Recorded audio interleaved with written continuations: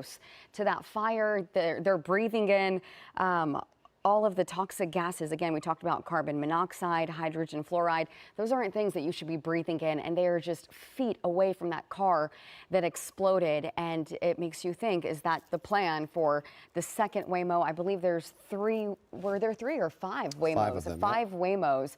And it's just a terrifying thought to think that they want to light all 5 Waymos on fire. And looking at this crowd, you can see a few different flags within that crowd, and they continue to move. I believe this is Temple Street. Did we say this is Temple Street? I think this is happening on Los Angeles, just across the 101. Once the California Highway Patrol came in to clear the 101 freeway, the crowds kind of have scattered all across downtown Los Angeles. We saw a large group. Oh, there's 2 cars on fire now. So they were able to light a second car. And we're going to see this play out here on both ends of this string of 5 Waymo cars still burning here. And this is the group in Chinatown. Now, we have a few different scenes, so this is just one of the scenes. I'm curious what the other scenes look like at this time, if they've calmed down a little bit, or this is, because this is still a very large crowd. I mean, I've barely seen any improvement in the last few hours. So it looks like these protesters, they are not going anywhere, and it seems like this protest is dragging into the evening hours. It will continue. You know, it's fair to say the sun will be down long before this crowd breaks apart for the evening. Can we pan around and see if there's still a group at the federal building? I know our vantage point has kind of shifted here. We're on the west or south side of, okay, we do have, this is Temple and Alameda. So this crowd is still gathered. Are they sitting down? Look, I'm not sure. They are all They look like they're sitting down. Okay, so this is Temple and Alameda.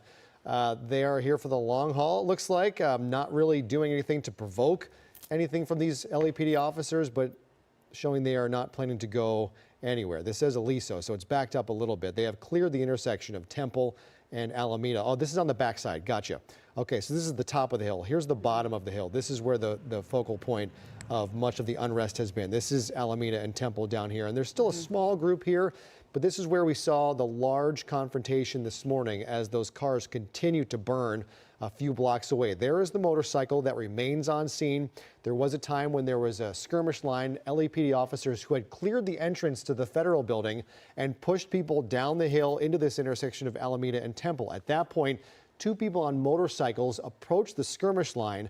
And again, there's some, we're not sure whether they intentionally drove those bikes into the officers or whether they were just doing a U-turn or some kind of maneuver and lost control and hit the officers. Either way, they hit the officers. 2 of them suffering injuries. Both drivers have been taken into custody and will likely face several new charges in addition to just what the other protesters obstructing a federal or local authority once those officers were injured. And as we pan back over to Los Angeles Street, you can see the 101 freeway is now moving northbound. The southbound it seems like moving. It's still closed. The southbound side is still closed, but northbound is open? Yeah, southbound is closed. Okay. You can see the officers, CHP still on the surface. Mike, what were you saying? Got it. Okay, so we have, again, on the right side of your screen, a live view from the ground from Los Angeles Street. That is what you're seeing right now at the top of your screen on the left from that aerial view from Air 7. So we have demonstrators spread out to at least 3 or 4 different locations. The largest group, I'd say, is over by the 101. I'm sure many of these people were the folks who were on the 101 freeway just a short time ago. They were slowly backed up the on-ramp by CHP officers and pushed up onto side streets, surface streets once again. And then we saw... was that a flashbang? Are officers moving into this area now? I just saw another explosion, and it looks like people might be moving out of here. Hopefully, if they are moving in this area, they have their respirators on, because again, this is toxic gas, and there are just way too many people in this area. I remember a little bit earlier, we did talk about how many people have been charged with assault of a deadly weapon on officers. So many people have been facing that charge, and these numbers are just insane. And just seeing the large crowds of people, and they're still gathered here around the 5 Waymos, even though this one has exploded. But hoping an officer or someone is moving in to try to at least disperse this crowd, get them away from this Waymo that's now putting all that black smoke in the air. I don't know if there's any way we can see if there are officers kind of gathering, getting ready to put this out, because the more that these cars are allowed to burn and the longer this goes without police intervention, the more dangerous it becomes. That's the closest we can see, I think, is just two officers over on the far side of the 101. It is a dangerous situation for those officers to have to walk into an area like this. You know, things are volatile, and two cars are now burning. Okay, we do have Tim Caputo, Eyewitness News reporter who was in that press conference with LA Mayor Karen Bass, asked some very impressive questions. Before we get to the mayor, Tim, you are now on the ground. Can you tell us where you are and what you see? Yeah, so we're essentially on Los Angeles Street. The interesting thing is on this side of the 101, Los Angeles kind of turns and goes to Alameda right at Union Station. A lot of the protests in the past have ended up on this because you're on either side of the 101.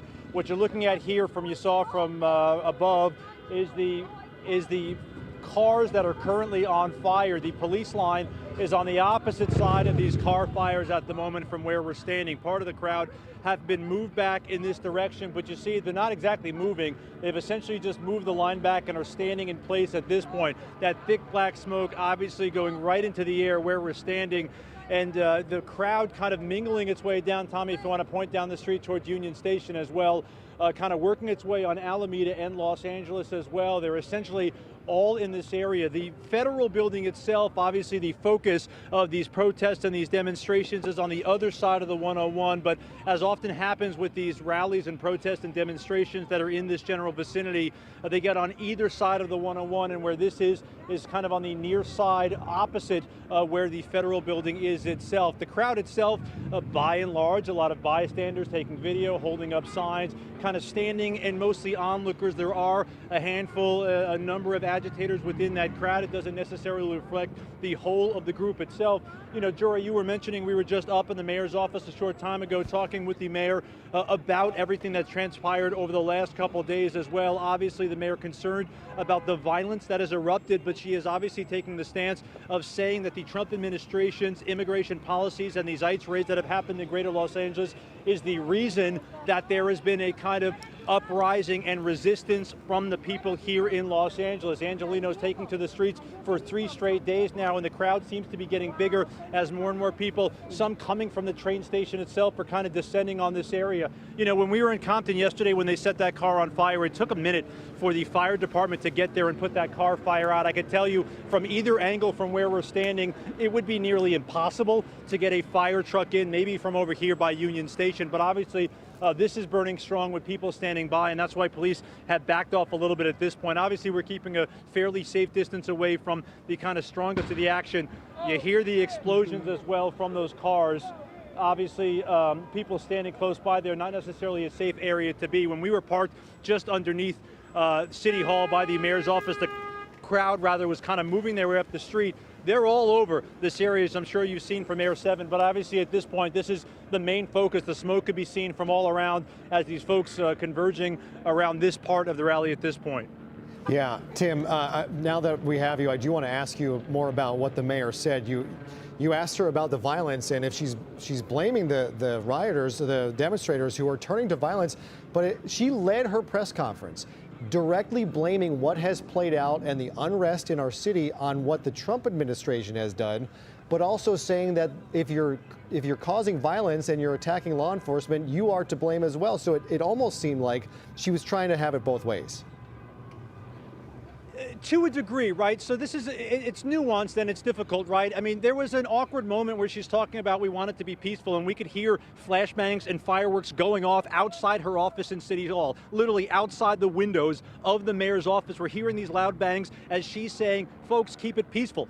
That point is come and gone. That is clear to this point. You see it behind me, obviously. The peaceful part of it is not happening. But here's the interesting juxtaposition, of course, because the protests and the demonstrations are against those federal agents, whether whether it's ICE, the FBI, Homeland Security, anyone federal agents assisting, LAPD, CHP, and the Sheriff's Department are all distancing themselves from the immigration operations that have been happening. But here's the interesting part and what makes it difficult. When there's violence against those federal officers, when there's graffiti on the street, cars on fire in the street, now it's in the hands of LAPD. Now it's in the hands of the Sheriff's Department. They can't sit idly by and let this happen. This is no longer setting a car on fire in the middle of the street about preventing an ICE raid from happening at a Home Depot in the Fashion District. So that's the awkward juxtaposition where I think the mayor is kind of playing both sides, but is also being responsive to the fact that while people are upset and they're emotional about what's happening with the federal government, with immigration from the Trump administration and the feds going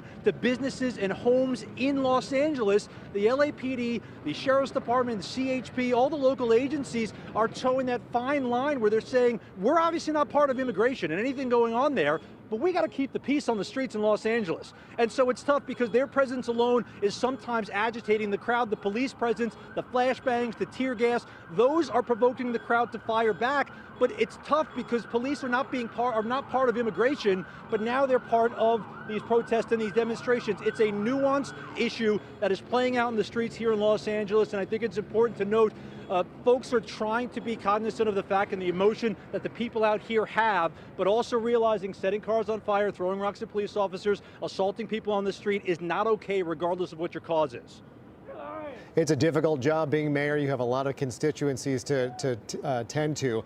And as she did also say, the mayor said she's for everyone. She wants everyone to, she's not for one side or the other side or the other side. She wants everyone to be okay. She doesn't want to see violence, and she wants to see her citizens maintain their safety and comfort living in Los Angeles. It looks like from Air 7, Tim, I'm not sure you can even see, but it looks like at least 3 of those Waymos, 3 of the 5 have now been lit on fire. Do you see any police moving anywhere in this area? No, I mean, from our vantage point, like I said, we're a little bit removed, right? We're not trying to get too close to that thick black smoke, but I don't see any police officers on this side of the 101. Of course, we're dipped down a little bit on the road here as it curves down into Alameda. I see a lot of bicycles and folks on the street and a lot of onlookers on this side essentially watching it from this angle. I mean, look at this. There's a city bus driving by. I don't think there's any police anywhere close to this. Whether or not the fire department is coming and how quickly they're coming remains to be seen. They might let this burn out, but obviously in the middle of the street here, a raging fire, cars that were set on fire during these demonstrations. A sad sight to see, obviously, all around. Yeah, indeed. Tim, this is Niku. So you're out there and you're just like in the thick of it. The smoke is behind you. What does it smell like? I'm just really curious with all the fumes in the air. Does it have a distinct smell? What's it like? You know, it's an interesting question, too, because on Friday night, especially when those tear gas was shot from the feds outside the federal building, that is a very distinct smell. You get it up your nose, it burns all the way through your nostrils and gets into your eyes as well. Some of those pepper spray balls that we felt in Compton as well, those are kind of quick bangs. You kind of get a little bit and then you move on your way. This smells like an open dumpster fire. I mean, for better or worse. We could smell it when we pulled up and walked up the street. The thick black smoke is kind of emanating. Thankfully, there's not much of a wind at this point, so it's going straight up in the air, but I think it's a true sense of what we're feeling here is that smoke is kind of emblematic of the frustration, this thick black smoke kind of billowing above these demonstrations. Everyone frustrated at this point, and just a cloud of uncertainty hovering over all of Los Angeles these last 3 days. Yeah, I don't know how much you can tell. You're in one spot, kind of separated from everything. I'm just curious at this point whether things are truly escalating in downtown Los Angeles or just a group that splintered off happened to find 5 cars that they were able to light on fire, and it makes it look like it's a lot worse than the situation actually playing out on the ground. It's a great point, Jory, because that's the quintessential question when you have rallies, demonstrations, riots, if you will. I wouldn't go far as to call it that. I know President Trump had tweeted about riots and looting. I don't know that I would characterize it that way. But certainly when you have groups like this, from what we've seen, Tommy, pan over here to the left here, it's the vast majority are people taking videos, people waving flags, people walking around, people wanting to be part of the cause, wanting to have their voices heard, and wanting to show the power of numbers and the power of force. Certainly Friday night when we were out here, it was 24, maybe 30 agitators throwing rocks, covered head to toe, trying to instigate the police officers and the feds who were there. The vast majority, that's another big explosion, huh? the vast majority of the folks here seem to be those who are walking around, and you have these pockets of people who are intentionally causing some issues. I'm pausing here for a second just to take a see if police are moving up any closer. Obviously the biggest concern anytime you have a car fire, but especially when you have a car fire surrounded by people standing around, is you have a gas tank full of gasoline, and a fire and explosion here would not be ideal. Some of those explosions, you know, it's interesting, we've gotten used to over the last day and a half to tell the difference between a fireworks like that or flashbang being fired by authorities. A subtle difference, and frankly doesn't really make a difference. Obviously one is sent by authorities and the other is fired by, that's another one that's a firework. But these are part of the crowd, intermittent and a small part of the crowd. So it's tough to describe the crowd as a whole as agitators. I wouldn't even say that, even close to that. But because it only takes a handful of people to light a car on fire, a handful of people to throw fireworks into a line of police officers, a handful of people to vandalize vehicles, to vandalize and graffiti walls, those get the attention, and rightfully so. I mean, obviously you have a huge burning fire in the middle of the street here. But it doesn't seem like this is necessarily encompasses the vast majority of the people here. It's just everyone gets caught up in the hoopla as they wanted to come out and kind of have their voices heard. Yeah, no doubt. It's a matter of a couple people kind of ruining things for everybody else. What might have been a peaceful demonstration certainly is no longer that, as those cars continue to burn and explode. We've talked about those are Waymos, so they are fully electric. Okay. And once the air and the fire reaches those batteries, it will go off like that. It's very difficult to put out. Yeah. Tim, you okay? Okay, we'll get back to Tim in just a moment. But again, looks like at least three. I'm sure those guys are working on trying to set the other two on fire as well. And you can see that material just melting and burning and covering the surface and still continuing to burn on the surface of the street. And we just heard that Tim Caputo was moving, so we'll have a different look, different angle from the protest downtown. But where Tim was standing and we heard those explosions in the background, I think he said it was a combination of the car fire, fireworks, and something else. But right. Well, we did see those flashbangs going off, so it looks like officers are somewhere, unless that is those are just simple fireworks. But we see those poofs of smoke, and those typically are flashbangs trying to disrupt the crowd. And we do see some movement coming now towards the 101 from the top of our screen. So that would be north to south. That would be coming directly from where Tim was standing. I don't know if there's any police activity pushing these folks this way, or perhaps just the smoke. It's getting too hard to breathe. More explosions here from those cars, but we do have a decent-sized crowd watching these cars continue to burn.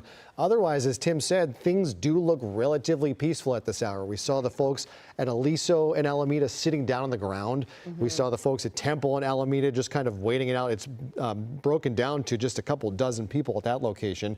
And so things seem pretty, it's hard to say that with three cars burning, but things do seem relatively calm, minus these cars that have been set on fire. Exactly. There are a few scenes, and it looks like this scene is the worst one that we have been seeing, because like you said, the other areas that we have seen people sitting down, and this is just the worst of it, seeing these three Waymo cars on fire, which hopefully someone can get a handle on them very soon. But again, it's really dangerous for any kind of police or the fire department to even move in on a situation like this. So they have to really handle this gently. It's difficult. It's hard, especially with three. Are there three on fire? It looks like three are on fire. Yeah.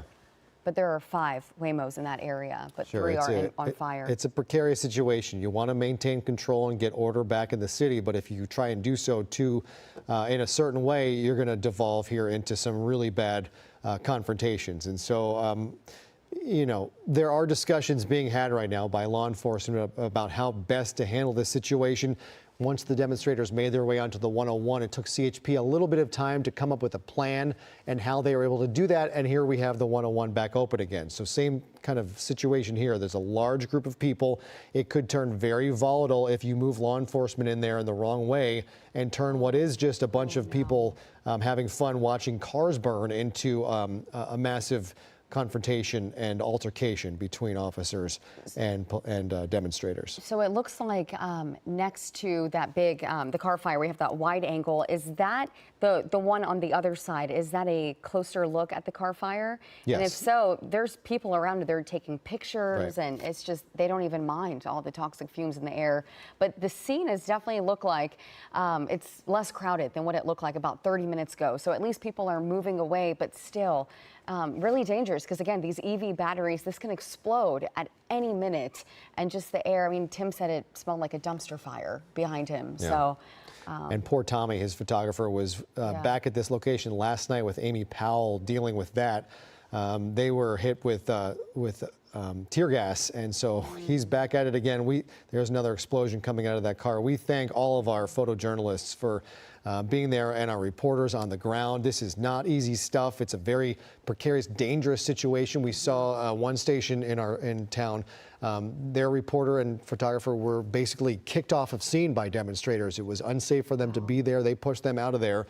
That is why we're being very selective with where we put our reporters on the ground today, because we don't want to put them into harm's way. But simply being on the ground, you can see how volatile it is. Tim was just a short ways away from this and had to move their situation because the crowd might have been moving their way. And you, as a reporter, with a camera there, you don't want to put yourself in a situation where you can't get out and put yourself in harm's way. And it could be so tempting, because you really want to show, you want to get the message across and really show these images, these videos of just what it looks like there. But at the same time, you really have to worry about yourself, your well-being. And that's also the case for the police officers that are out there too. I'm sure they're caught in that that kind of struggle as well. Yeah. So it sounds like Tim Caputo has found a new location. Let's see where he is and what is going on as we search really for the bulk of this crowd. That's the 101 South that is still shut down. The 101 North is moving freely again, and what a shot from Tim Caputo's camera location. Tim, tell us about what you're seeing now. Well, full disclosure, we didn't actually move locations. We were kind of double parked and had to move the van to let some people out, because once we got to this location, what's ended up happening, and no surprise here, Los Angeles Street, cars cannot go down. So they're pulling this kind of U-turn to go back down to Alameda Street here towards Union Station. So we are in the same spot, a pretty safe distance away. I can tell you, there are rowdy elements of this crowd. That's why I'm kind of keeping my head on a swivel as well, because some of the anger pointed at the media, some of the anger obviously pointed at law enforcement, at the mayor's office, whomever they perceive as potentially a person of authority at this point. So we're just kind of watching our backs as well as we watch what's going on ourselves. But, as you guys have mentioned too, is this car trying to make a U-turn here, this Range Rover red one in the middle of the street. These cars are still burning, and the vast majority of people standing on the sidewalk here and standing even in the street here, mostly just getting video. It does seem like some of the attention has moved away from the burning vehicles as this crowd is now moving back towards the federal building, across the 101, back over to Los Angeles, Aliso, and even Alameda Street, essentially where the protests we've seen the last 48, 72 hours have been focused. Obviously, this is where it began, but it eventually kind of bleeds out and filters out into the adjoining and adjacent streets around here. And that's what happened in this area when these cars were set on fire. It does seem, at least where we're standing right now, while it does seem from our angle there are a handful of people standing on the street, the crowd is actually moving farther away across the 101, potentially back towards that federal building. It's tough to tell from here, and frankly, I'm not going to try to get any closer to show you a closer perspective from it, but it does seem like, just from the visuals here, as the fireworks continue to go off, the crowd is starting to move away from these burning vehicles. Hopefully, maybe, that gives the fire department the opportunity to get in here and try to douse these flames before any gas tank explodes or anything gets worse here. It remains to be seen, because we haven't seen a whole lot of law enforcement or first responders in this immediate vicinity. And understandably so, obviously, with folks so angry and things on fire and fireworks going off, it is not exactly the safest place to be at the moment. How you said that you are keeping your head on a swivel.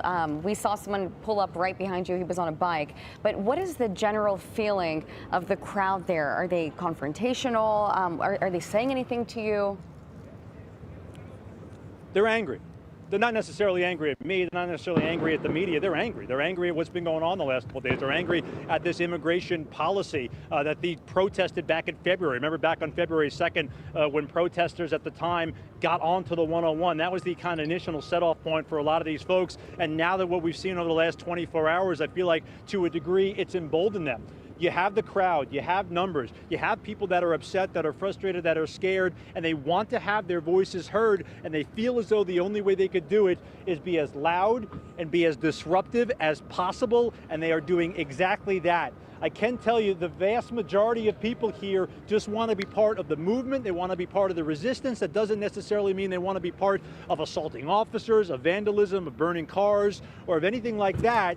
But being part of it oftentimes means you get awfully close to it. And I think that's what's happening with some folks here, is that you might not want to be part of that car fire, but guess what? When you drive by on your motorcycle and do some burnouts around it, you're part of the action as well. And that's what's happening right now. This is kind of a show of force, a show of resistance, and it's still going strong.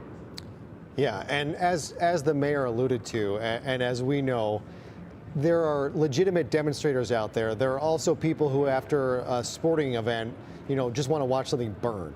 And so there is a distinction between what is happening right now, whether these cars burning are truly along with it's not a peaceful demonstration, but whether they're actually out there to make their voices heard, or whether they're just out there to take pictures of themselves in front of a burning car once the crowd is out of the streets. And Jory, it's an interesting point too, because you mentioned the mayor talking about how she wants it to be peaceful and she doesn't want things to go sideways or anyone to get hurt. I think it's an interesting point because a lot of folks out here have told me this is sad. This is not sad because of what the people are doing. They said it's sad it's come to this. They've reached the boiling point. They're mad and they want to do something about it. And I think that's what the mayor kind of alluded to as well, is the fact that she's not necessarily blaming Angelenos for this. She's blaming what led up to make Angelenos do this. And I think that's a subtle but important difference of the folks out here as well, and what the mayor was trying to convey, in the sense that the Trump administration's immigration policies, the ICE raids that have been happening in the last couple of days here in Los Angeles, brought this city to its breaking point, and that's why Angelenos are doing exactly this. And I think that's the sentiment by and large. I've only talked to a handful of people kind of on the outskirts here who said, this is sad. I hate to see it come to this in the city, but something needs to be done, and this is how they're lashing out. Right, we've seen those ICE raids play out. LA Mayor Karen Bass alluded to the fact that one of them took place at a Home Depot. We saw some in the garment district, and some factory workers were taken into custody. It is said by the Trump administration that their focus is on the dangerous, the violent, those who have criminal records, who are in this country illegally. But a lot of people in this crowd feel like that is not the focus of what is actually happening. And while some dangerous and violent people are being taken off the streets, there are also upstanding members of society that are being swept up in this as well. And that was not supposed to be what this what has happened. In fact, I heard an affiliate in our nation's capital this weekend who was a Trump voter, who is a U.S. citizen, who was swept up by ICE simply because he looked like he might be here illegally. And once they saw his ID, that it was a real ID and he was a citizen, they let him go quickly. But that is what is happening here under some of these ICE missions. These stories that you're hearing, it's just insane. And I think Tim really said it best. All of what you just mentioned and stories like that, it's really brought this city to its breaking point. So this is the result of anger, the tension, the frustration, and we are seeing it. And you can see the city, I forgot what that was, but we saw it's just graffitied all over the city. We are seeing graffiti and not nice things either. So a lot of cleanup in downtown LA. And Governor Gavin Newsom, who is now at odds with President Trump and the federal government over the federalization of California National Guardsmen and women, keeping active on social media, responding to actor James Woods, who posted a video of 2 police cars on fire with the quote, "If I hear one more leftist shill in mainstream media utter the words peaceful protests, I'll throw up," to which the governor responded, "This video is from 2020. And so there he is, active, going back and trying to prove his point that the president was wrong to bring in the National Guard against his wishes, which is something that typically we do not see happen. The normal order of things is that the governor of a state would request the federalization, some help from the federal government, and bring in the National Guard. That did not happen here. President Trump took it upon himself to federalize 2,000 members of the National Guard last night, put them into use today. The governor has made a move now to retake control of those National Guards members. And again, we talked about the history in our country of something like this happening. Presidents have federalized National Guards members. The last time I think it's happened was the civil rights era, when John F. Kennedy federalized National Guards members in the South to allow black students to attend schools who were being met with resistance by the governor, George Wallace being chief among them, and other local governments that weren't allowing federal law to be executed, and it was directly harming citizens. This situation is not that. Right. It's so different, and it's so hard to see. Like, okay, usually history repeats itself. Let's look back. Let's see what happened. We can't really do that with this because this is, again, it's not going in the right order. 2,000 National Guard troops are deployed here. And yeah, President Donald Trump went over Governor Newsom's authority, and he brought them here. So it's just really difficult to see how this is going to turn out. Yeah, we can't predict it. And we've heard from ICE about their the execution of some of their activity the last couple of days, and some of the violent and dangerous criminals and people that they have taken into custody who now face deportment. Our Tim Caputo, who you've been talking with there on the ground there, spoke with U.S. Attorney Bill Asaley this weekend about some of those movements. Let's hear more. Tim, what did the U.S. Attorney tell you?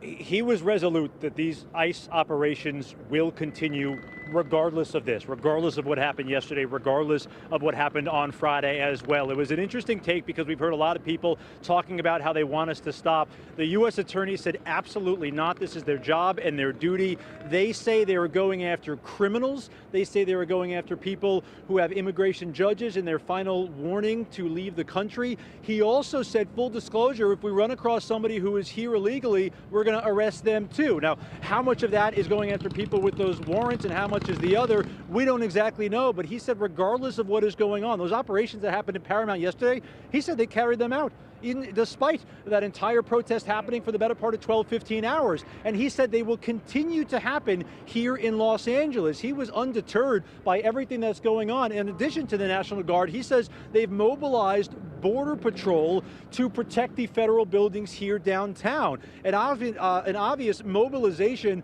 of federal officers and federal agents to protect the work that they are doing and protect the people who are doing that work. I had asked him what he thought about this resistance, about people being frustrated, about people being sad, that's all that's going on.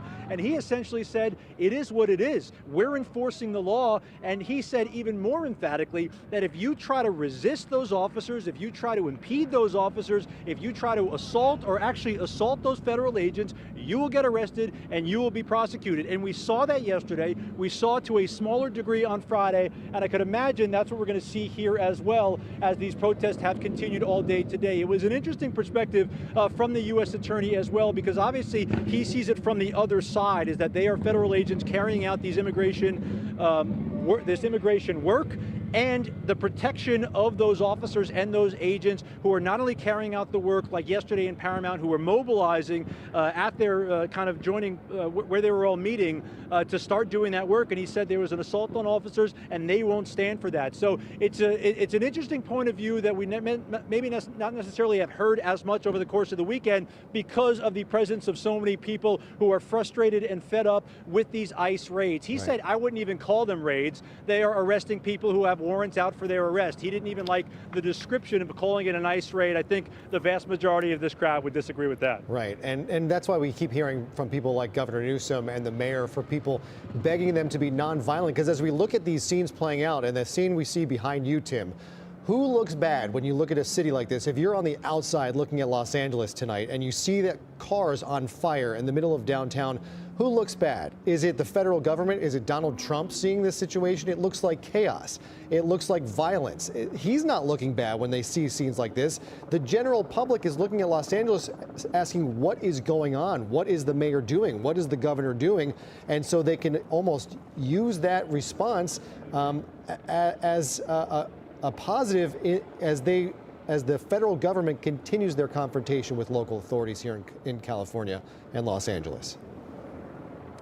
And Jory, I've spoke with a lot of people over the course of the past 3 days, from people protesting here on Friday night to Compton and Paramount yesterday to, again, people in this general vicinity today. And I've had friends, I've had family on the East Coast and across the country ask me, is it as bad in Los Angeles as it sounds? Is it as bad as the president is making it out to be? And the answer is simply, it's not as bad as that, but it's not great. And they asked, what's the temperature here? People are fed up. And that's what I've told each and every one of my friends and family members of what it's like here. People are fed up, and this is their way of getting out here and boiling over their frustration and putting it out in the streets. And when you had those ice raids on Friday that happened in the Fashion District, that happened in Westlake, that happened in South LA, the people who live here, Angelenos, feel like it's an affront and assault on them. And they're fighting back, and this is the way they're doing it. Not necessarily fighting back with punches, although in some cases, of course, they're throwing fireworks like you hear there. They're throwing rocks like they were yesterday in Paramount, but they're fighting back in a way that they know how, which is getting out in the streets and letting people know that they don't believe this is okay. So while these ICE raids will continue, you would have to believe this is going to continue as well, because as I mentioned several times here, frustration has boiled over, and the folks out here say they're sad, they're mad, and they finally need to rise up and do something about it. Right, and we heard from the mayor today directly blame President Trump and his administration for what has played out in Los Angeles these last 3 days. And it's not just the mayor. Conservative writer Bill Kristol, who obviously is an anti-Trump conservative, but wrote on social media, you know when things were pretty quiet in LA? Before ICE started arresting residents who were bothering no one and going to their jobs, and before DHS and guard troops showed up and made the situation worse. Of course, Trump and Stephen Miller want the situation to get worse. And that is what he's alluding to, what I was just talking about, where who looks bad when you see scenes like this? Cars on fire and civil unrest all across Los Angeles. Is it the demonstrators who are doing this that look bad in the eyes of the nation? If you're trying from a PR perspective, who's going to look bad in a situation like this? It's the demonstrators, it's the leaders in Los Angeles who are in power as this is happening in their city. And so as we see this play out, I see at least 4 of those. I'm guessing all 5 of those Waymos have now been set ablaze and are now burning down, literally burning to the ground, melting into the pavement on Los Angeles Street. This has been going on, this unrest, since this morning, really since Friday. This is day 3 of unrest and confrontation across Los Angeles and LA County. It began on Friday with some of those ICE raids, or as the U.S. Attorney wishes them to be referred to as immigration enforcement, at a Home Depot, taking some day laborers. The federal government says they're not just day laborers, they are violent criminals. That may be the case. They did put out some of the people they have arrested, and not all of them were violent criminals with criminal records in their past. Saturday, yesterday, things began in Paramount. We thought it was outside another Home Depot. It actually was outside another Home Depot, but that was not the purpose of this location, why it was chosen. Across the street in Paramount, there was a DHS facility where authorities were staging more actions to be taken yesterday. That demonstration grew violent. It was pushed down the street into Compton, where, again, things turned violent. A car was lit on fire. Firefighters and law enforcement came under attack from thrown projectiles, and then it continued last night here at the federal building in downtown, the detention center, where people were being held. Back to today, another demonstration began in Boyle Heights, walked their way across the river and the freeway over to downtown, again gathering at the federal complex there. There was a second demonstration today at 2 p.m. outside City Hall. More than 1,000 people were gathered there. They made their way and joined the group at the bottom of the hill down at Alameda and Temple at the federal building, and that's where the bulk of the confrontation happened today. At some point, with federal troops, those federalized National Guards members on hand, the LAPD was called in to move in and back those people up, and they did that, clearing out Alameda, pushing them into the intersection, and gaining control of that situation. As that was happening, some of the crowd dispersed, made their way around the facility, back to the north side and onto the 101 freeway. That took about an hour at least to clear that situation. California Highway Patrol was brought in, because once you're on the freeway, that is now state jurisdiction. So the state patrol of the California Highway Patrol came in, cleared off that freeway surface, spreading people out once again, and now they have moved to Los Angeles Street, where their ire has been focused on a fleet of Waymo cars, lighting all 5 of them on fire. And that's about where we stand here at the 6 o'clock hour, with those cars now melting down to the pavement. That was a really good way of summing everything up, and that just really just goes to show day by day, demonstration by demonstration, and the longer that the National Guard is in town, protesters, they're just getting angrier and angrier. And I actually saw a picture Governor Gavin Newsom shared it online. It really just conveys like the tone and the message that the protesters are trying to convey. They're angry. The tensions are just at an all-time high. He said Trump is trying to manufacture a crisis in LA County, deploying troops not for order, but to create chaos. Don't take the bait, never use violence or harm law enforcement. I really wish that the last part of that message, the demonstrators could have at least, listened to that a little bit more. But I mean, they're angry. They're just tensions are at an all-time high, and like Tim said, they're at their breaking point. Right, and we have seen this kind of escalate at times. It ebbs and it flows, it waxes and wanes, and we have seen dangerous situations, and things do seem to be calming down. We can't really find any kind of confrontation point throughout all the different locations right now. On either side of the federal facility, we see a line here of officers blocking this roadway, but no one really in their face, as we have seen. The cars continue to burn on Los Angeles Street, but there are no skirmish lines as we see. The 101 freeway is back open again, at least northbound. The southbound side has been cleared. I think CHP units remain on the surface. The roadway has not reopened to traffic, but things do seem to be calming down. The question is, will they remain that way tonight? Because we did see a kind of relaxing of tension yesterday about this point, and then things picked back up again in the evening once the sun went down. Okay, I believe we also have Bruce Thomas. He's on the phone too. We can ask him a couple questions, but I'd love to know Bruce's take on just, looking at the demonstrations the past few days and comparing it to what we've seen today. Does it look, just looking at these wide aerial views, it looks like it is starting to calm down, and I'd love to get Bruce's take on that.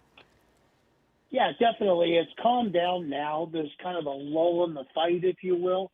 However, what we have seen over the last 3 days is an escalation of the protests, the taking over of the freeway, the burning of the cars, the graffitiing of the buildings and the freeway overpasses. And what you've seen is a large police response, not only just LAPD, but the Federal Protective Police, and also mounted enforcement for LAPD, which we have not seen before. And Bruce, have you seen, so we're zooming back into those Waymo cars, have you seen something like this before? And what are the consequences of seeing these EV fires? Well, it was interesting. I saw a line of the Waymo vehicles over by Alfera Street, and I was wondering what they were doing, but then I remembered they're driverless. So they're kind of stuck in confusion, and then they became easy targets for some of the agitated protesters to burn and torch. Right, and we talked to Tim a little bit earlier as well. He said that the protesters, they are agitated and they have a lot of resentment toward, it's not just what's going on right now, but even toward the media as well. What do you think, if you can put yourself in those protesters' shoes, like the minds of them, what do you think is going on right now? And as we head into the evening hours, you think that things are starting to calm down and they're starting to cool off? What's your prediction on that? Like I said, I believe this is a lull in the fight.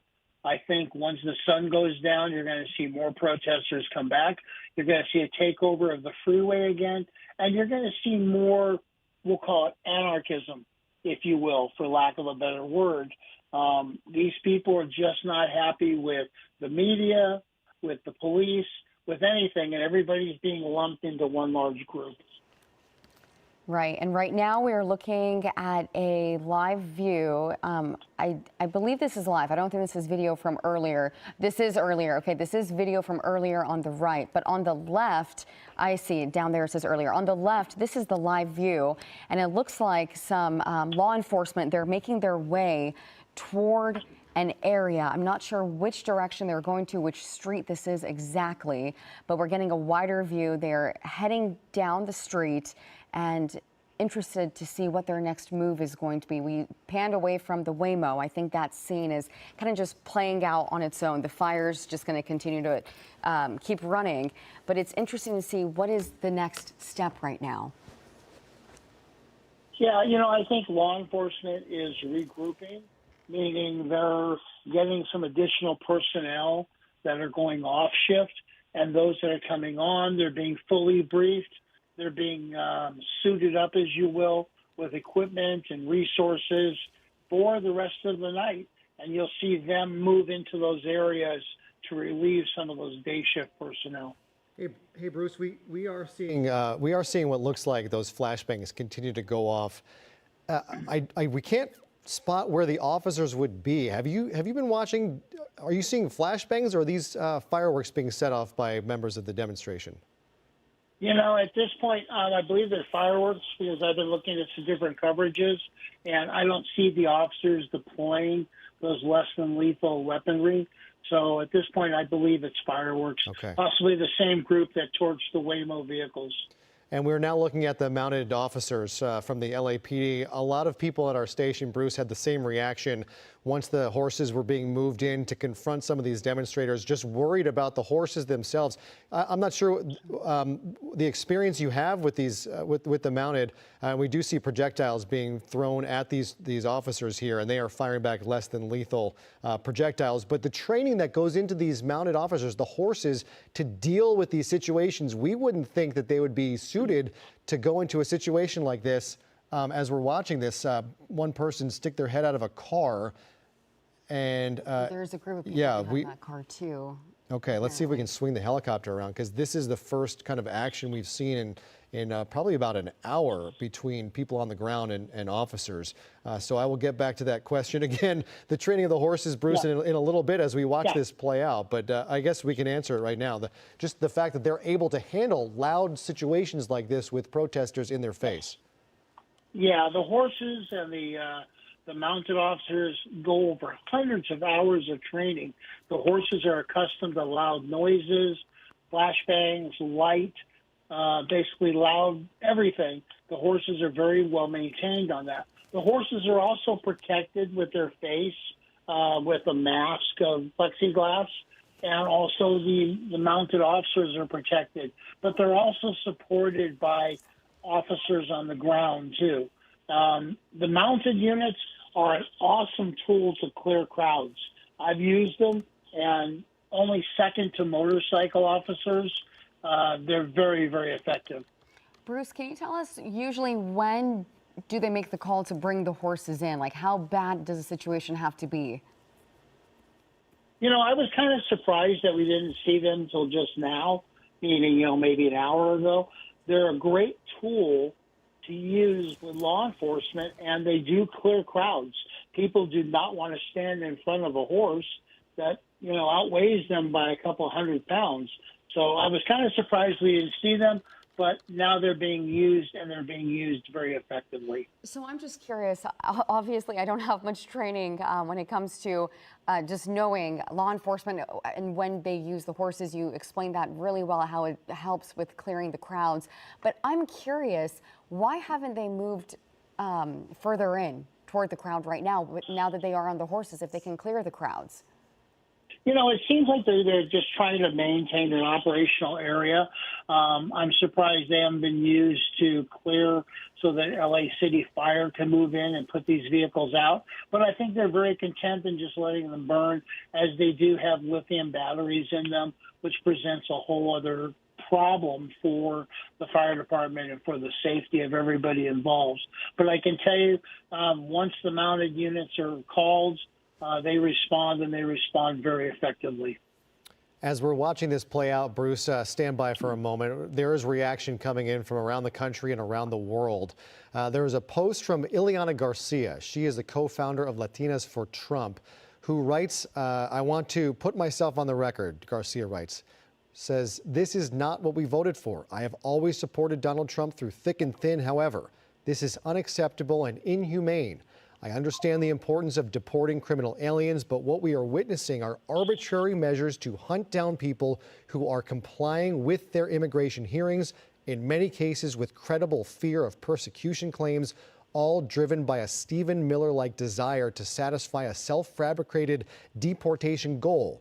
This undermines the sense of fairness and justice that the American people value. Again, that is the co-founder of Latinas for Trump, Ileana Garcia. And so as we continue to circle around downtown Los Angeles, which has been the site of unrest for coming up on 72 hours now, and we have seen the National Guard of California federalize 2,000 troops. We see a fire crew moving through to put out 5 electric self-driving cars that have been burned, and a line of officers that continue to fire non-lethal rounds to try and break up crowds that are throwing projectiles at them. This tonight is the state of Los Angeles, under siege from a lot of different fronts here.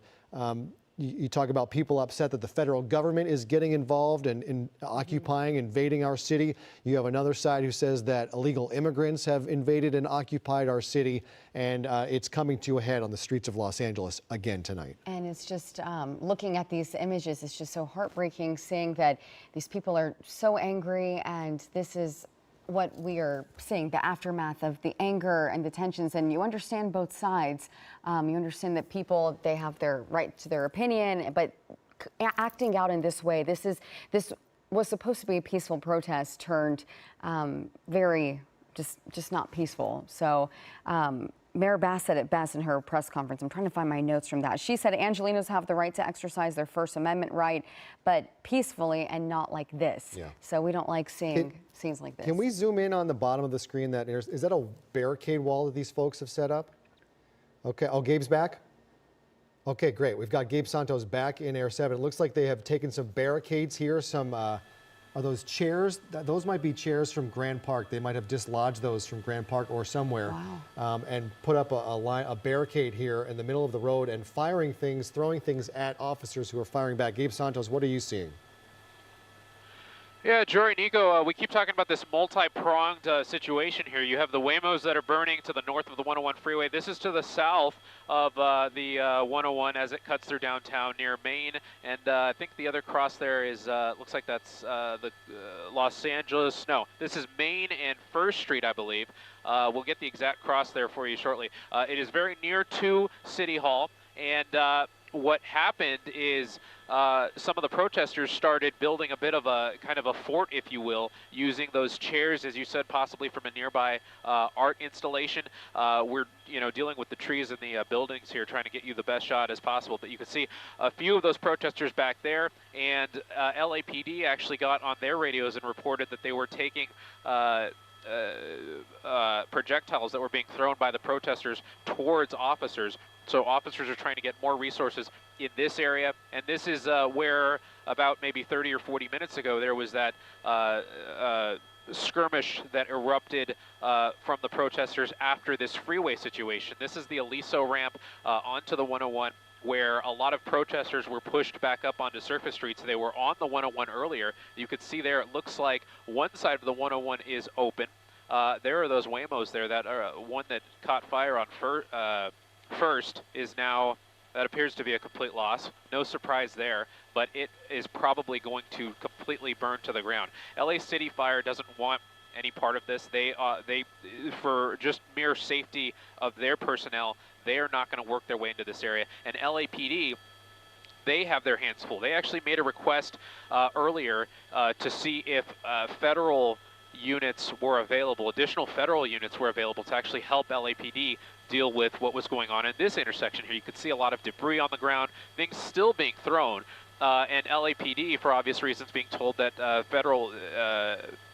federal forces don't have anybody to spare, really. They are focused on guarding the federal building and making sure things are okay there. So LAPD using their mounted units to maintain a blockade on this intersection. And Rob, as we tilt down, they are now dealing with what is an apparent blockade by some protesters using these chairs, like we said, from a nearby art installation, as building a fort, if you will. Looks like some construction signs and various other signs. And this is where things get pretty interesting. It looks like some of them are backing up now. I'm not sure.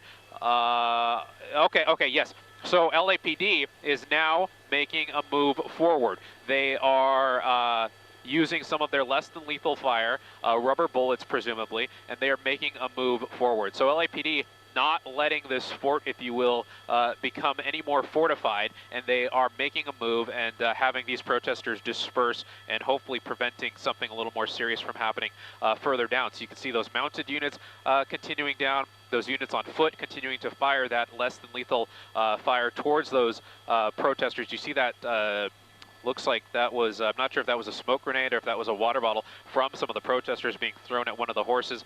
And those horses are continuing to make their way down the street towards where that fort was. You can now see it's been completely destroyed, and they are continuing to push protesters down. I'm not sure if that's a bag rolling or if that's, or if it's... That's a person. Yeah, okay, yeah, it's actually a person that was just kind of continuing to roll down, and that officer on horseback is...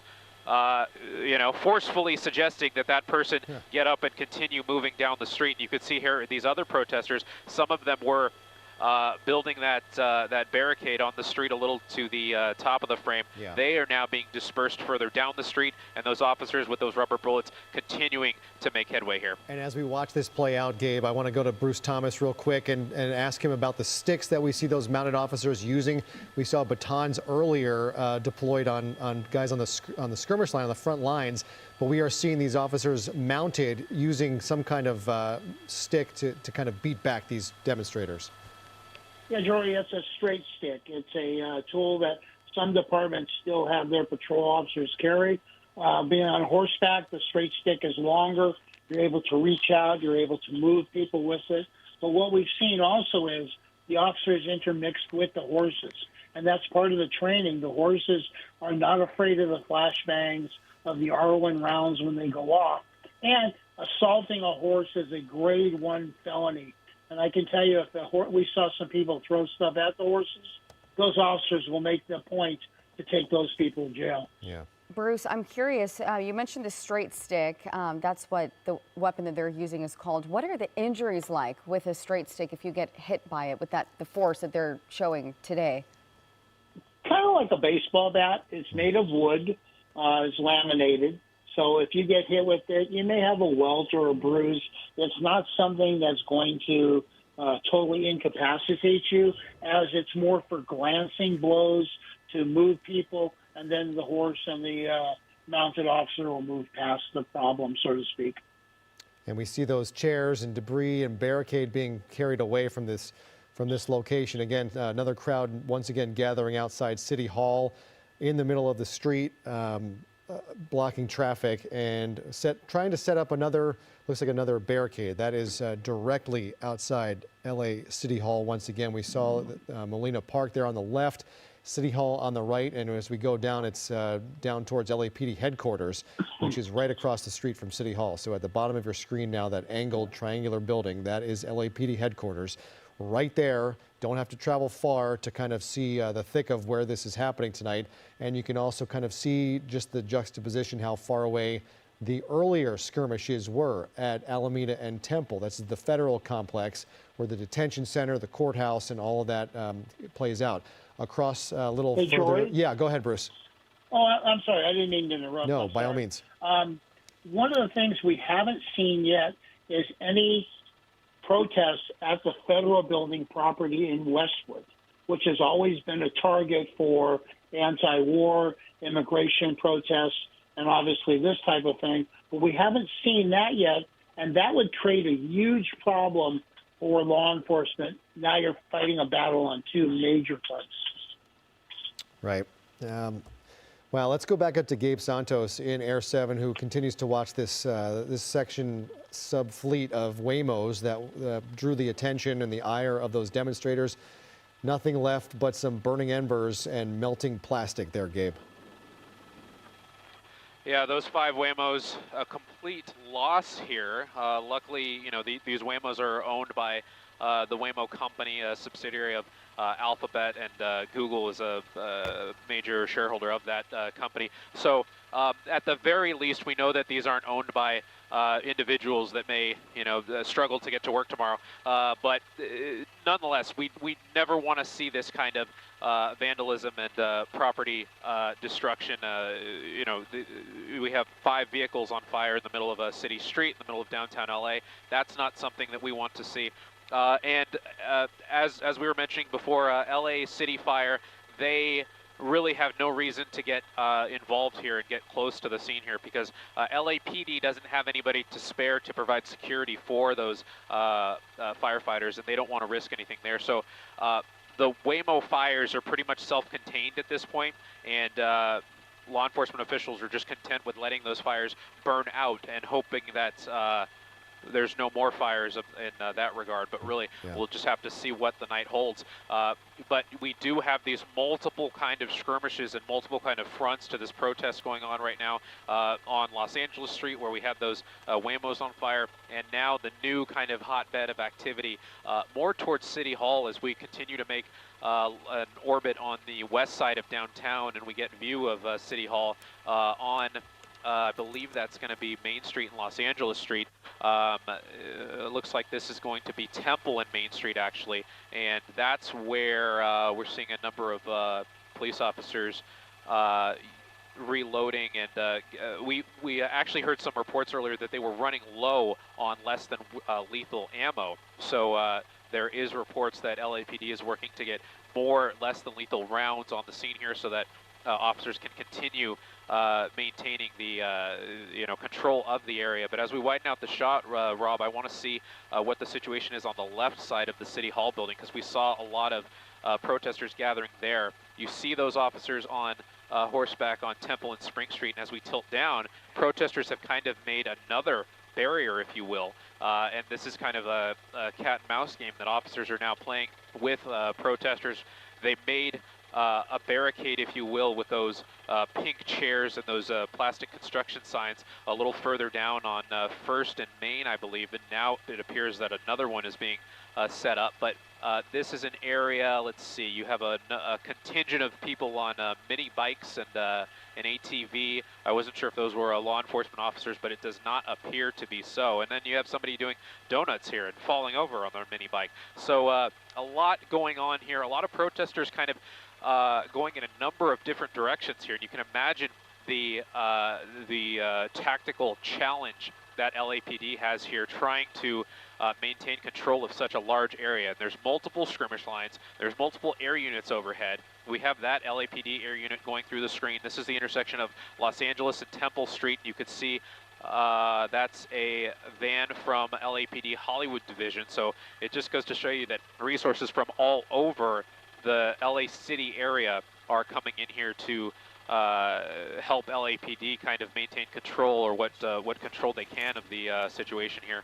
And as we kind of just look around and pick and choose different areas, we see these different spots that law enforcement is trying to just monitor. We saw that LAPD air unit going through the shot earlier, and they were trying to guide officers into certain areas where individuals and protesters were maybe gathering and creating barricades. We see here somebody, looks like, I'm not sure if they're marking on the surface street or trying to crack the curb there. We did see videos in previous days of protesters trying to hammer out pieces of the curb. They're gathering something. Projectiles. They're gathering all the stuff that's been fired onto the street for something.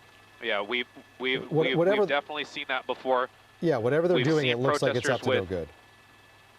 Yeah, I think that's certainly within reason to say, Jory. We have seen videos earlier of protesters with hammers actually chipping away at some of the sidewalks to create concrete projectiles, and that's not what LAPD wants to see. And they definitely don't want more people coming here to gather and kind of sightsee or do anything of that nature, because it's a situation that's not relatively safe.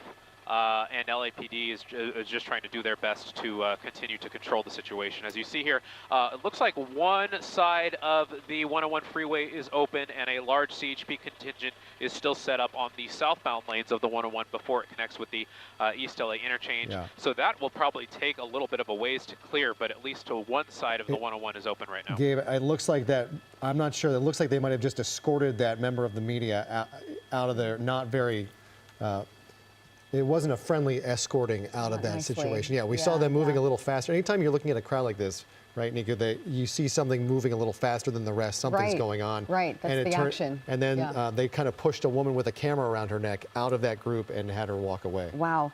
Gabe, I had a question. You've shown us these different scenes. We looked at the protesters that had the barriers up. They kind of barricaded themselves.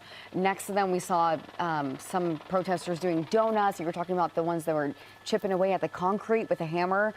Just all these different random scenes. It's just so hard, I can imagine, for law enforcement to keep up with the different things that are going on. But it just seems like from the aerial views that you're showing us that the crowd has reduced. Oh, you see more chairs? They're on the move. If you look, yep, just go right back on. Oh, yeah. Yep. They're on the move again. It appears that more of these protesters are gathering these chairs. They're refortifying that barrier, as you said. But LAPD has their air unit overhead, and they are making a plan, if you will, to try and push back this barrier. They don't want anybody to kind of dig their heels in and get set up or get too comfortable in any one particular area. That's why you saw those LAPD units on horseback, within a matter of 10 or 15 minutes, kind of move in very quickly, start launching those rubber bullets, and really break down that earlier barrier that we saw near 1st and Main. You see this new one going up near Spring and Temple. As we kind of pan around and look for where those mounted units are, you see just a number of skirmish lines and a number of areas that LAPD is trying to maintain control over.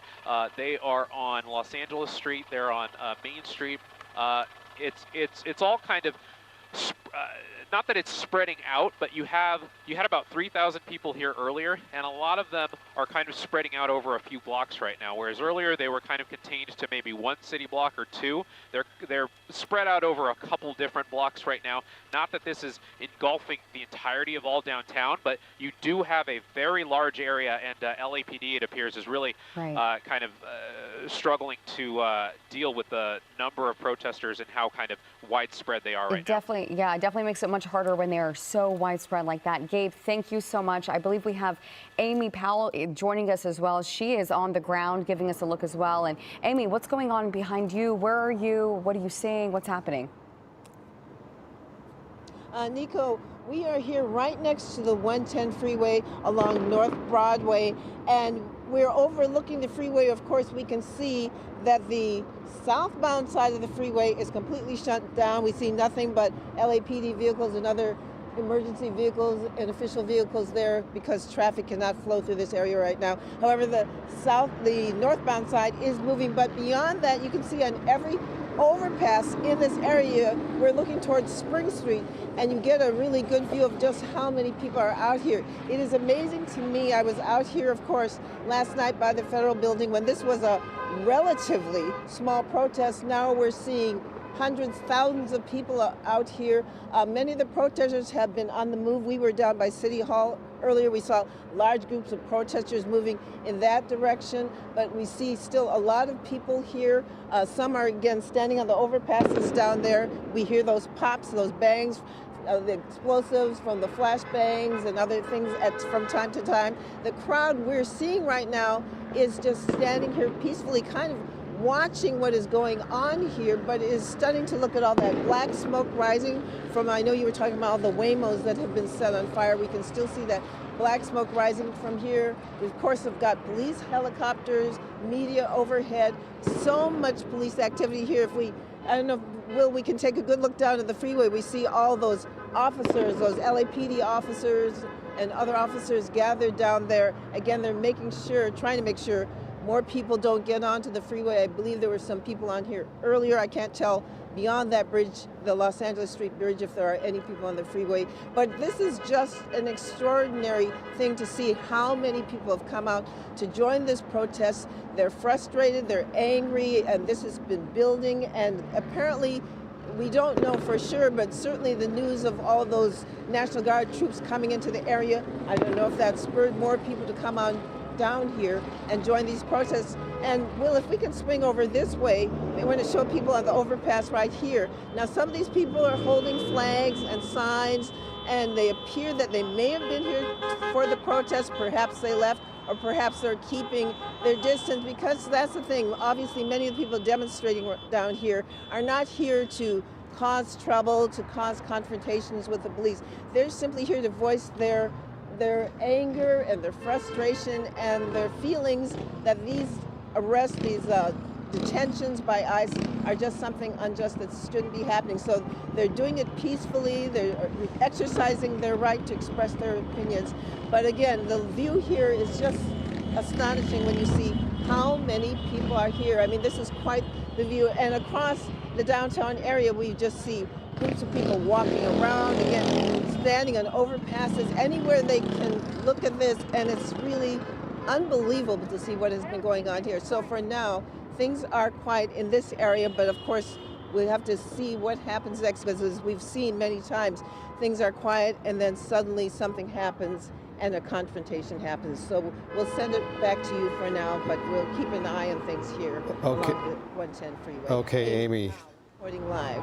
Amy, thank you. It is disheartening to see parts of our city burning tonight with that smoke rising behind you, and we see some vandalism happening right now in downtown Los Angeles, breaking down a street sign here. Let's go from Amy to Tim Caputo, who's also on the ground and is a little bit closer to the burning cars and has been witnessing what's been going on there for the last couple hours. Tim. Yeah, the cars are still burning strong out here. We haven't seen the fire department or police come really to this side of Los Angeles Street. You know, we've been talking to a lot of folks who have been coming out here today for the protest, for the demonstration, to try to get a sense of exactly why they're out here and what's been going on. With me now is Nasira Elias. You've been protesting not just today, all weekend long. You said even to the first Trump administration. Why? Yes, sir. I started protesting as soon as Trump got into administration, because we could see, you know, from his verbiage and just from his agenda that he was anti-immigrant in spite of having an immigrant family. And that's huge, because the United States was built by immigrants. It is great because of immigrants.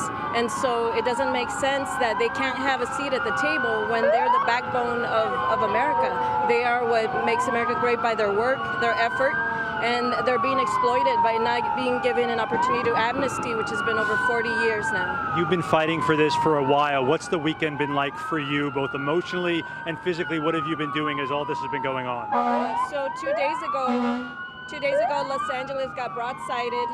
You know, it was just another regular day. We were aware that there were ice raids happening, but 2 days ago we got strong manhandled. I live in Westlake, MacArthur Park, and our community was raided. The Home Depot, there were schools, you know, that were having graduations where ICE came in, and, you know, we've got Paramount and a number of other cities that were attacked without, you know, any warning. And we've been seeing how people have been trying to go to their court hearings, and they still have been apprehended and detained without any due process. You know, so what we are seeing is that President Trump is basically has no respect for his citizens and for their rights. Ms. Sierra, hang with me for just 1 second. I just want to explain something real quick here, guys, because you probably hear the sirens behind me. Tommy, take a point to our right here. The fire department has arrived here. Obviously, where we are kind of stationed is a weird intersection where your cars can't get through. Now, the fire department at the moment kind of stuck and unable to get to the cars that were burning here on Los Angeles Street. They are waiting for some of these cars ahead of me to move, and then they're going to work their way up street. They are flanked behind them by LAPD. You don't have to show it for a second, Tommy. It's all the way behind you. By several officers behind the fire department who will try to get up the street here as you see that fire burning. you see the fire burning, you've seen the fireworks out here the last couple days. Some people depict this as rioting, as unrest, as violence. What does this say to you? And I know this isn't necessarily the entire crowd, but when you see this, what do you feel? I think that's a common propaganda, but just the last couple of days it has really made sense how basically, you know, he came in and attacked the immigrant community and all of their loved ones, and people responded by trying to be protective, you know, in the workplaces where they were being attacked, you know, and trying to block and so forth. But what we've been seeing, and that, you know, I hope that people will understand for those of us on the ground, is that there has been more force coming in. And as I said a little while ago, he's showing that there's no respect. It's almost looking like a military state. Like, we feel helpless, we feel powerless, we feel like who do we have that Trump can answer to? You know what I mean? And so I'm here for like a vigil, but it also protest and so forth. But we're feeling like, you know, we want people to see what's happening, to hear our cries that we have rights as well. I'm the daughter of two immigrants from El Salvador, and so I'm here to speak up for my community and to protect them, do anything I can to let them know that they have a voice, that they have people that care about them. And so for those of us that have a voice, I ask that you would please speak up at this time, and don't let your wealth or your privilege, your American, you know, privilege choke your voice, because we need it at this time. Nasira, thank you so much. So eloquent what you said. Thank you, and be safe out here as well. You heard it there, Nasira, daughter of immigrants, lifelong Angelino, a very eloquent way of putting what she has been doing out here, not just protesting today, but why she felt it was important to be out here. When you see the fires, when you hear the fireworks, when you see that police line, you might think of just rebel rousers and people out here to commit violence. Nasira is what is out here. These are people that find this important. They want to have their voices heard, and they're coming out here with signs. They're coming out here wanting to have conversations, and they want to make sure their voices are heard. Jory, Nico? Yeah, indeed. And again, the eyes of the world are upon our city tonight as this continues night 3 of unrest. And we look to different places, different levels, different countries. Stephen Miller, go ahead. Tim, you want to keep going? No, I just wanted to point out here, because I know you probably have it from Air 7 as well, but we kind of saw this play out in Compton as well. I was just going to lay in the scene for you here as the fire department is trying to put out those Waymo cars that were set on fire, while LAPD behind them trying to do a little bit of crowd control to make sure these firefighters are able to do their job. Obviously, for those first responders and firefighters, they're not involved in this in any way, but putting out a fire is paramount to them. So for them to be able to do their job in the safest way possible, that's why you're seeing now police come up on the other side, and the crowd, for the most part, that has really been packed over here for the last couple hours, have moved across the 101 despite a handful of people like there. Somebody just threw a water bottle at Homeland Security who are pulling up behind LAPD here, but a water bottle against the side of the car, not necessarily the most violent action, but a sense of what's going on out here. I'm glad that was against someone else and not you, Tim. I thought for a second that you might have been the target there. We have seen that happen. As we watch the LAFD put out these fires, a volatile situation, and here we go, right on camera.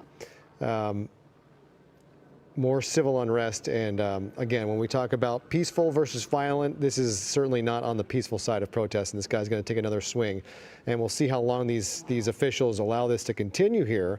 We do have LAPD officers right in the area, as this man twice now has hit this police vehicle with his bike and now seems to be leaving the area. And so we just want to make sure Tim stays safe in this situation. It is volatile. But we can see the white smoke now rising behind you, which is a good sign if veterans of Los Angeles know fires pretty well, Tim, and we're seeing this finally go out. And the hope is, now that these fires are being put out, that this kind of puts to rest the unrest that we have seen. You know, we still see demonstrators on the street, but we don't see the confrontations that we were seeing hours ago. Yeah, you know, and Jory, I think Chris Christie brought it up yesterday when he was over Compton and saying, what would happen if police just went home? And this is kind of a peculiar decision by Homeland Security to pull away this way, some not so nice remarks on that sign, but Homeland Security to pull up on this road where they essentially can't move up any further into this crowd. They're not focused on LAPD, those protesters, the guy who threw the water bottle and slammed his bike against the back of the Homeland Security truck. He wasn't necessarily having an issue with the LAPD, it was Homeland Security. So for those agents to drive up essentially a dead-end street where they can't move and get stuck here in the middle of the crowd, I'm not saying that's wrong, but the presence often is a provocation in itself. And I think for some of the folks out here, just seeing those federal agents, seeing Homeland Security, ICE, FBI, whomever it is kind of a willpower to them to do something in response. You saw LAPD, you see them behind me there. Nobody's bothering them. They're trying to protect the firefighters up there at the front of the street. It's just when Homeland Security pulled up 3 or 4 vans in a row, it elicited that response. They didn't do anything to that guy on the bike, but again, the presence alone often causes that provocation. So it's this awkward stalemate where you have police presence that angers an already angry crowd. Obviously, police can't just go away because you have a crowd that is shown to be potentially violent, but it's this back and forth that is almost uncontrollable in the sense that more police that show up, the more riled up the crowd gets, and then it goes back and forth until, you know, we hit a point like we did last night where it just gets completely out of control. If you're ICE, if you're the Trump administration, you believe this is a righteous cause. You believe that this is an important thing that will actually make things safer. On the flip side, you see the demonstrators saying, how is this possibly a safer situation for our city than where we were before? Again, I was talking about the eyes of the country on our city tonight. Tim, we'll get back to you in just a moment. Stephen Miller, Deputy Chief of Staff to the President of the United States, writing today, we have been saying this for years. This is a fight to save civilization. Anyone with eyes can see that now. Certainly no stranger to inflammatory, at times veering into offensive speech is Stephen Miller. He writes about seeing different countries' flags as we're watching chunks of rock and concrete hurled onto the 101 freeway and those California Highway Patrol vehicles below. Stephen Miller writing, look at all the foreign flags. Los Angeles is occupied territory. He has said in several other posts that the presence of flags of other countries, rather than being people being proud of their heritage and where they come from, rather is a foreign invading force that is now occupying Los Angeles. Again, we see violence being meted out by demonstrators here. Sometimes it's unmanned. These vehicles from the CHP have been posted on the 101 freeway for several hours now, and people are, you see the scooters there lying beside them, they have been hurled from the overpasses down onto those vehicles below, the barricades, the signs. That sign that was ripped out we saw a little bit ago looks like it's laying next to that vehicle, and a scooter laying in the windshield. And those are very heavy, those Lime scooters. So just imagine the force when it came down from that overpass onto that police vehicle. You can imagine the damage that it's caused. But going back to what Tim said a little bit earlier, it really makes you think, these protesters, what they're thinking. But one point that I feel like is really important is that a lot of these protesters, unfortunately, they've kind of just grouped all of these law enforcement entities together. So Homeland Security, LAPD, and the other forces, they've kind of just grouped them. So that's why a lot of them, they are hurling their anger towards them. They don't really care who it is, if it's Homeland Security or LAPD. They just want to just attack. Yeah, they whatever. see it's authority. Right. It's a backlash against authority, and when you feel like your community is under attack, as many of these crowds do, they turn to whatever authority is on scene right there, and law enforcement is law enforcement. They are there to do their jobs. They want to do their job, return home safely to their family tonight. Right. You know, they don't want to have to fight. They want to maintain the peace.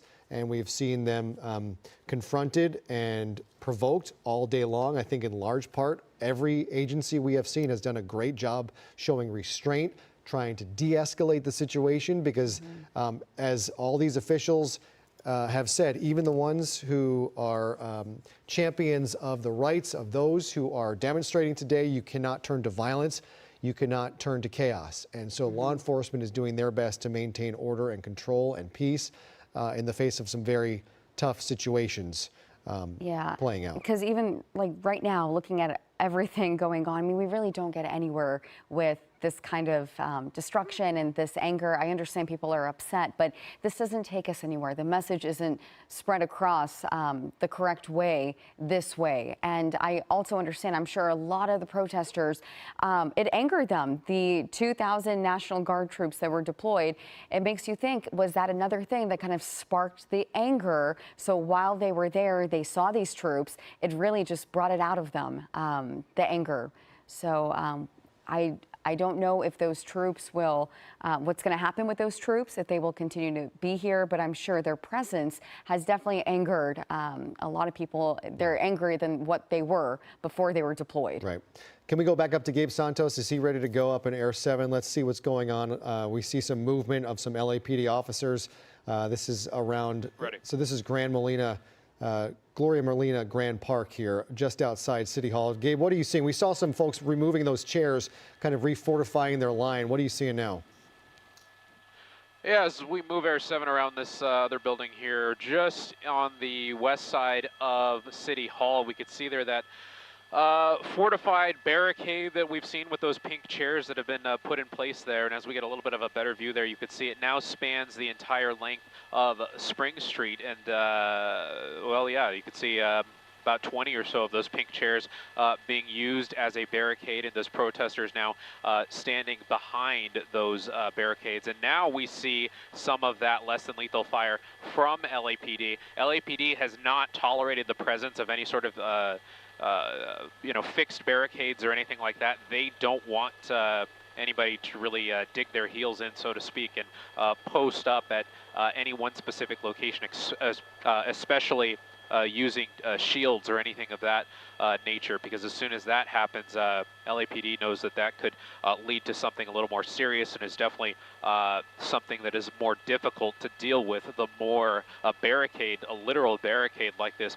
gets fortified. If there's any more of these chairs or any more construction signs or things of that nature that get brought into the area, it's just more and more for LAPD to deal with. I want to mention some of the other activity that we were watching back on the 101 freeway. We did see some of those projectiles being thrown off of the bridge. There's pieces of concrete. We saw some bird scooters. We saw that sign there. Some individuals on the overpass literally rocked the sign back and forth until it came loose, and they threw it over the Los Angeles Street Bridge down onto some of these CHP vehicles there. So at least 3 vehicles have now been hit, and I see a number of chunks of concrete down there too. It looks like some pieces of concrete have been hammered away from the sidewalk, and some of those pieces have been thrown down onto, you see another one right there at the top of the frame. Some of them have been thrown down onto these CHP vehicles down below. Now, those, yep, you see another one through the frame right there. Now, those, there's nobody in those vehicles, but there are a number of CHP officers still down underneath the overpass, so they appear to be holding that position as of now, but definitely not something you want to see. We've had a number of city leaders condemn acts of violence and acts of vandalism, and wow, you see one of those rental bikes, the entire bike hurled over the side there, and more projectiles, countless projectiles being thrown over the side. Really, people are seeing these CHP vehicles down below and just using them for target practice right now, which is obviously not something we want to see here. We only see a few individuals right here on this bridge doing that, but this is just one of a number of different scenes that law enforcement is dealing with right now. We've seen where Tim Caputo is located on the north side of the 101 on Los Angeles Street, where those Waymo vehicles were burning earlier. LA City Fire arriving on scene to put those fires out. I'm seeing, as I look out the window of Air 7, I'm seeing white smoke from those Waymo vehicles. So it appears that fire crews are getting a handle on that. I am a little surprised that LA City Fire actually made the move to move in there, because it really didn't seem like the fires were a continuing threat, but it is my best guess is that LA City Fire was able to get some additional crews on scene, and LAPD was able to get some additional crews on scene so that they could escort some fire trucks into the area to put those fires out. So at the very least, there isn't just something burning in the middle of Los Angeles Street that could be, you know, something that's easy to set other things on fire. You know, protesters could use the flames that are already existent here to set more fires. That's obviously a concern in any situation like this. But you see these Waymo fires, it looks like a lot of them are being put out. Some stubborn flames there in the middle, probably those lithium-ion batteries that we're always hearing about with regards to any electronic vehicle fires, those Waymos being electronic vehicles. But a lot of different scenes here, spanning a number of city blocks that law enforcement is having to deal with here. As we tilt down, that's the federal building at the top of the frame, and this is Alameda Boulevard, where you could see a lot of these LAPD vehicles staging. The numbers on the top of those LAPD vehicles represent different sections of LAPD, and I'm not going to bore you with reading them all out, but it's basically from all over the city. So you have LAPD resources from all over the city coming to the scene here. And as Rob zooms in at the corner here near Alameda and Temple, you see a number of individuals in custody, in handcuffs. I did hear a unconfirmed report earlier that at least 17 individuals have been taken into custody right now. And that is definitely a believable number right now. Those are still the people. You saw the person with the motorcycle helmet on. That is still the driver of that motorcycle that have been waiting there. You can recognize the clothes are the same. They have been here for hours after they were taken into custody on the skirmish lines. You can see that person right there with the helmet on. That's the motorcyclist who was taken into custody after the two motorcycles were driven into the crowd there. I'm curious, do you have a vantage point back outside at Grand Park to see what's going on there? It's very reminiscent of some of those school protests, which we covered a couple years ago, where students would take chairs and umbrellas and equipment there and line it up and wait for police to come in, and they would give the order and march in. I don't know how much. It's surprising to see when we hear about a shortage of those non-lethals that these officers just continue to volley them into this crowd. It doesn't seem to be doing anything. Perhaps they're just hoping they stand their ground because you have the mounted horses right there. If they did what they did a moment ago when they were barricading themselves and just move the horses in the line of officers in, you can break that up and get some of that equipment back under city control. And it's also questionable why that was so available to people today when it's not moored to the ground. Every time, trash cans are not movable, they're attached to the ground so they can't be used as weapons like this. I know these chairs and tables, I believe, are from the steps that leads to the different levels, maybe up to Dorothy Chandler Pavilion. There are those chairs throughout Grand Park, which reaches different levels. But it's just questionable why that was so readily available for this crowd to use. There's a bench that they were able to dislodge and move, and you see this wall of chairs and tables that they've now posted up here right outside City Hall. And there are a few of these scenes too. We saw a little bit earlier when these protesters created these barricades, these barriers with these tables, and I think this is the first time that we've seen it with the benches. I don't think the other barricaded area even had these benches, but we saw the police officers did come toward them with the horses, and I think that is them. It's kind of hard to tell because it's zoomed out, but I think Gabe is about to zoom in for us. I think those are the police officers right there. I don't believe these are the ones on the horses, though. No, the horses are just on the catty corner in this intersection. Okay. Because when they start coming toward them with the horses, that's when we see those barricaded areas start dispersing. So we'll see when they make that move. But as of right now, the protesters have barricaded themselves behind those chairs. In the meantime, Governor Newsom is observing the situation. He's posted several tweets this afternoon and this evening, writing, "Trump is trying to manufacture a crisis in LA County, deploying troops not for order, but to create chaos. Don't take the bait. Never use violence or harm law enforcement." Less than an hour ago, the governor wrote, "Despite protests already being managed by the LAPD, President Trump is escalating the situation by threatening to deploy roughly 500 active duty Marines to the streets of Los Angeles." He writes, "Los Angeles, remain peaceful. Don't fall into the trap that extremists are hoping for." And that 500 active duty Marines threat was first put out by Defense Secretary Pete Hegseth and is now being repeated by President Trump, saying he will do whatever he needs to do to maintain law and order. By and large, that is not something that a president can do. You cannot turn U.S. troops against U.S. citizens on U.S. soil unless you're using the Insurrection Act. Is this grounds to use the insurrection? Could under any circumstances, legal, moral, could this be deemed an insurrection against the United States? This is where I would love if we had a legal expert to be here and answering the questions for us, because that is such a good point. And I'm curious, I mean, is that the next step? If it's not the National Guard is here, but the next step after the National Guard, is it the Marines? And does it stop there? Does he deploy the Army, Navy, Air Force? What's the step? I mean, this just seems everything is so out of order and Well, in Trump's first term, he elicited hopes and desires to use weaponry against U.S. citizens. There's that famous day in Washington, D.C. when the president wanted to walk across the grounds to the church, through Lafayette Park to the nearby church there, and wanted U.S. troops to be on the ground to shoot at the legs of demonstrators who were outside the White House.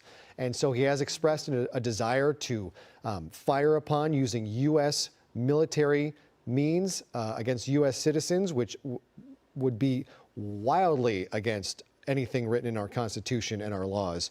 And again, now there is an open threat from the President of the United States and the Secretary of Defense to do exactly that, using an insurrection act that looks like it does not have the grounds to be used here. I'm sure there will some that will call this an insurrection, but we're talking legal grounds. Does the President, in this instance, have the legal grounds to declare this an insurrection against the United States and deploy U.S. military troops against U.S. citizens, which is strictly forbidden by the U.S. Constitution? It will be really interesting to see how this is all going to unfold, if that's going to happen. Looking back outside, live back at downtown LA, we have that aerial view and still showing the protesters going strong, 7:04 this evening.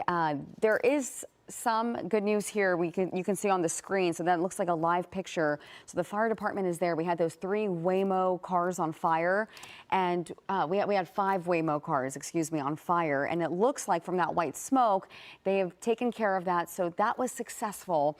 Let's just hope that we don't see any more EV fires like what we saw there, or anything else that the fire department has to get involved. But what is this? We're seeing some more. This is the remnants of the Waymos. Okay. Oh my gosh. Wow. Wow. Right. Nothing left but all the plastic is now melted. A lot of the metal is likely melted as well. That's something we observed in the fires in January, is that these things can get so hot that it just starts melting the aluminum and the metals therein. There was actually an alert sent out by the LAPD today warning about the air quality because of these fires. It says that from LAPD Central Division, a traffic advisory to media partners, demonstrators, and others who may enter the area of Los Angeles Street north of Arcadia. Burning lithium-ion batteries release toxic gases, including hydrogen fluoride, posing risks to responders and those nearby. Please avoid this area. Exactly. We were just talking about that a few hours ago, too. And just thinking the protesters, they did this without thinking about the consequences. Exactly. All of those toxic gases in the air. You really shouldn't be breathing in that stuff. And then looking at the remnants right now, it's still there. Those toxic fumes, they're still in the air. Tim Caputo described it as smelling like a dumpster fire. So obviously it doesn't smell good downtown. And not just that, but the air quality, that's definitely not a place that you want to be. Right. So the governor has met with the chief of police of the LAPD and LA County Sheriff Robert Luna. We do have a picture we're working on showing you the officials gathered in Los Angeles, state emergency officials, as they say they're responding to the protest provoked by chaos from Washington. That is from the governor, provoked by chaos from Washington. The governor writing, "We're here to keep the peace, not play into Trump's political games." And we do expect to hear a press conference from the LAPD, likely from the Sheriff's Department as well. And we believe the governor will be there as well. So he is in Los Angeles tonight monitoring the situation with the chief of the LAPD, Jim McDonald, and the sheriff, as well as other officials from around the city. California Highway Patrol, I see. So they posted a picture. I'm just trying to see what officials are gathered here. It looks like other sheriff officials, CHP is likely there, LAPD, and I'm not sure. I highly doubt that any feds are in this meeting, given the tone and words of what the governor is saying here. provoked by chaos from Washington, blaming this solely on President Trump and his actions and the actions of his administration. But we will see here in less than an hour, we plan to hear from the LAPD and we believe Governor Gavin Newsom as well. Right. There are two men. Their backs are toward the camera. They look like they're in civilian clothes. Obviously, they're not civilians, but it makes you think, what kind of higher up law enforcement is this? They have black polos on, so it'll be interesting to see who they are. We'll see that in the next hour or so with that press conference. Right, and all this is playing out once again as the governor of California and the state is now in direct confrontation with the president of the United States and the federal government. The president last night ordering the federalization of 2,000 members of the California National Guard. He did so without the request or approval of the governor of California. That's how this typically works. If there's a problem, if there is a need, a governor of a state requests from the federal government assistance federalizing those troops. That did not happen here. Governor Gavin Newsom has now formally requested that the Trump administration rescind that deployment of troops. I'm reading from the governor's tweet. He calls this an unlawful deployment of troops in Los Angeles County. He says, return them to my command. That is the governor of California talking to the president of the United States and his administration, saying, return them to my command. We didn't have a problem until Trump got involved, the governor writing. This is a serious breach of state sovereignty, inflaming tensions while pulling resources from where they're actually needed. Rescind the order, return control to California. Right. President Trump, absolutely. He bypassed Governor Newsom and he deployed those 2,000 National Guard troops. And obviously, we've seen from the protests today that definitely spiked up the anger level. It looks like it went up a notch, too. Protesters definitely upset about that. Okay, we see that, I believe, those are the feds moving through. These are the same vehicles that, this is Homeland Security moving through the same vehicles that we saw that man try and smash the back window out with his bike over by Tim Caputo. They are driving by those mounted officers who at some point we assume will likely move in on those gathered in front of The park? City Hall. Right, Oh, so okay. right down here, City Hall is to the right, Grand Park is to the left, the courthouse is just up and around the corner, up the hill from this location. And those Homeland Security vehicles are moving through. The LAPD with those mounted officers are holding their position, basically, I guess, letting these folks just kind of play around, hiding behind their barricade. Right. But I think the volley of non-lethals has continued from LAPD officers as we see them continue to fortify their line there, stacking those benches and tables up and standing behind them. What they hope to accomplish here, what the purpose of this is, I'm not even sure if there is a purpose, just kind of continue this going throughout the afternoon, and they are continuing to hurl things back at those officers. At what point does the LAPD say this is enough? We're going to restore control of this area. It's right outside City Hall. It's right by the park.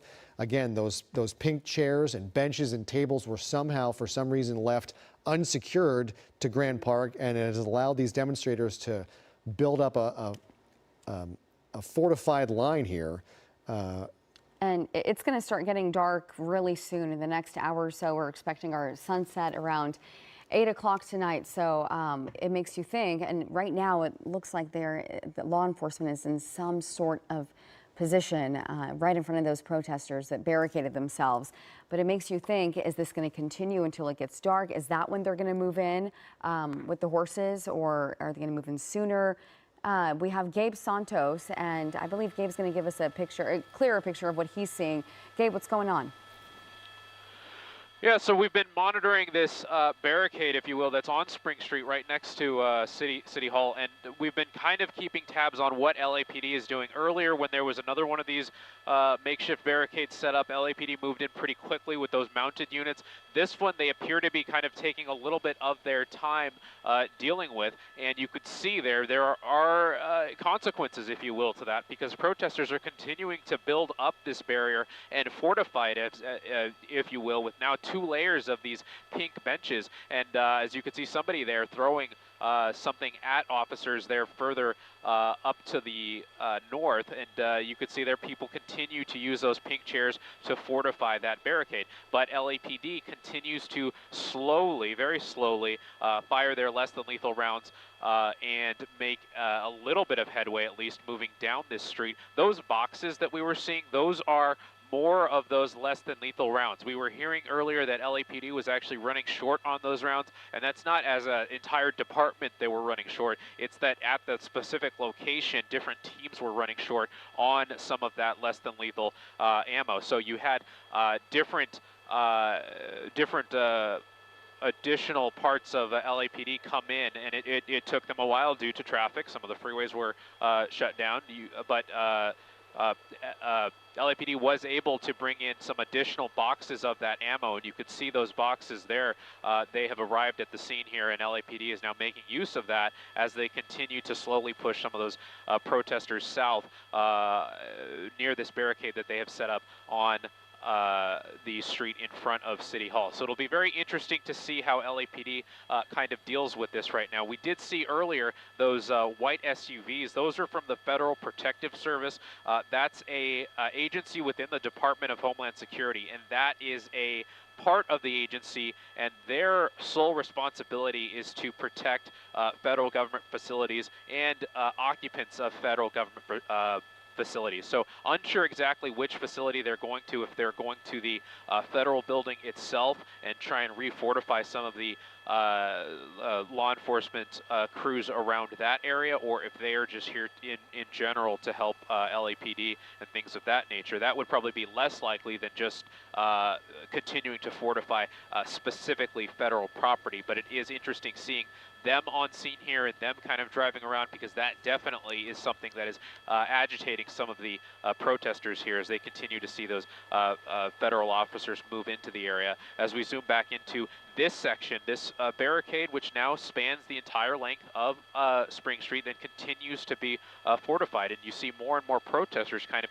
continue to set themselves up behind this barricade, and we're just waiting to see what LAPD does if they continue to move forward on this barricade here and using some of those less than lethal rounds. It is curious to me why they continue this volley of less than lethals. It doesn't appear to be doing anything. They continue to fortify their lines there.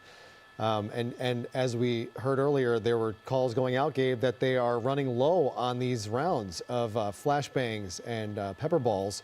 And we just see a continued volley of these officers on the front line. It looks like it's calmed down now. We haven't seen anything in the last couple seconds. But look at the side of the road. Every canister there is another empty canister of a less than lethal on one side of the road. These are hundreds here. Throughout the day, we have seen thousands, literally thousands of these munitions sent towards these demonstrators. So that's one side of the street we're seeing. The other side is full of them as well. But again, in this situation, if you are indeed running low on them, what it is accomplishing when you're firing them at benches and chairs that are stacked up in the middle of the road. So we will continue to monitor that. Right. Okay. I think we're shortly going to have to excuse Gabe to go refill with Air 7. We do have other eyes in the sky that we will continue to watch what's happening. But this is, I think, the largest gathering of people we have seen at this hour now outside Grand Park and LA City Hall. It's where we saw at 2 o'clock, almost more than 5 hours ago, what was the second demonstration of this day outside City Hall. That was a large gathering, more than 1,000 people. The entire park there on the left and the street was completely filled with people. They appeared to walk around down the block and join the other gathering that was happening at the federal complex, which has been the site of unrest for the last 3 nights. There were thousands of protesters out here. And right now, just looking at this crowd, you're right, this is the largest crowd that we have seen in the last hour. And if this is that barricaded, the chairs and the benches that we looked at about 15, 20 minutes ago, this has grown significantly. A little bit earlier, I think there were probably 2 or 3 rows of people behind those barricaded, that barricaded area. But now it has seemed to really grown. I'd say at least hundreds of people behind those those chairs and the the bench.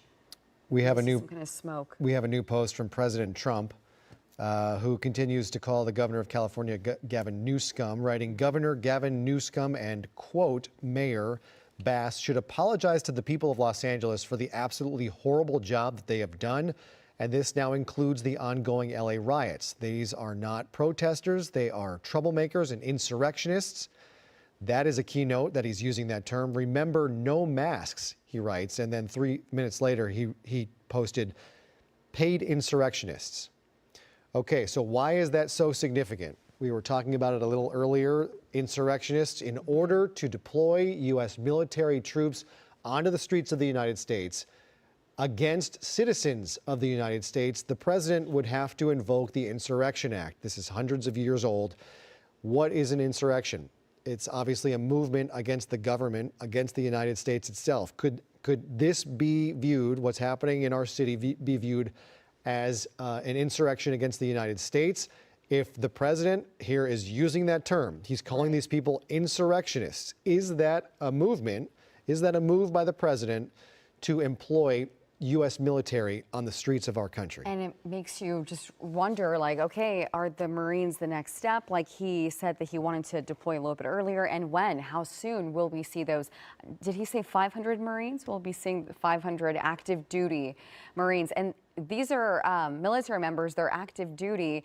They don't think about getting assigned to anywhere domestic. I mean, they're deploying these men and women all around the world, but deploying them to California for this reason, I'm sure it's something that they were not expecting either.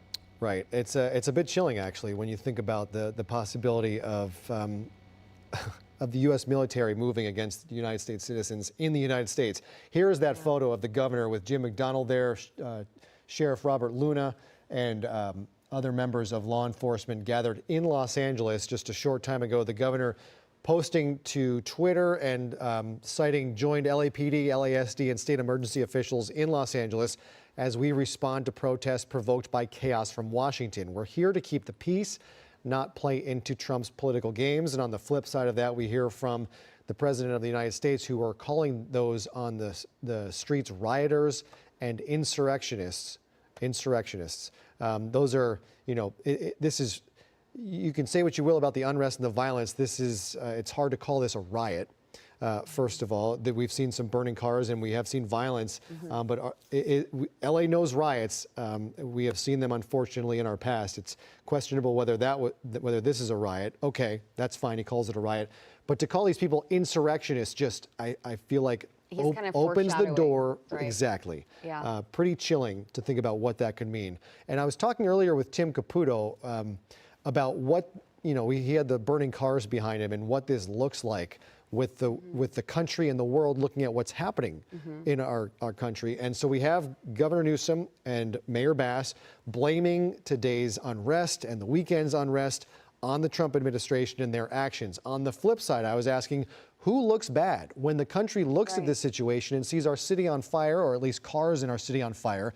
And we go back to Deputy Chief of Staff Stephen Miller's Twitter feed. He is reposting ones calling this Democrat management. So who looks bad? He's saying that the Democrats. Another post, let's check in on how the LAPD's management of the protests is going, and it's a car on fire. So again, the LAPD, Democratic leadership in the city, in the state, is being used as a focal point for those who are opposed to those in charge here, saying this falls on the Democrats, this falls on Governor Newsom, and this falls on LA Mayor Karen Bass. Definitely not a good look, and I'm sure not what they were going for either, the message that a lot of them are trying to get across. Looking back outside, this is 101. So 101 is still blocked off. I don't recall if it's northbound or south. It's northbound. This is southbound. This is southbound. This is southbound that is still blocked. We can see the northbound side getting through, but southbound still blocked. And we have a number of those police vehicles there, and they haven't moved. It's been blocked for, I'd say, 3 hours. Hours. And the real danger here is that the northbound side to the left is open. Right. The people who are throwing these things off this overpass onto the vehicles below, thankfully, have not turned their ire to the cars that are moving by. That could change in an instant. It is abhorrent to see what they are doing. Looking at what the state of the 101 freeway is here, littered with scooters, a bicycle, debris, rock, cement that have been hurled off this overpass onto these vehicles below. But, you know, as bad as this looks, it could get even worse with those cars driving by on the northbound side. So how long this is going to be allowed to continue? There are vehicles under the protection of the overpass that are not being hit. Where are those officers right now? Where are the CHP officers that drove these vehicles onto the freeway who have now left them here? I don't think they can access them. They would need some kind of police escort to clear these people from the surrounding overpasses, because they would find themselves under assault as their vehicles have been for hours now. It's terrifying just thinking that looking at the damage on their cars, knowing that there could have been a police officer inside that unit when they threw that lime scooter, but luckily, and we just saw something else get thrown at that vehicle as well. Luckily, we think that those officers are not there. Right. So yeah, that's another question. Where are those officers? And when they come back to their cars, they really just have to be careful. They have to have some sort of escort. But Jory, that's a really good point. I wasn't even thinking about the northbound side and those drivers. They're fine right now. They're fine. But thinking if this escalates even more, I mean, their safety is at risk as well. So CNN is reporting tonight that California Lieutenant Governor Eleni Kounalakis says there will likely be a lawsuit filed tomorrow challenging President Trump's decision to federalize those National Guard troops in Los Angeles. So the governor of California is moving for the president to rescind that order, and now the lieutenant governor says there will be a lawsuit filed tomorrow trying to undo that move by President Trump to federalize the California National Guard members. Again, from a PR perspective, who's coming out looking better here? The president says he wants law and order and is doing whatever he can to gain that, and says there are California National Guardsmen and women who are here who can do this. I'm federalizing them. I want peace. You have the governor and the lieutenant governor now fighting that order, obviously on grounds of legal challenges. Right. Both sides want peace, but in the eyes of the nation and the world, who comes out on top in that dispute? Right. It's become a clash. Unfortunately, this has just become a clash of powers between not only the government and the federal level, but also protesters as well. So they're mixed in the middle of all of this. Right. Okay. So as we sit on this shot, I wonder if our camera can pan back over to what's playing out just a short ways away in front of City Hall.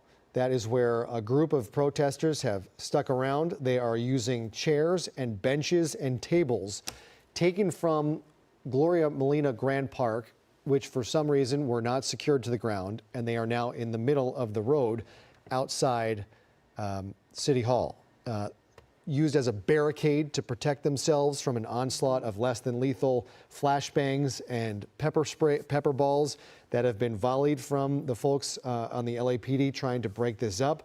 We have not seen much movement here in the last hour in this situation, and it appears there's a line of mounted officers that remains there at that intersection just outside at the corner of City Hall there, and down the street you can see those barricades that are being used. And as soon as we clear the shot of these trees, you will see those pink benches stood up on their sides. We have flags of various South and Central American countries being waved here. And it seems we have arrived at an impasse. And yeah, looking at this, it makes you think that I think we had a very similar setup just about 30 minutes ago. So it makes you think that half an hour passed by and we are not seeing any progress really being made. Like, you're thinking, what are the police waiting for? Are they thinking that this is just going to play out? Are protesters going to get tired? But we have seen a very similar scene to this for not just that last half hour, but hours now. And we just have those, the chairs and the benches barricaded there. So Spring Street has been taken over. The steps of City Hall have now been lined with protesters. A short time ago, LA Mayor Karen Bass held a press conference just inside this building where these protesters were happening. Tim Caputo said you could hear the explosions happening outside. Let's listen into a little bit of what LA Mayor Karen Bass had to say a short time ago. What we're seeing in LA is chaos caused by the administration. People should exercise their right to protest. That's their First Amendment right. But people should also exercise that right peacefully. We do not want to play into the administration's hands. We're working with officials, we're organizing resources, but what we're seeing in Los Angeles is chaos that is provoked by the administration.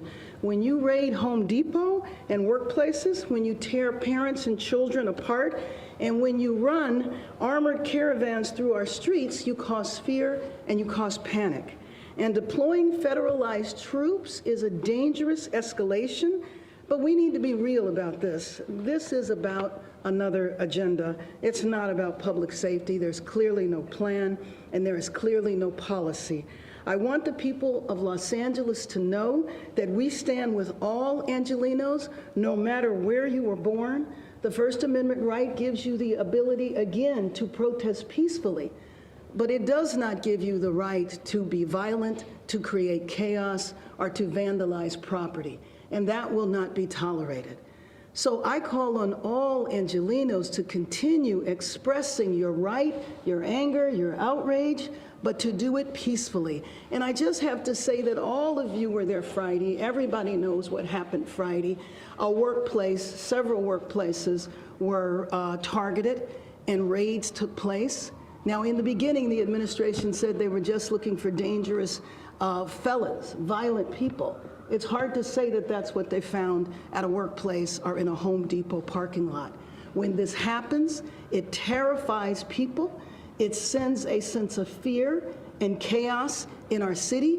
And you well remember a few years ago in the last administration that kids were afraid to go to school, parents were afraid to go to work.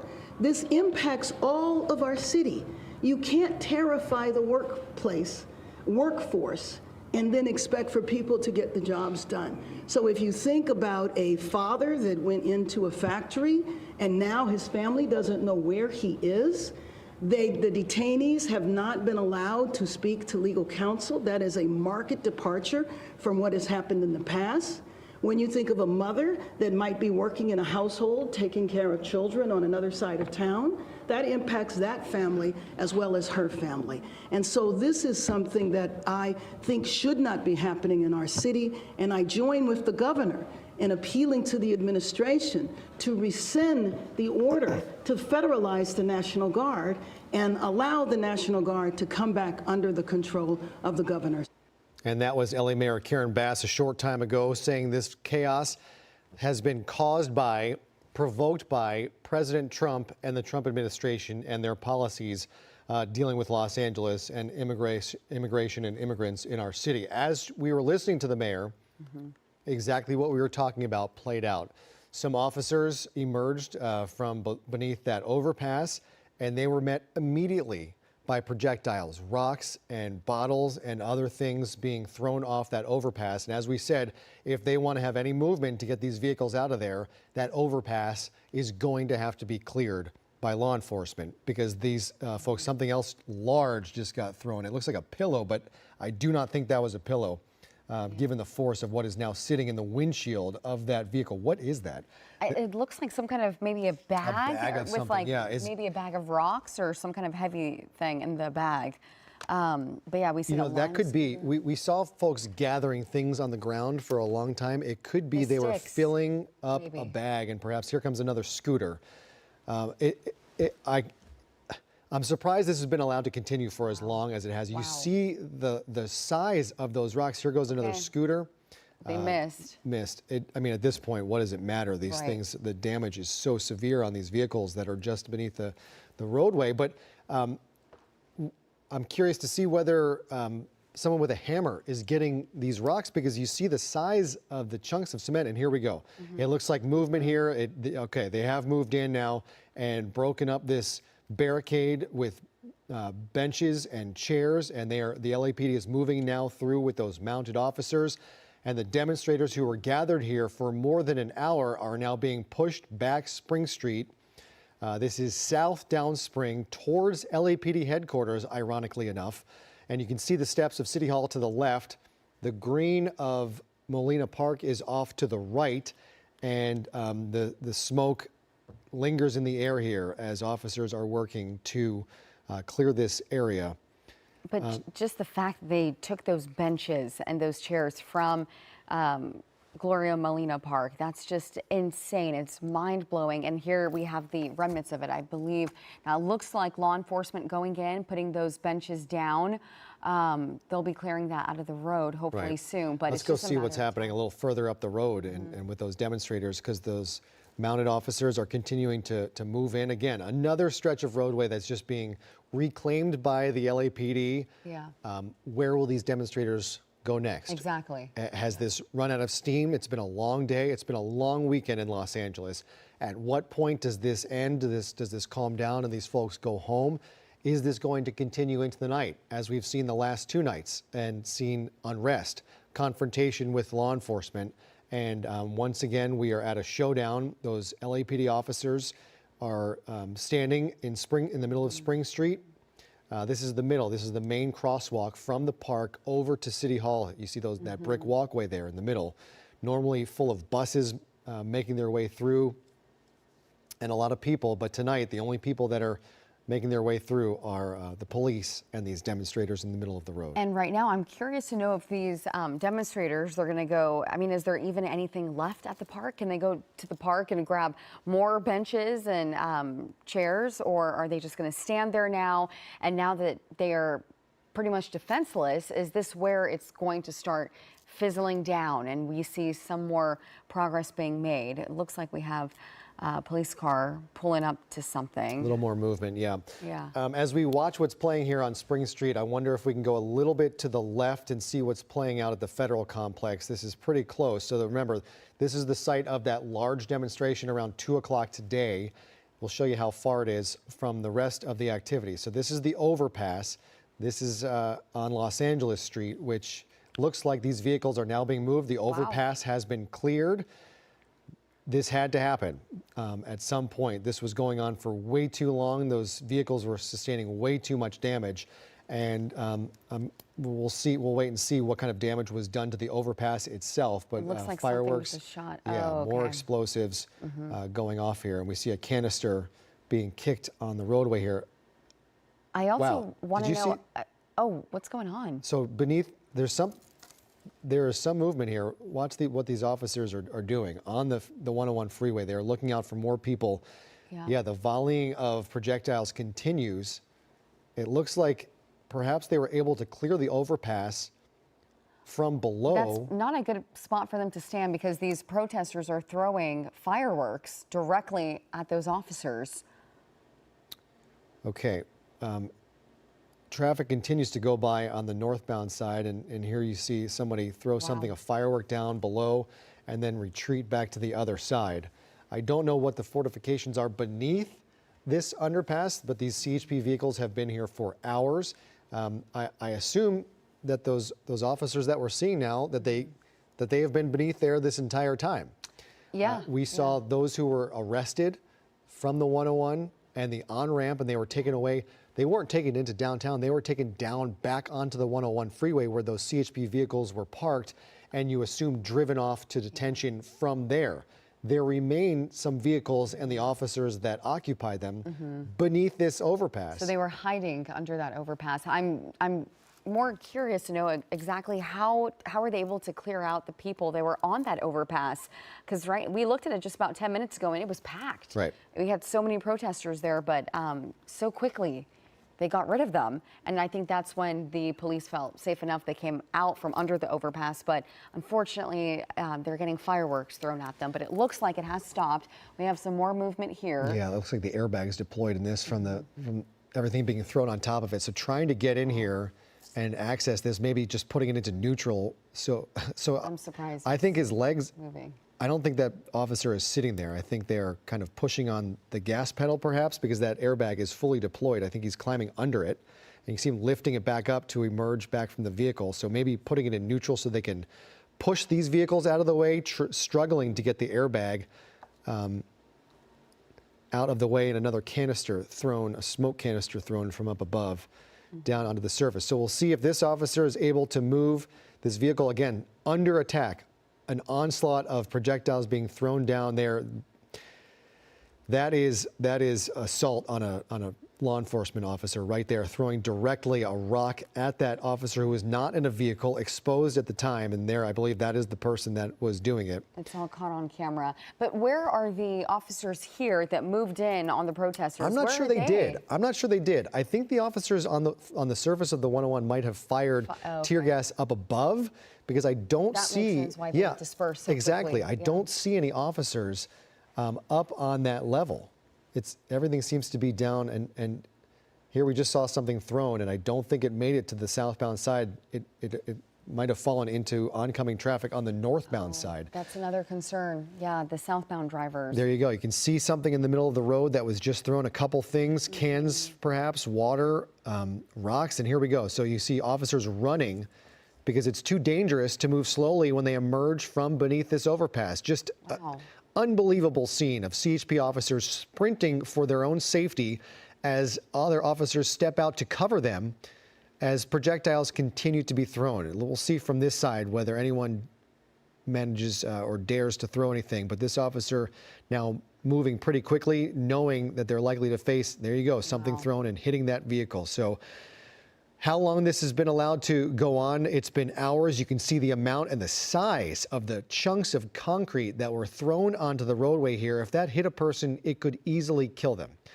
Another firework thrown down there. So these 3 vehicles still abandoned by the CHP. 4 of them. We'll see if anyone is able to get back in there. The one furthest to the left has the airbags deployed. I don't know if that's drivable, if they can even move that tonight.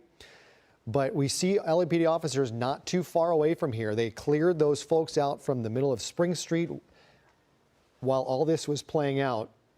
Officers here from the CHP under siege from these demonstrators. And you talk about peaceful demonstrations. What we are seeing, that is not peaceful. No. The folks that are gathered on that overpass are violent. They are not peaceful protesters.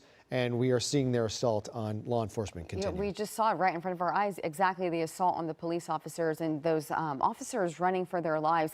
Right now, it looks like one demonstrator facing off against law enforcement, but they did clear those 2 scenes out fairly quickly, that barricaded area and also the overpass.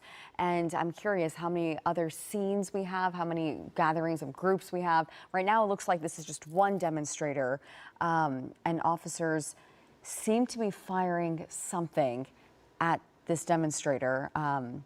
This demonstrator just seems to be walking. Yeah, just challenging them to do something now. So their protection has been taken down. You can see one bench there, someone, I believe, lying down, maybe with a skateboard as protection. So these folks just kind of taunting those officers. It brings up the question that Tim Caputo was asking earlier, and quoting someone else, would these folks still be here if the LAPD had backed off at this point? But, you know, the violence kind of negates that question. As long as people are acting like this, the LAPD needs to stay here. And here we have officers on the back of this armored pickup truck. Like a SWAT team, possibly. That's sheriff. Oh, it's the LA sheriff. Okay. Yeah, that's sheriff or CHP. I believe that's just sheriff. Yep, it says sheriff on the door. So those are LASD deputies in full, in tactical gear. I don't know if it's full tactical gear, but they have tactical equipment on. And looks like reinforcements are now moving in as LASD deputies are moving onto the scene here. Perhaps there was a call when those CHP officers came under attack, and that's why these guys are moving in. We'll see. Maybe that's what it took. Like it definitely went a step ahead of what I'm sure a lot of them were expecting, because we just saw those officers get attacked, running for their lives, and I think really you're right, that did spark them wanting to move in. And so a crowd is once again gathering on the overpass. I believe this is still Los Angeles Street, and these demonstrators continue to volley concrete and bottles. There's a large chunk that just hit that vehicle once again. So where is this coming from? Where is all this concrete being removed from to be able to be thrown onto the roadway, and what kind of damage is that doing to the overpass infrastructure here in downtown Los Angeles?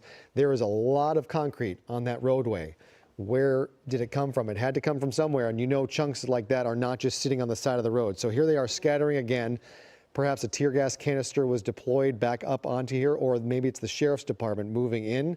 There's still a couple blocks. They would have to be a couple blocks away from City Hall where we saw them gathering. Yeah, it has to be either. Oh, there's some fireworks that I believe they threw, but possibly tear gas. That was a pretty large crowd. Again, we saw it clear out, but then that large crowd gathered again. Looks like it's clearing out, but I feel like it's just a matter of time before they come back. And I just don't understand, why are they throwing the concrete? The officers have left. There's 3 cars left. They're heavily damaged. It makes you just wonder why. Why are they continuing to throw concrete? It is the destruction. It's likely the destruction of young men. Yeah. You know, we see this after sporting events, the burning of couches, the ripping down of goalposts. You know, this is the kind of thing that people of a certain age just like to do. And I am generalizing somewhat. There could be some women, some females involved in this, and older people. But generally, we see in a gathering like this, you start to get a mob mentality where some people are doing it, and you just kind of lose your inhibitions as here goes another scooter down onto the roadway below. So the damage that is being caused to the infrastructure, to the vehicles of the CHP, to that overpass, to the scooters and the bikes that are provided for the public to use are now no longer available, and this will cost money to replace. Money that has been spent by our tax dollars to procure is now unavailable. It makes you wonder, like, how much is the city going to have to spend now? This is thousands and thousands of dollars worth of damage that was so unnecessary. And it looks like we have a little more, no, this is not movement. That's just the northbound side that's moving, which honestly, I'm so glad that the northbound side is still safe as of right now. Looks like at least the demonstrators have left it alone, but we are zooming back in into that police vehicle. Again, it has some sort of bag, and it looks like there is a flame on that police vehicle. I can't tell. Yep, that is now on fire. We'll see if it catches or if it burns out, if it fizzles out. We've already seen 5 vehicles go up in flames, those unmanned Waymos that were lit on fire. So is this an incendiary or is this to extinguish? That was an extinguisher. Okay, good. All right, so that fire, nope, that is still burning. You can see it right on the windshield. What was the windshield is now kind of caved into this vehicle, and that fire is still burning. I don't know if there's anything to catch on that. I guess it depends on how much ingress it has into the vehicle itself, but if a fire lands just on a vehicle that's off on the windshield and the hood, nothing should theoretically catch fire. Yeah, and just seeing this damage, it just gives you a glimpse of how upset and just frustrated these protesters are, and it just makes you want to tell them, like, hey, LAPD is not ICE. You know, why are you doing this? LAPD is supposed to be there to protect you. They don't like that they're in this situation either. Why continue this chaos? But it just goes to show that mentality. They're upset. Right, and just a couple blocks away, we saw another crowd gathered outside City Hall as these folks are regathering on this overpass and continuing to volley chunks of concrete, now incendiaries, scooters and bikes off of this overpass onto those CHP vehicles below.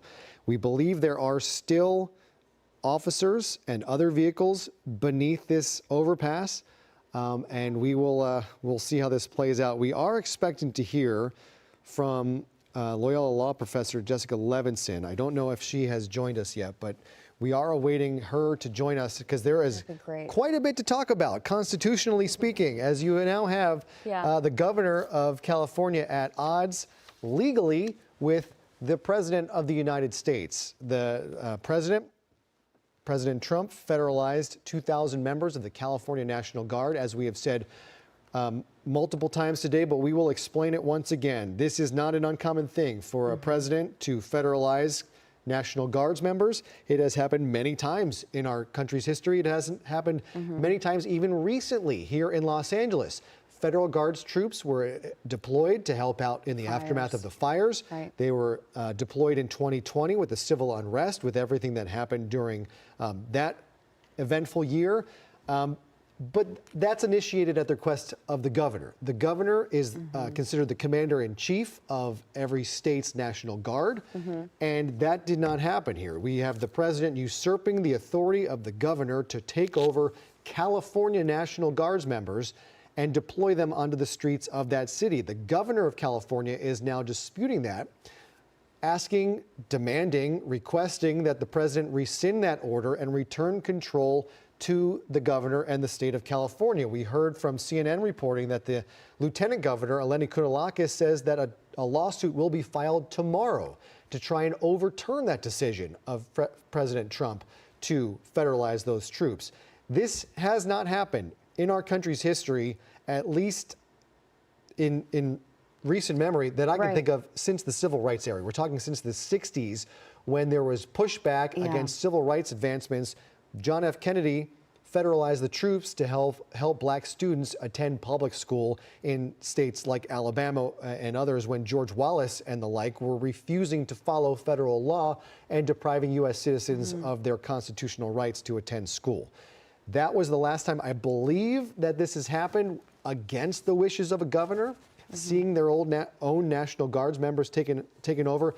That is a little bit different than this.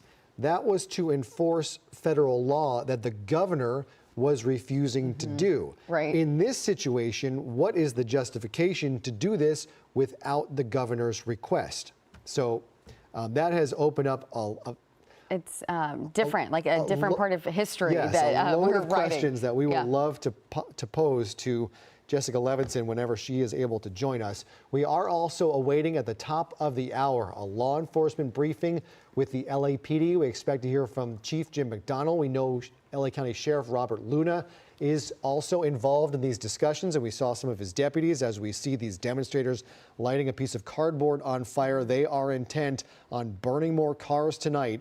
We'll see if it happens here that one of them is a CHP cruiser that has been under attack for hours now. Folks throwing chunks of concrete, scooters, bikes, and more onto these vehicles below. It was a perfect shot landing on the hood of that vehicle.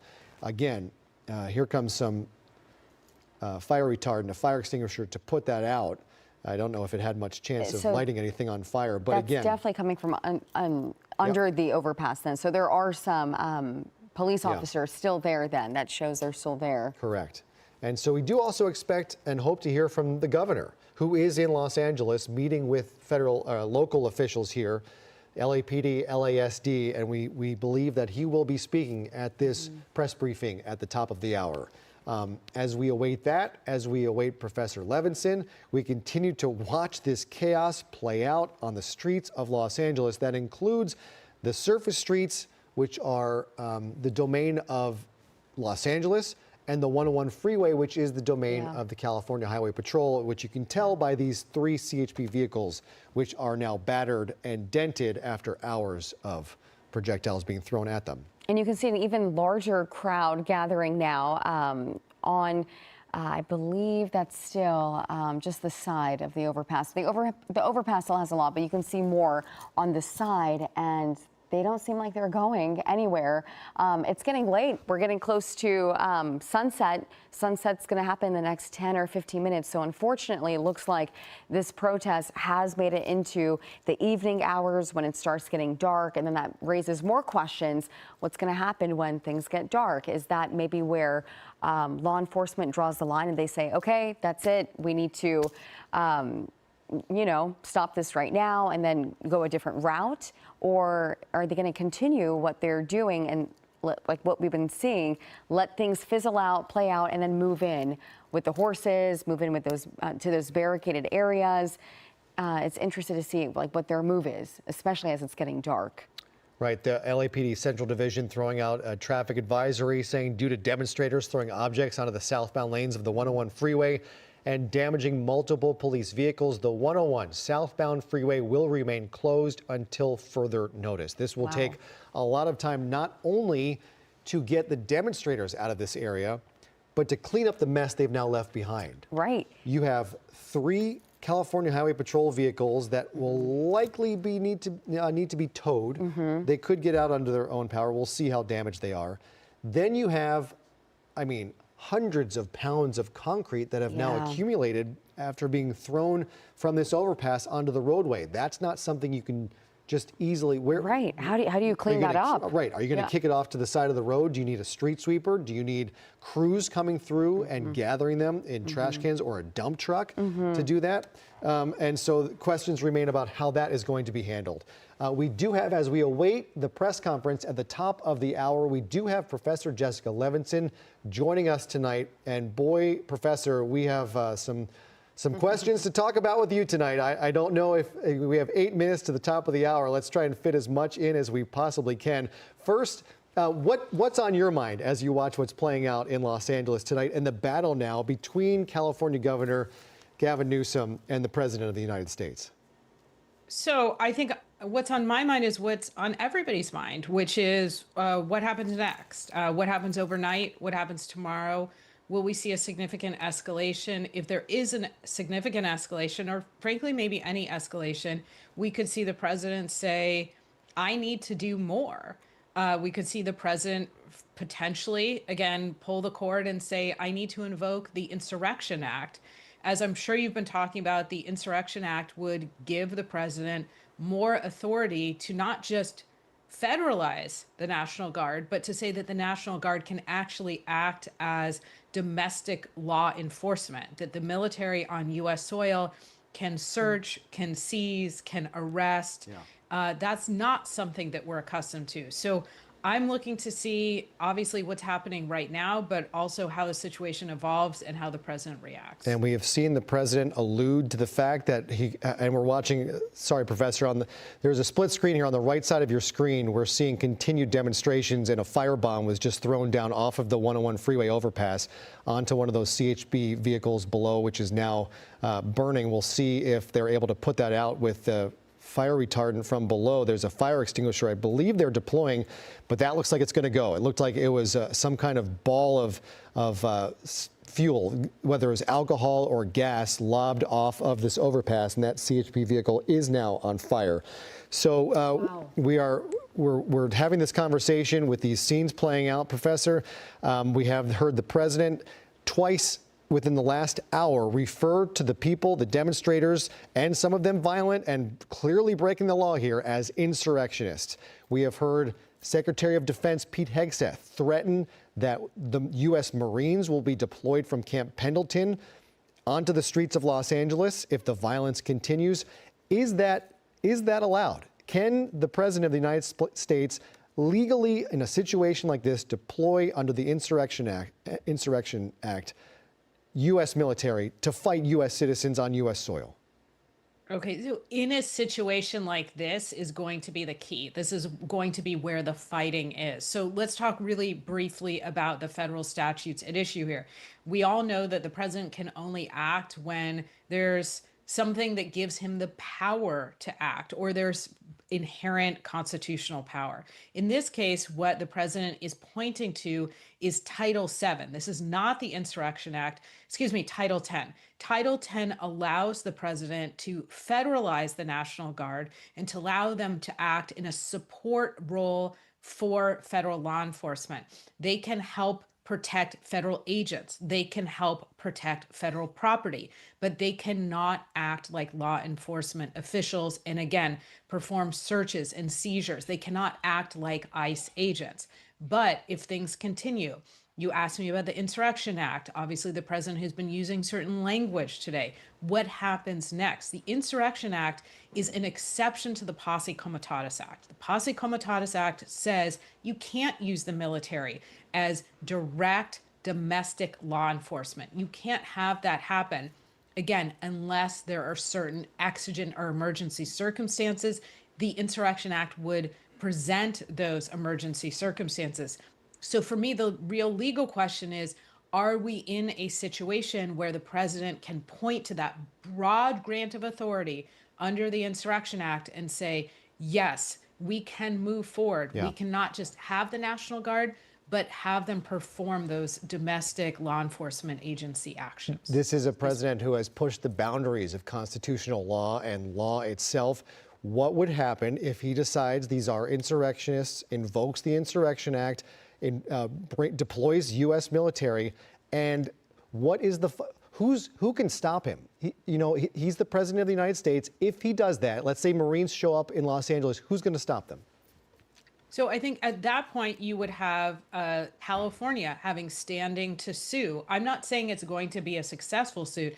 I'm saying they would have standing to sue. The argument would be that the president is infringing on state sovereignty because he doesn't have the power under the Insurrection Act. That when you pull the cord on the Insurrection Act, that you should have cooperation from a governor. Now, there have been, let's discuss, and you may have already discussed, moments in our nation's history where the president has said, I'm sending in troops.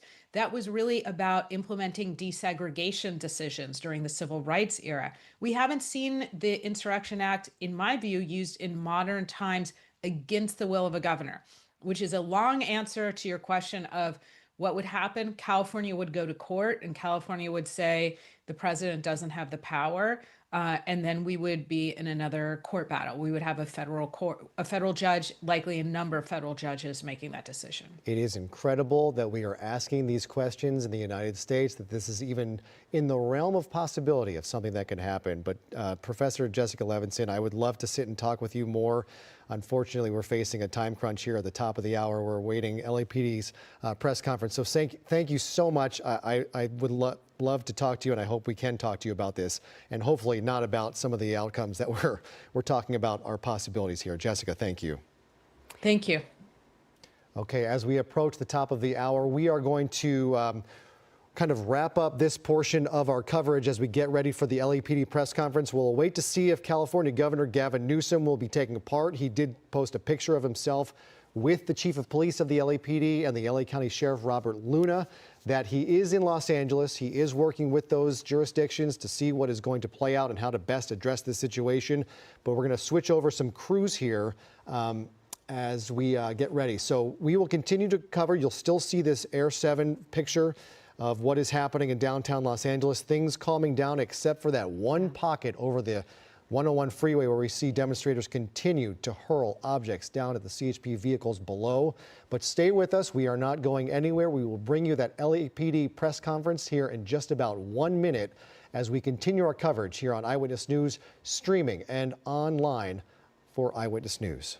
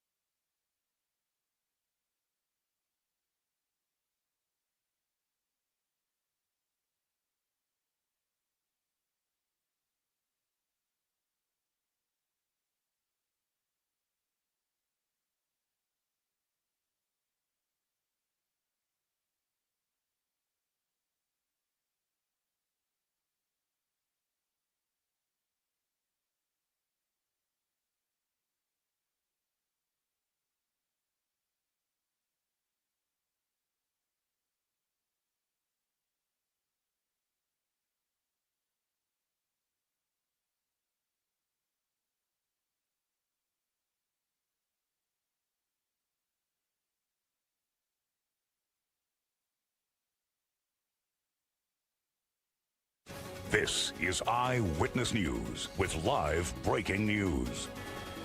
Now at 8, violent clashes between more than 1,000 protesters and law enforcement officers in downtown Los Angeles. This on the third day of protests over federal immigration enforcement operations. Good evening, I'm Mark Brown. Tonight we have seen protesters shutting down the 101 freeway, setting fire to Waymo cars, throwing rocks, concrete, even electric scooters against law enforcement vehicles on the 101 freeway. We have seen several people pulled out of the crowd and arrested by police. The remnants of less than lethal tear gas and rubber bullets littering the streets of downtown. And beyond what we're seeing on the group, another battle playing out over the Trump administration's decision to deploy National Guard troops to quell these protests that the president is calling an insurrection. We want to begin right now. There's a news conference that is scheduled with the chief of the Los Angeles Police Department, Jim McDonald, that is scheduled to begin at 8. This is a key element of this because one of the things that the president has been indicating is that local leaders, local officials, we don't know if he includes the chief in that. He has spoken about elected officials and especially the mayor and the governor, saying that they are not responding to the protests in order to quell them, and that is why he is calling in the National Guard. The chief of police of Los Angeles, Jim McDonald, is going to speak to the news media and to the citizens of Los Angeles. We expect that to happen at any moment. In the meantime, this has been a momentous day here in Southern California where these protests that began downtown at City Hall and at the federal building complex, including the Hall of Administration and the Justice Department there and the courthouse, those two crowds merged later this afternoon and became a huge throng of more than 1,000 people and began marching around different areas of downtown Los Angeles, City Hall, and elsewhere. There has been violence directed at police and at members of ICE.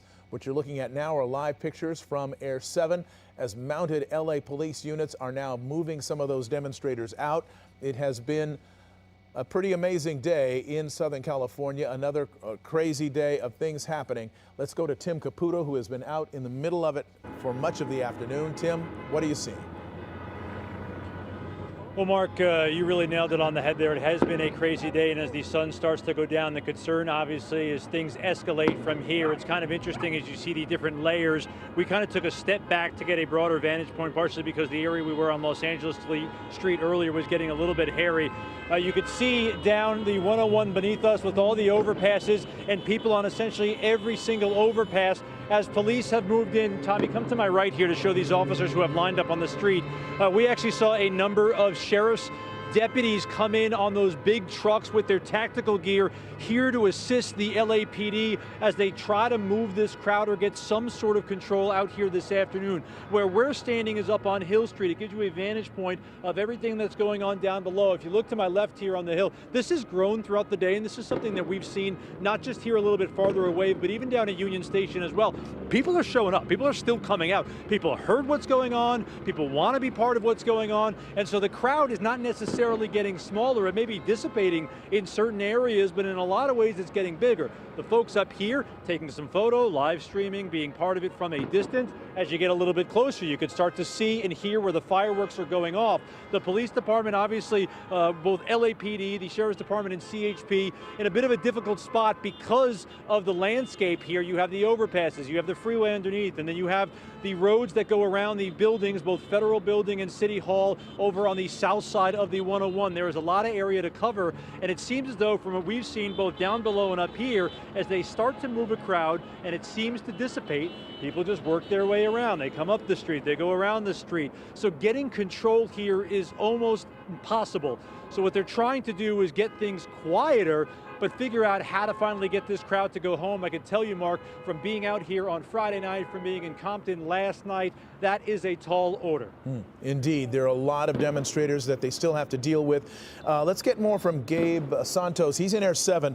This is over the freeway bridge under which several CHP vehicles were abandoned after people started throwing scooters and concrete at those vehicles, damaging them, placing the lives of the officers inside them in danger. Let's get more from Gabe about how that situation is now.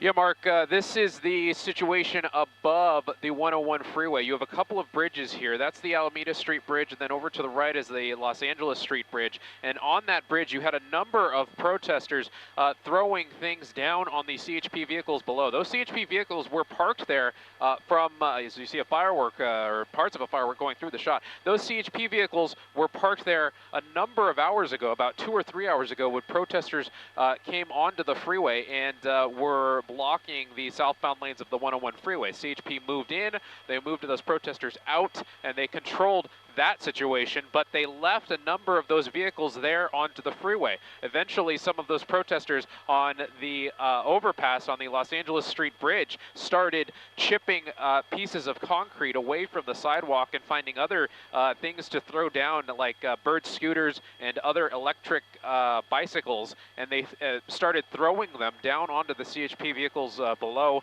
Earlier in our live streaming coverage, you saw that CHP vehicle right there was actually set on fire. It looks as if it may not be a total loss in terms of being completely inoperable, but it may no longer be drivable. You see those CHP units there under the overpass there, trying to figure out how to move that vehicle out of the way. The other vehicles, they appear to have been able to have moved those out of the way. And all of those protesters that were on the Los Angeles Street Bridge have now been cleared. LAPD has refocused their efforts, and you now have LA County Sheriff's Department here as well. We've seen Rescue 5, that's that very large Sea Stallion help. Gabe, I need to stop you right now. Yep. LA Police Chief Jim McDonald is about to speak. Let's hear him.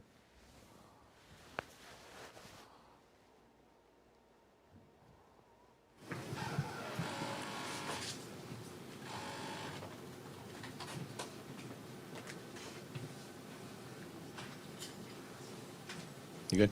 All good? All right, thank you.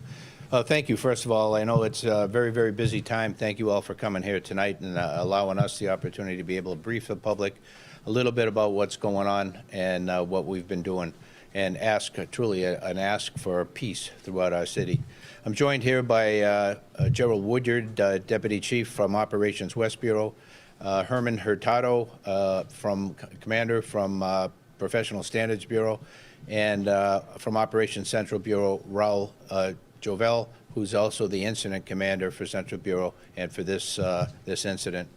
So I want to just take an opportunity to speak directly to the people of Los Angeles, clarify LAPD's roles and the events that have been playing out over these past couple of days. This includes our response to protests, our public safety responsibilities, and recent claims that you've seen made by some federal officials. Today I met with Governor Newsom, Mayor Bass, U.S. Attorney General of the Central District of California, Bill Aselli, and ICE Acting Director Todd Lyons. Let me begin by reaffirming a core principle. The LAPD supports and protects the First Amendment right to free speech. In recent days, many protests across the city have been peaceful, and we thank the community for expressing their views and their frustration in a responsible manner. However, when peaceful demonstrations devolve into acts of vandalism or violence, especially violence directed at innocent people, law enforcement officers, and others, we must respond firmly. An act of violence, whether toward officers, demonstrators, or the public, will be met with swift and lawful action. Our goal is to maintain order without escalating conflict and to protect everybody's right to safety. Recent public statements have misrepresented LAPD's action from an incident the other night. Specifically, there was a claim that LAPD delayed responding to a federal officer's request for assistance by more than 2 hours. When we heard that, I think anybody who's a police officer couldn't believe it, and certainly anyone with LAPD couldn't imagine how that would happen. Well, it didn't happen, and I just want to go into that just a little bit. LAPD was not given advance notice that the federal operations would occur in that area. As a result, we were not pre-positioned to respond immediately to unrest related to those actions. Once the call for assistance came in, LAPD responded within 38 minutes. And that sounds like a long time, but I'll tell you why that is. The response was impacted by traffic, crowd density in the area with unrest occurring, hazardous conditions caused by tear gas that was previously deployed by federal agents at that location. Many of our officers, because it was put together in a mobile field force configuration without advance notice, were not equipped with gas masks. But despite these challenges, we moved in quickly and as safely as possible. At no point did LAPD ignore or intentionally delay any request for help. I also want to be unequivocally clear. The Los Angeles Police Department does not participate in or coordinate with Immigration and Customs Enforcement on civil immigration enforcement. We've said this over and over again, and I can't stress it enough for the people in our community who have high levels of anxiety about this issue. that we want everybody to believe and be able to call the LAPD in time of need if they've been a victim of a crime or a witness to a crime. We need that. Otherwise, the system does not work. That has been our policy and remains our policy, and it went into effect in 1979. So 46 years ago, that's been the way we do business. On the other hand, however, when a law enforcement agency, any agency, requests emergency assistance to protect lives, we are obligated to respond, and we do. Public safety is our duty, and we will answer every legitimate call for help from anyone. We recognize that immigration enforcement operations can cause a deep fear and anxiety, particularly in immigrant communities. That's why we're committed to transparency, accountability, and treating every Angelino with respect, regardless of their immigration status. Our job is not to divide communities or politicize law enforcement. Our job is simply to keep everyone safe. I want to express my sincere appreciation to all of our officers and partner agencies for their dedication and professionalism during these very challenging times. Their commitment to upholding the law, even in the face of hostility, is a reflection of the values that we stand for. We're working together to keep everyone safe, our officers and the public alike, and this remains our top priority. We'll continue to support peaceful protests and enforce the law when criminal acts occur. The LAPD remains focused on its core mission to protect lives, safeguard constitutional rights, and serve every neighborhood in Los Angeles with integrity. Let me open it up now for any questions you might have or any points that we can clarify. Chief, the governor made a very strong statement that he didn't believe the Trump administration needed to activate those National Guard troops and take control of the National Guard troops and send them to the area because he felt we had adequate safety protections officers here. How do you feel about that? Yeah, if I don't know what basis they used to make that decision, but if that was based on our what I delineated here about the perceived lack of response to a help call by an outside agency, that did not happen. We did respond with mobile field force configuration. And just to explain that, a mobile field force is a configuration of people or officers within the organization that we bring in from around the city. We declare a tactical alert so we can break them away from their primary duties of answering radio calls to be able to come in, form up. They're trained in this tactic into a configuration of 4 squads or a platoon that are led by a mobile field force leader. They then go 4 deep in the car and they drive into the impacted area, and that way they can safely go in a large group of officers and able to handle whatever they come across. If we were to send in a single unit or a couple of units into a riotous scene, certainly they'd be surrounded and the outcome would probably not be good. And so this is a configuration that has worked for us, developed here, worked for us for many years, but it doesn't happen instantaneously. So we have to call in units. We have to meet at a certain location. They get the information they need to operate in the environment, and then they go and they take care of business. And so that takes a little bit of time. For us to be able to get in there in about 35 minutes is pretty much textbook. So while we'd love to be able to say we can get there in seconds or minutes, in the reality of a situation of civil unrest, we got to do it right. We got to do it safely for everybody involved. Hold on. So go one at a time, please, and let's identify name and outlet. Victor with Univision. Chief, we have seen 2 kinds of groups, at least from Friday, Saturday, and today that have been working. The community that is enraged and they're not happy with the actions of ICE, and then the community that loots and attacks and destroys our city. What would be your direct message to both groups? Yeah, to the people who are not happy with the fact that ICE is in the community doing what ICE does, you know, I respect ICE for being a fellow law enforcement agency. They have their mission. They have their what they have to do. We don't engage in that activity, but again, we can't preclude them from doing that. They have every right to do that. I ask people in the community to trust the LAPD, that we're not there for that purpose, and that if they have something they need us to be able to address, we're there for them. As far as the big picture of what can I recommend they do or not do, that's something, it's a federal issue, and the federal authorities have the right to be able to do what they're doing. As far as people worried about the violence that we're seeing, this violence that I've seen is disgusting. it's escalated now since the beginning of this incident. What we saw the first night was bad. What we've seen subsequent to that is getting increasingly worse and more violent. Tonight we had individuals out there shooting commercial-grade fireworks at our officers. That can kill you. And we have adapted our tactics to be able to have a chance to be able to take these people into custody and to be able to hold them accountable. We are overwhelmed as far as the number of people out there engaged in this type of activity and the type of things that they're doing. They'll take backpacks, and the backpack will have a cinder block in it. They have a hammer, and they'll break up the cinder block and use that, pass it around to throw at officers, to throw at cars, and throw at other people. We've seen people with hammers, and you've broadcasted, breaking the bollards behind the federal building and taking the rocks, if you will, or pieces of concrete, and throwing them at officers. We've had liquid of who knows what description thrown at officers.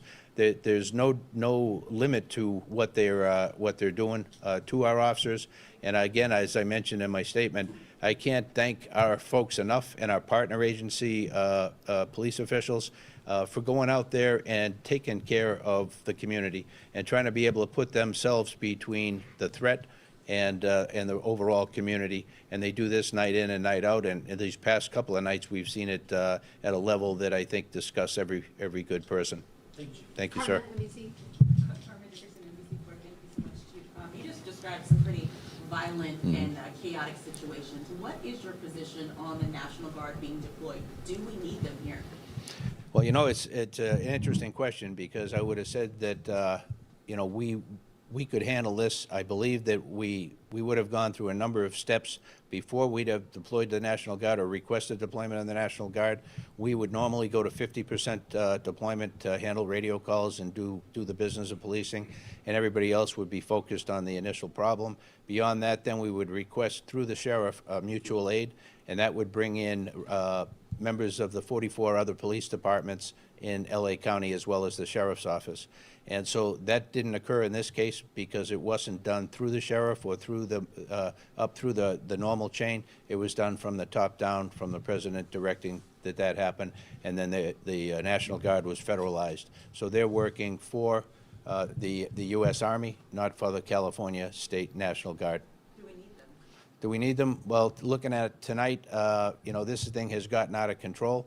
I think before I could answer that, I'd have to know more about what their capabilities are, what their role is intended to be able to make that determination. But we have great cops in Southern California here that work together all the time. So we have tremendous capability here. To say that we would go to that right away, I'd say we wouldn't have been there yet. Looking at the violence tonight, I think we got to make a reassessment. Laurel, how has your department interacted with the National Guard, if at all, since they've been here? I'd say very little, other than we had a conference call this afternoon. There aren't a whole lot of soldiers in place at this time. They're still incoming. But the people who are here, they're tremendous Americans here trying to do, they provide their service, doing the task that they're charged with.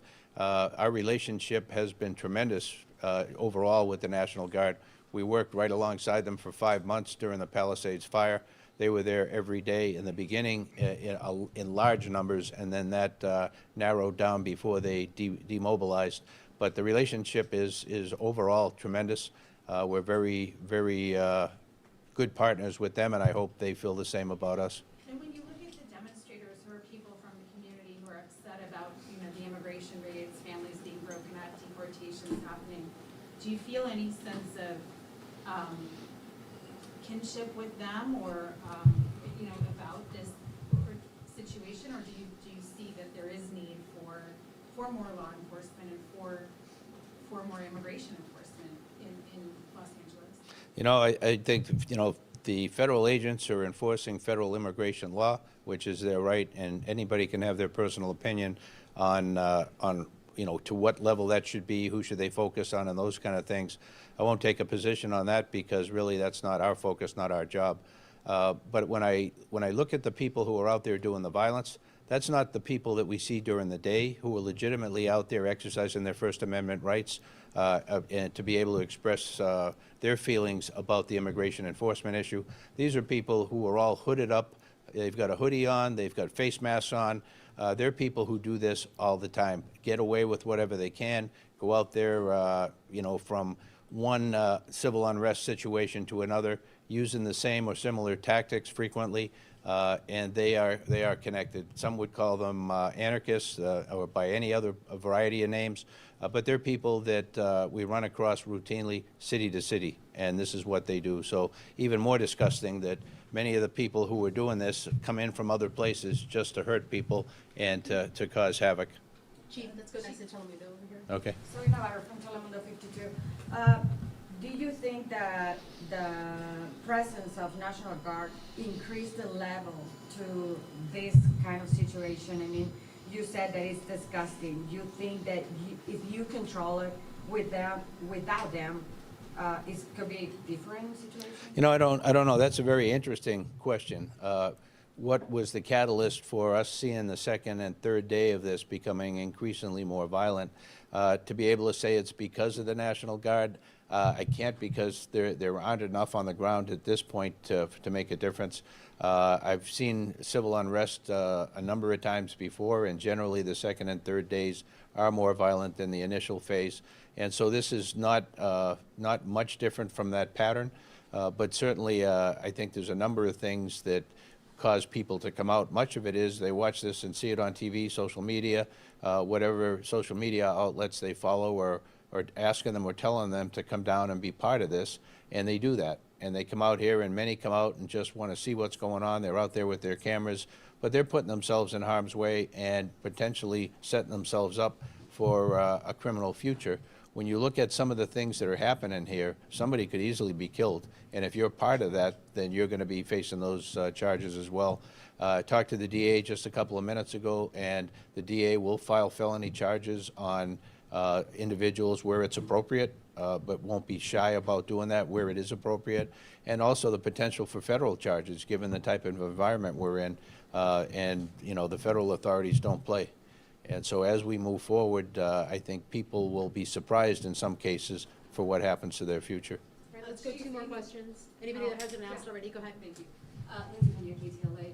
Given the amount of officers that are here in downtown LA, how does that affect response time to other parts of the city and safety of people that are not down there? Yeah.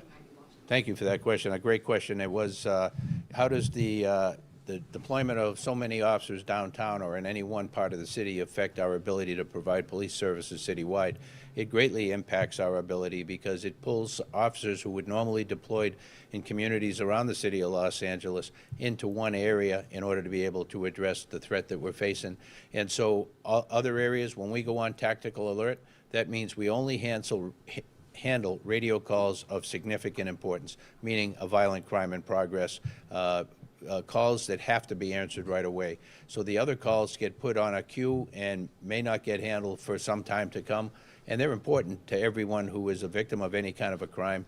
And so when we go to tactical alert, we don't do it lightly, but in this case we did it very quickly because we needed additional resources right away to be able to help quell the violence. And that situation, as you can see tonight, has only gotten worse. Chief, given what you said about not being informed so you could pre-stage for the incident that started this thing, and you said, I believe, that you spoke with the ICE director as well as other city officials today. Is there any effort being made for ICE to share information about what their next move?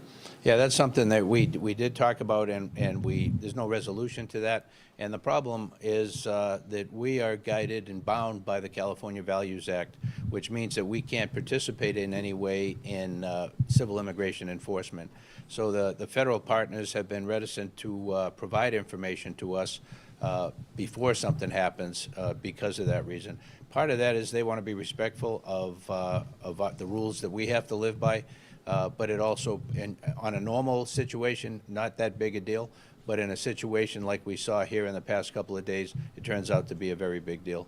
So we're going to continue to work with the partners that I mentioned and many others as we go forward to try and be able to make things as safe for everybody as we can. All right, Spectrum. Chief, how many arrests so far? You have that? Yes, Captain Raul Javel, Operations Central Bureau, Incident Commander. At least, this is very fluid and preliminary, at least 10 people arrested so far. There's arrests being made as we speak. About 3 officers injured. Unfortunately, very fortunate on very minor injuries, or I wouldn't say not minor, but they're not significant enough to be transported to a local hospital. They were treated at the scene. But we're making more arrests as we speak, and we're trying to get into that posture where we're able to make arrests. Right now, really, our officers are really under attack. If you can see when the chief was talking about, we're trying to, first of all, ensure that our officers are safe and the public is safe. And then we'll move into, if we can arrest, we'll arrest, and then obviously protect the property and our vehicles and other things like that. But as of now, 10 arrests. And if I could just jump on, and then 29 last night as well.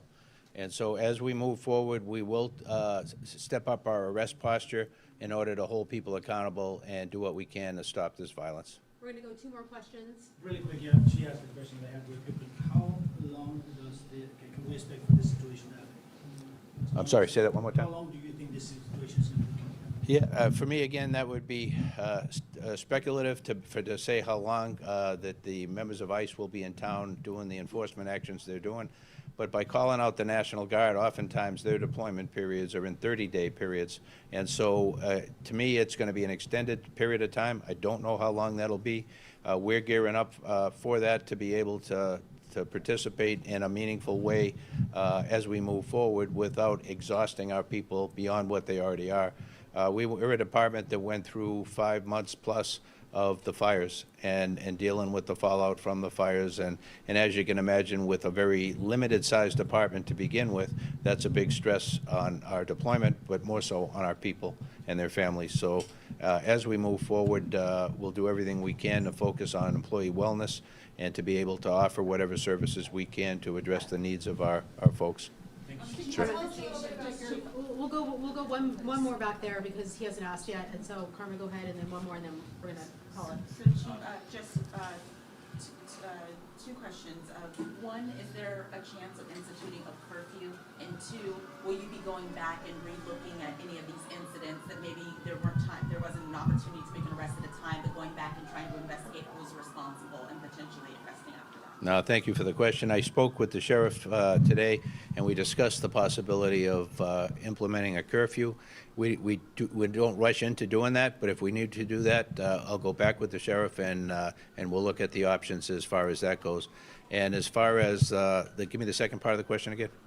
For some of these incidents we watch unfold, a lot of people watch I got you. things just unfold in real time. Yeah. Thinking, are any of these people going to be held accountable for this, for the cars on fire and things like that? Is there a chance of going back? Absolutely. When you look at the numbers of arrests we've made, pale in comparison to what will be made. There are video accounts of what happened everywhere on social media, on individuals' cameras, iPhones. We will go after that very aggressively. Go after the all available video, analyze that video, and hold whoever we can accountable for the variety of different types of crimes that have been committed. And that's something we'll do with a number of different partners with levels of expertise that may be beyond what we have. No, thank you for that. Matt Armstead from the LA Times. Can you tell me on what charges people were arrested yesterday and today? Do you have the specifics? Yeah. So yesterday, the 29 folks were for failure to disperse. They were all arrested today. So today, so far, this is very preliminary because there's so much stuff going on. The stuff that we know is one person was arrested for throwing a Molotov cocktail at an officer, a significant incident, and then another individual for ramming a motorcycle into one of our line where the officers were and injured one of the officers. Everything else is still very fluid, and I won't have that for a while. Was anyone arrested on the freeway or related to the freeway? So CHP has made at least 17 arrests that I'm aware of in the freeway. All right, thank you, everyone. Commander Hurtado will stick around to do comments in Spanish for anybody who's interested.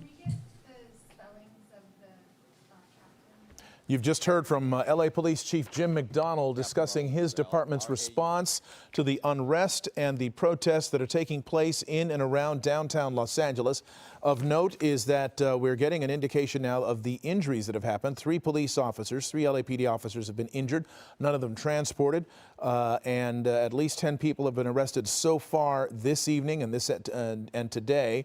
One for throwing a Molotov cocktail at police officers, another for ramming a motorcycle into a skirmish line of police officers. But again, the officers that were injured were not transported. Some 29 people arrested last night.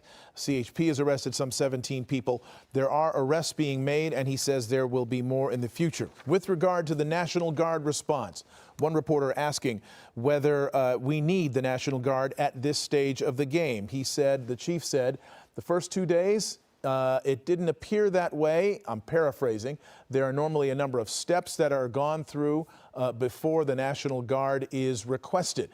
He would have requested mutual aid from different departments, a cooperative effort with the LA County Sheriff's Department. Those things had not yet happened before the National Guard was called in. So he says, we wouldn't have been there yet. That's a direct quote.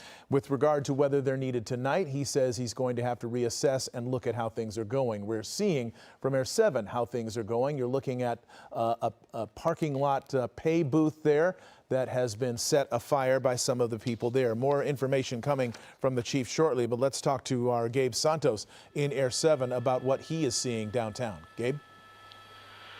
Yeah, Mark, we're seeing a continued escalation of the situation here as Dayside turns to night. I'm just getting my bearings here with all the other helicopters up here. We have a number of media helicopters. We have law enforcement helicopters down below at a lower elevation. We have a little bit of a marine layer up above, just to give you an idea of everything we're keeping an eye on up here. We did see this line of mounted officers on horseback push north on Main Street, right next to the famous Olvera Street in the area here, a little bit to the east of Chinatown. There was a barricade set up, and we saw protesters bring a piece of a wrought iron fence and set it down in the middle of the street, and protesters were set up behind that fence.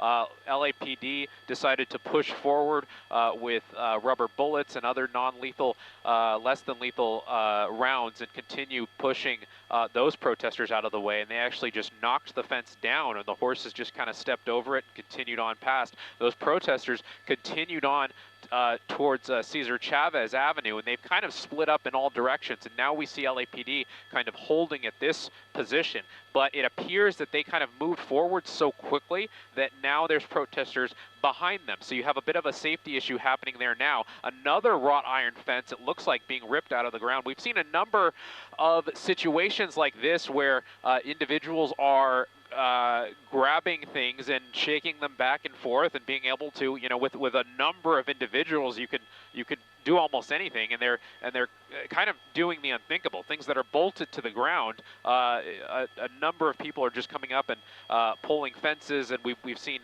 traffic signs, you know, wiggled back and forth to get them out of the concrete, and that's what we saw earlier over the 101 and Los Angeles Street. That's when a number of items were thrown from the overpass down at CHP cars. That situation has calmed down, but it just goes to show you there's still a number of hot spots here in addition to this one. And I want Rob to go back to that security post there. As LAPD kind of moved forward towards that barricade and pushed past, it appears they didn't really monitor what was going on in this parking lot here. Now you could see somebody has set fire to this pay booth in this parking lot, and with LA City Fire kind of nowhere in sight, they're you know, at their fire stations. They're staying a little bit further away from the scene because of safety issues. You know, just as I say that, not LA City Fire, but LAPD with a fire extinguisher. They're just going to move forward with their fire extinguisher and put this thing out. So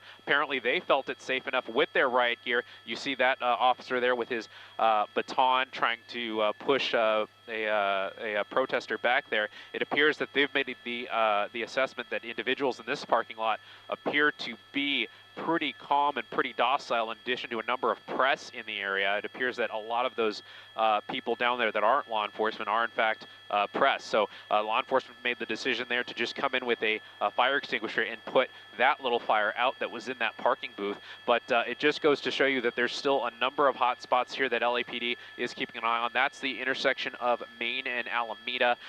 Once LAPD pushed those protesters down past Olvera Street to Main and Cesar Chavez,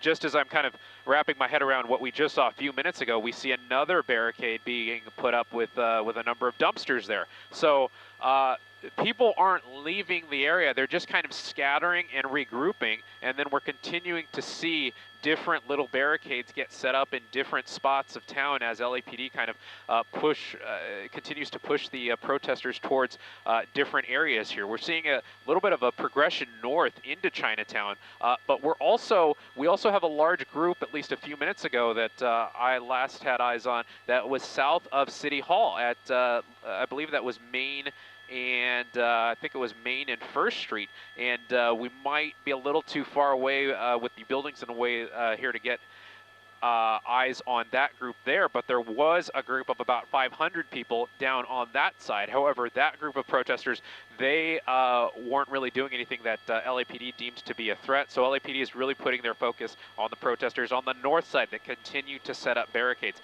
They really don't want anybody to dig their heels in and set up barricades or anything of that sort, because the longer barricades get put in place, the more they get fortified by other pieces of trash and other pieces of metal that these individuals find, the harder it will be for LAPD to deal with it later on. Looks like that's the Spring Street Bridge that CHP now has been able to contain, and I think if we pan to the left, Rob, there, we'll be able to see the Los Angeles Street Bridge, and that's the bridge where a lot of protesters were throwing items down onto the freeway below, and you see that CHP vehicle on a tow truck. That CHP vehicle probably going to be a complete loss. It was actually set on fire earlier as people on the bridge above were lighting pieces of cardboard on fire and throwing them down to the vehicles below. So that CHP vehicle actually caught on fire a little bit before CHP officers were able to move in with a fire extinguisher and put it out.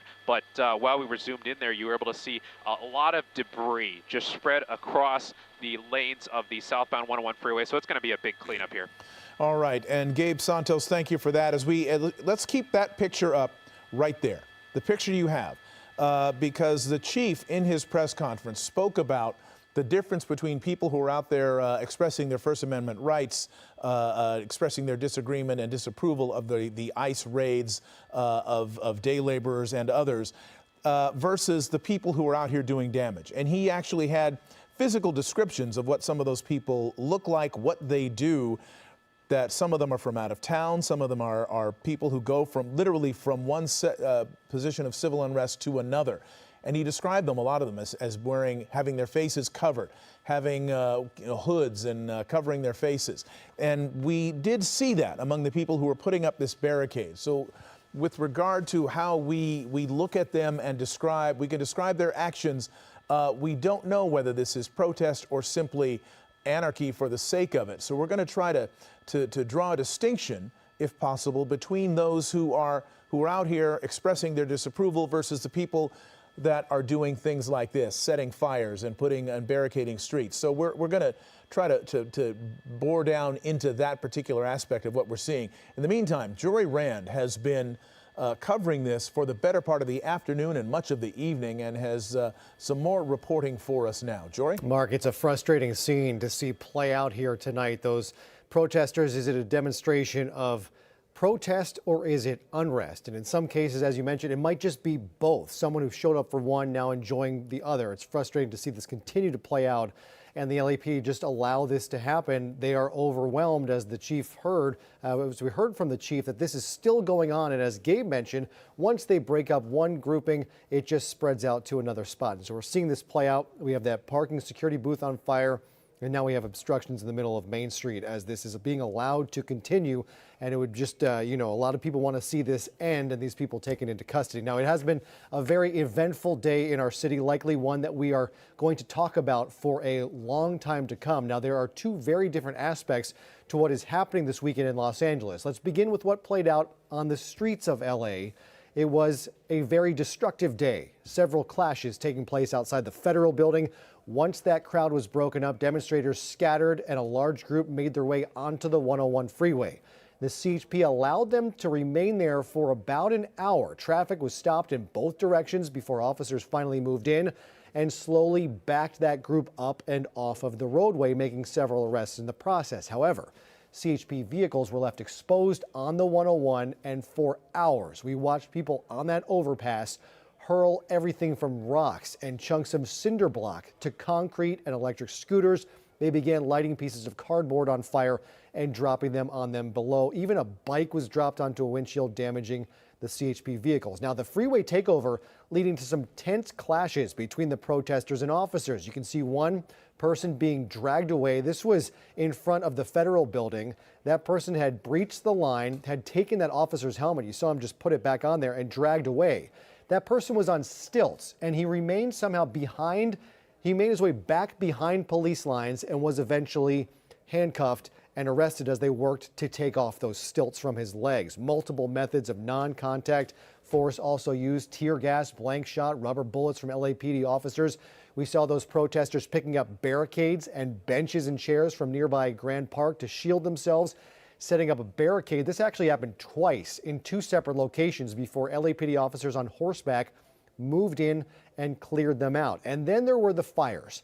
Likely the visuals that this weekend's unrest will be remembered by. It's already being used by members of the Trump administration and right-wing media after 5 Waymo cars were set on fire. These are driverless electric vehicles. They have those dangerous lithium-ion batteries that pump toxic fumes into the air. The LAPD sending out an advisory to people to avoid this area, not only because of the demonstrations and what has ensued from them, but the air quality, the chemicals that were being launched into the air there, the danger of being in that situation. And so 5 vehicles were burned, literally melting to the ground on Los Angeles Street. And again, it's now a propaganda tool for those who want to go against the leadership of Los Angeles and California. We are seeing those images of those 5 cars on fire today being used, a literal flashpoint in this fight between state and federal authorities, Mark. All right, Jory Rand, your coverage will continue. We thank you for being with us on this and continuing our coverage of this unrest in downtown Los Angeles. We have video from before. This, what you're seeing on the right there, that's a fire that actually broke out while the chief of police was speaking, while Jim McDonald was speaking to the news media about the department's response, about his agency's attempt to deal with what is unfolding in the city of LA.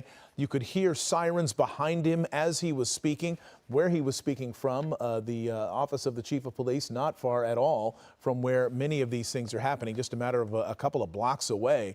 And so what we're seeing here is, on the right, officers on horseback trying to remove someone, that person who has a backpack, who was not in an area where he should have been. You see them bringing him to the ground. They're going to search that backpack. We don't know if that person ended up being arrested, but we do know that some 10 people have been arrested thus far this evening by the LA Police Department, and some 17 people have been arrested by the Highway Patrol. LA Mayor Karen Bass speaking earlier today about where her disappointment lies with the federal government. No, my disappointment is I've been talking to the federal government for days.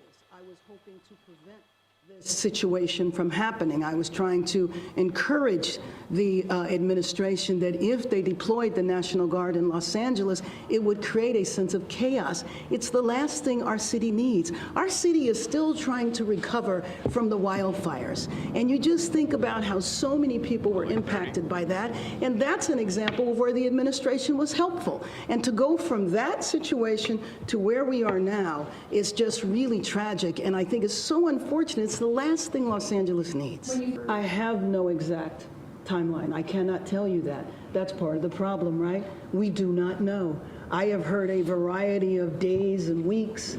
I certainly hope that this is over.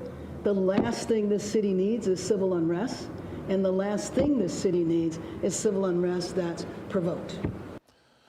We are watching now pictures from Air 7 over downtown Los Angeles. And this statement from Secretary of Defense Pete Hegseth discussing the possibility of deploying U.S. Marines on American soil. That drew a small group of protesters to Camp Pendleton today.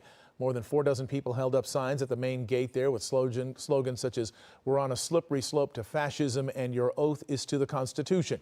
President Trump has already federalized and deployed National Guard members, California National Guard, to L.A. after those protests erupted over Friday's immigration raids. This despite strong objections from both the governor and the mayor. Patrick Saunders is an Air Force veteran. He organized the Camp Pendleton demonstration. We want to show our support to the military members that work here. We want to kind of remind them of what their duty is to us, but additionally we want to make it very publicly known that we condemn any sort of action by the administration of using active duty or National Guard troops on U.S. citizens. Meanwhile, U.S. Northern Command confirms 500 Marines from 29 Palms are prepared to deploy status should they be needed to augment and support the DOJ's protection of federal property and personnel efforts. That is a quote. We will keep an eye on that. In the meantime, we are watching people now milling about, moving from place to place in parts of downtown Los Angeles. This is a Chevron station that is near one of the points of conflict. People are going in there. We don't know what they're doing at that gas station, if there's any looting going on. Again, you see people with hoods on. You see some of the people that have been involved in some of the unrest here that are gathered there. We do not know what they're doing. I don't see people coming out with a lot of things in their arms. So that's a good sign, I guess, that it's not being looted, but it's troubling to see people in these circumstances gathering.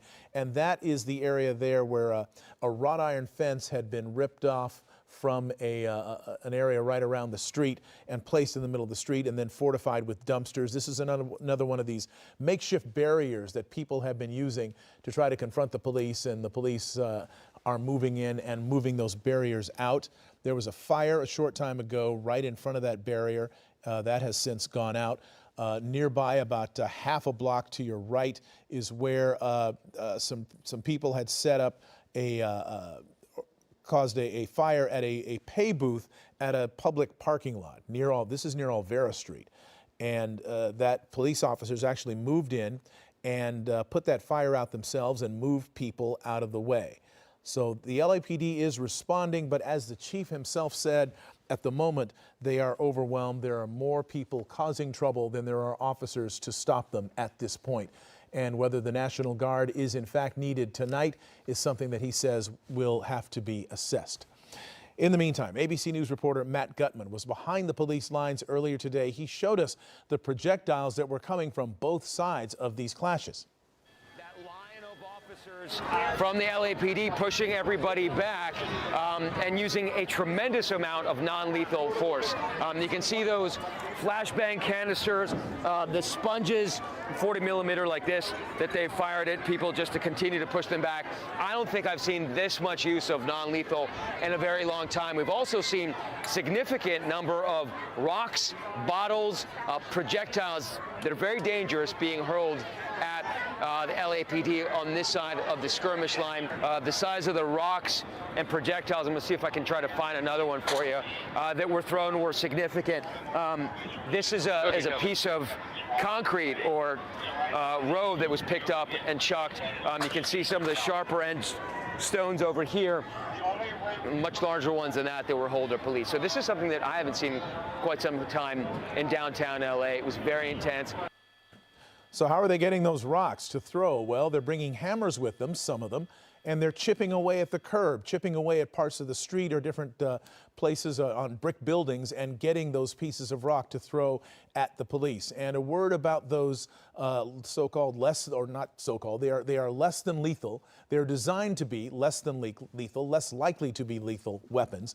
They're meant not to penetrate the skin. They're meant to disperse the crowd, to cause pain but not permanent injury, but they can in fact be lethal. And there have been cases of people who've been hit in the head by these projectiles, because even if they don't penetrate, it's the equivalent of a very hard blow to the body, and that can in fact cause permanent damage. People have had eyes put out, people have been blinded, people have had facial bones broken and suffered internal injuries from those less than lethal weapons.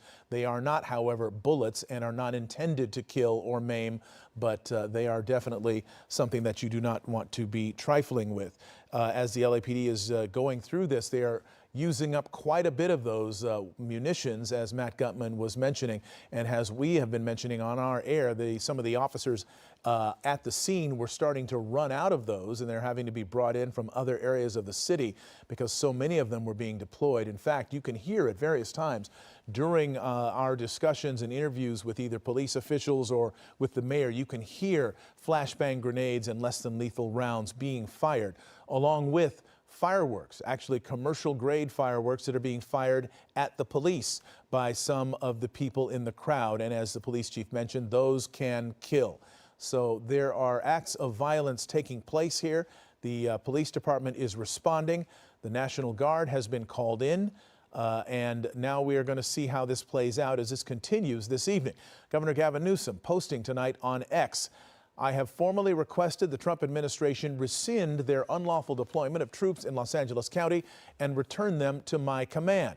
We didn't have a problem until Trump got involved. This is a serious breach of state sovereignty, inflaming tensions while pulling resources from where they're actually needed. Rescind the order, return control to California." Those are the words of Governor Gavin Newsom. Let's go to Gabe Santos in Air 7 over that area we've been looking at, that Chevron station there. What are you seeing from your vantage point, Gabe? Yeah, Mark, we've been focused on this this intersection here at Alameda and Main. This is the next kind of barricade that has been set up by individuals that appear to just kind of continue to be setting up a few of these barricades as LAPD continues to push the crowd more and more north. So this is just the latest one, as I see a few people kind of making a run for it there, but we've been focused on this gas station at the top of your screen because that's the reason why there's been a crowd around there is just because that's there was such a big crowd that was pushed further north, and I'm trying to monitor a few different things here to see why people are running. But the crowd had been further to the south on Main Street, south of Cesar Chavez Avenue, that intersection you're seeing right there. And LAPD continued to push that crowd further north. So now you're just seeing the crowd just kind of scatter in a lot of different directions. So a couple people went to the gas station. We didn't see any signs of looting or anything like that in that particular store right there. So that's definitely some good news. But the concern obviously is individuals that continue to make barricades such as this one there on the right side of your screen that's been, as you said, fortified with a couple of dumpsters and a wrought iron fence. We've seen an item set on fire there next to that fence, but it appears that fire may be out as of right now. So LAPD is trying to avoid situations like this, but they're also taking into account all of the resources that they are pouring into the area, and they have been pouring into the area, and they're trying to figure out a way to balance those resources. So they are not at this time making a push further north to knock down that barricade as they had been with previous barricades. They're just kind of holding the scene as it stands right now, maybe to have a little bit of a respite, have a little bit of a calm, regroup, and then figure out the next move. You see the Night Sun from the LAPD helicopter that is over the scene here. We've seen the Super Puma Rescue 5 helicopter. That's the big LA County Sheriff's helicopter here at the scene as well. They've been helping law enforcement keep an eye on things. That parking, that pay-to-park structure at the center of your screen was set on fire earlier, but LAPD actually moved in with a fire extinguisher, and they were able to put that fire out.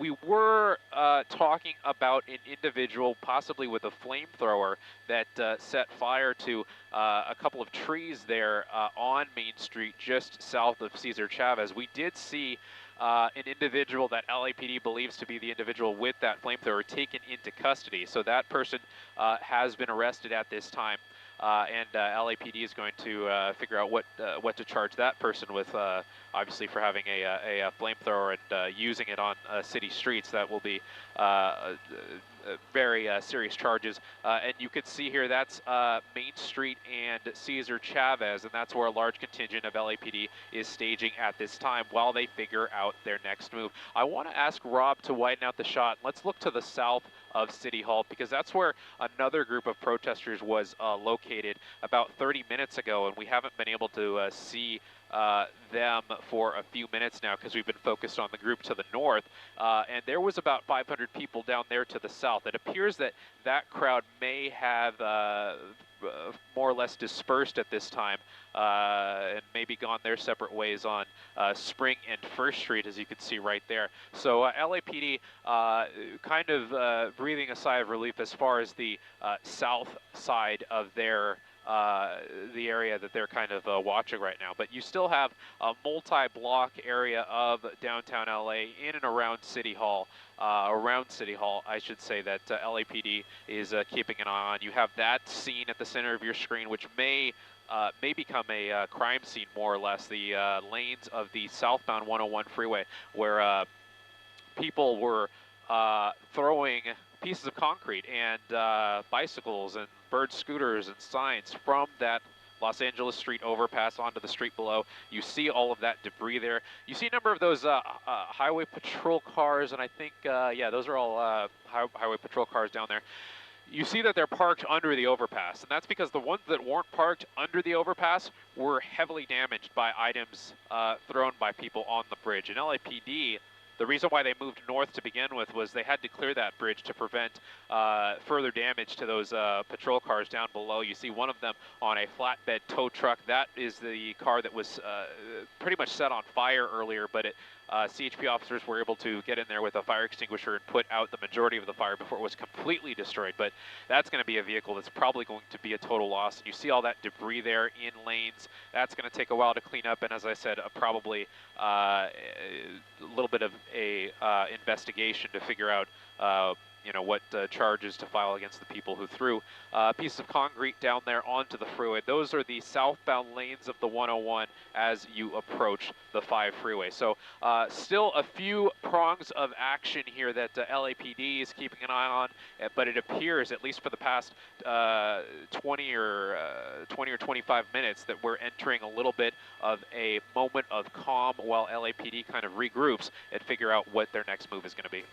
Yeah, Gabe, you know, it occurs to me as we're watching this, there are people driving through the area as if nothing was going on. I think a word of advice would be avoid downtown Los Angeles right now. Just stay out, try to go around it, because you don't know what streets are going to be blocked at any point. You don't know where you might run into a barricade, you might run into a bunch of people who are up to no good. So just stay out of downtown if at all possible.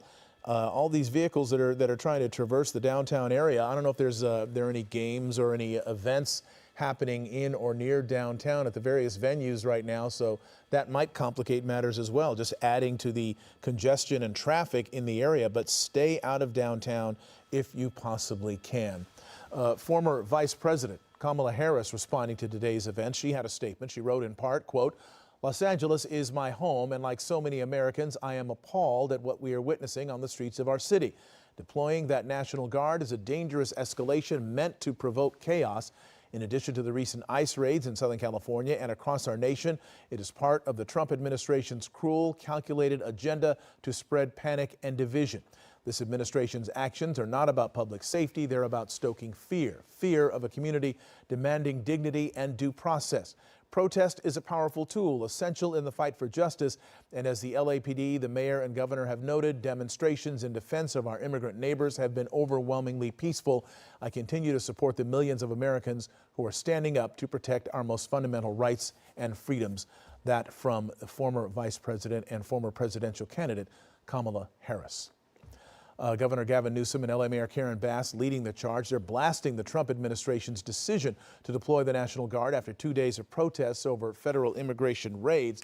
But the war of words with the White House only escalating tonight. Eyewitness News reporter Jory Rand has been following this political firestorm, this fight. Joins us now live from our newsroom with more on that. Jory. That fight only growing tonight, Mark. This is a situation our country really has never seen before. It's not unusual for the National Guard to be federalized. We have seen it in the past. Most recently, from what we can ascertain, it happened in the 1960s with John F. Kennedy federalizing the National Guard to allow black students into school, as the governor, namely George Wallace, and other officials were not allowing students into school, breaking federal laws. So the federal government had to come in, take over the troops there. In this situation, it is a little different in that the governor didn't want this to happen, didn't give his permission, and it wasn't because federal law wasn't being executed by the local government. It's because the leader of the federal government wanted to prove a point here and take over and use these these state troops under federal power. And so both the governor and the mayor are accusing President Trump of inflaming passions to provoke a response, saying he and his administration are the ones who want violence. Here's a look at some of those National Guard soldiers in Westwood today, guarding the federal building there. We saw it in downtown as well. Governor Newsom today formally requesting that the Trump administration rescind their, what he calls, unlawful deployment of troops in LA County and return control of the National Guard to him.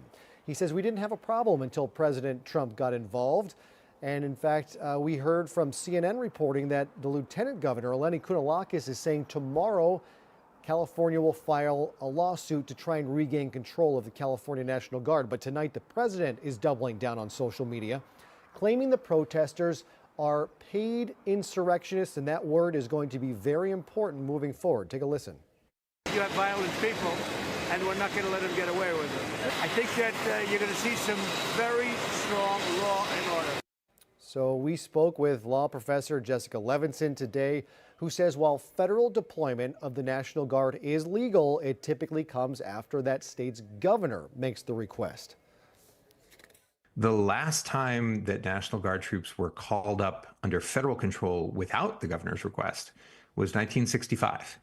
So this is exceedingly rare and legal, but I think what's really important for people to know is unwarranted.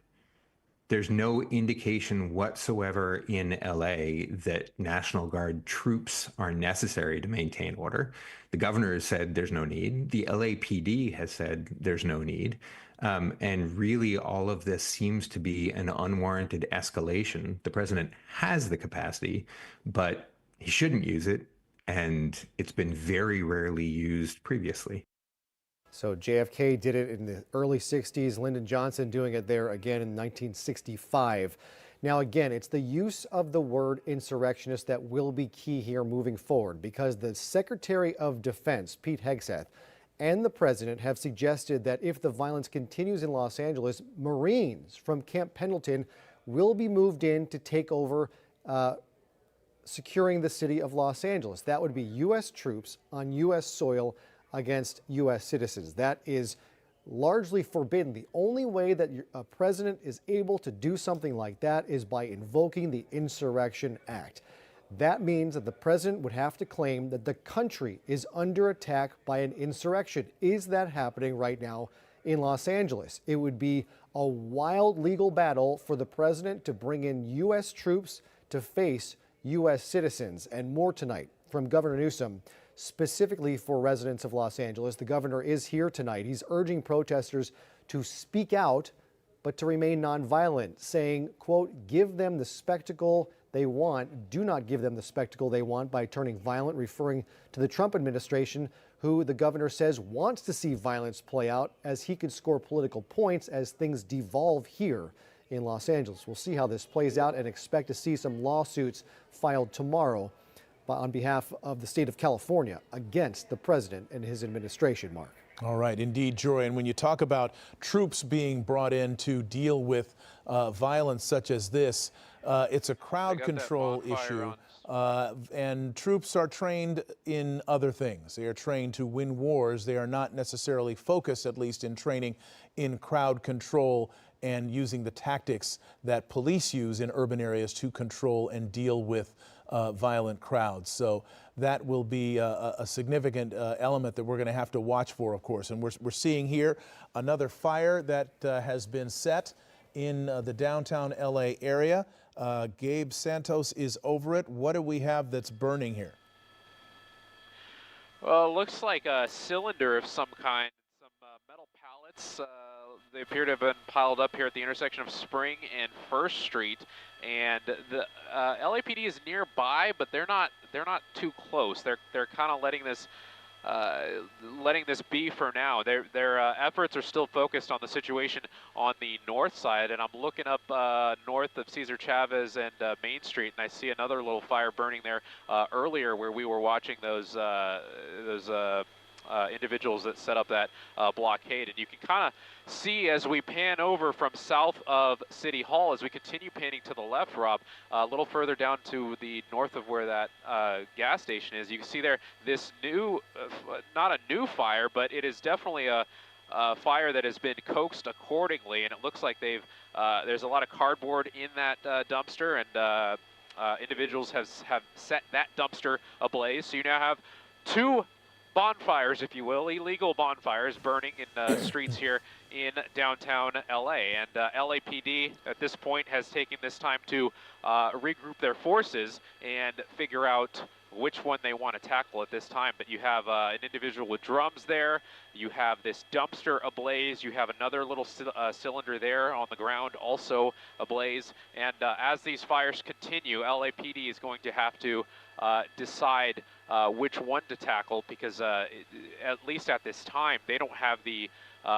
resources in place to take one or the other, unless they really coordinate that and really focus on sending a skirmish line to the north and sending another skirmish line to the south. You're going to have these two separate kind of hot spots, these literal hot spots burning, this one on Main and Alameda, and the other one near the intersection of 1st and Spring Street. So still tensions rising high as individuals continue to set fires here in the downtown area. All right, this one a literal dumpster fire. The dumpster fire, of course, has become kind of a metaphor for a failure, a catastrophic failure amongst people who should know better. And so this is what we're seeing play out now in downtown Los Angeles.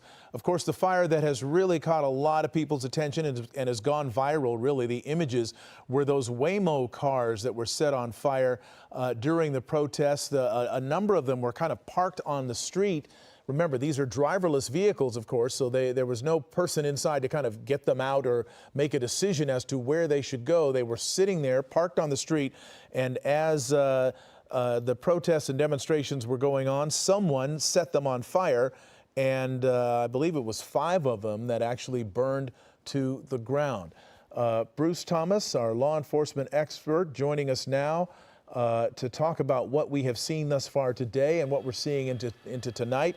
And Bruce, I heard an interview with you earlier, and you were saying that what we could expect this evening was kind of what we're seeing here, is that there are going to be smaller groups of people who are really bent on destruction, who are going to go around causing as much mayhem as they can. That seems to be playing out. Yeah, these are not the protesters we saw during the daytime who were, utilizing their First Amendment rights. Wow. Yeah, it did get out of control with the overpass on Spring Street, with the CHP vehicles, with the Waymo vehicles, like you said, over in Olvera Street area. But what we're seeing now these are anarchists. These are not law-abiding citizens. These are people that want to cause problems, and they've come into LA to do so. Wow, and as you're saying that, we're watching somebody who was doing backwards donuts in that intersection, a man driving through without a shirt on with this minivan. Not sure what his intentions were or what's going on there, but this guy's taken off at a high rate of speed. And there's people out in the streets right now. We don't know if he was angry at the protesters or part of the protest. We just don't know. But there's so many people out walking around the streets, law enforcement officers, other people that are out there, and he's putting all of them at risk now with whatever he's doing here. This is just more craziness. He was doing those backwards donuts in that intersection. Seemingly, it looked to me like he was trying to target somebody. They were throwing things at his vehicle, and it looked as though he was trying to circle around and try to get somebody. I don't know, but what we're seeing now is he has slowed down. I'm not sure exactly where this is. If we could get our locator up from Air 7 just to see what exactly this guy's. It's Olvera Street. It kind of looked like Olvera Street. Well, he's driving around Olvera Street. He's got no shirt on. He's driving that minivan. It just stopped. I don't know if it ran into a bollard there or what, but it just stopped. And now he's backing up. Mark, I don't know if you could hear me. Go ahead.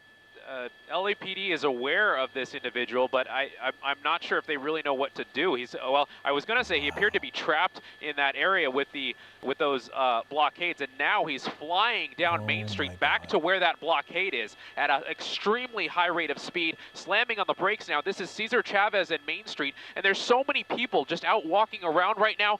I don't know if he's going to slow down before he gets to this barricade. You see some people running. We're a little bit blocked right now because we can't see what's going on the other side of that building. So I'm not sure if this guy in the vehicle stopped or if he continued on. Zoom back in, left, Rob. I think that's him right there. Yeah. Okay. No. Not him. No. So we just kind of saw this out of the corner of our eye, and I'm not sure if this guy is agitated by the protesters or was with the protesters, but then we saw him doing these backwards donuts, and then other individuals started throwing rocks at this vehicle as he continued doing those donuts at high speeds. Now you see a crowd racing to the east, looks like maybe to the west. There he is now. Continuing to drive extremely erratically. I'm really worried that this person is going to drive so fast that he's going to run somebody over because there's just so many pedestrians running around, so many people with their phones out. This guy's already hit multiple things. You see the bumper damage almost hitting that vehicle head on, and people are continuing to throw rocks at him. This is Alameda and Cesar Chavez. I think that guy was trying to go up to the driver's door. More people throwing things at this vehicle. Again, we don't know the connection this vehicle has to this protest, if any, if he was just in the area and got upset, or if somebody may have hit the vehicle and that sparked him. But this appears to be an individual that is upset, is unstable, and is now driving at a high rate of speed around the Chinatown area and Olvera Street. We're going to continue to keep an eye on this one. There he is right there. He has stopped. He has stopped occasionally. He was stopped by a bullard before. He ran into a barricade of some sort. And he's not out yet. He did open the door. There was a lot of front end damage to this minivan.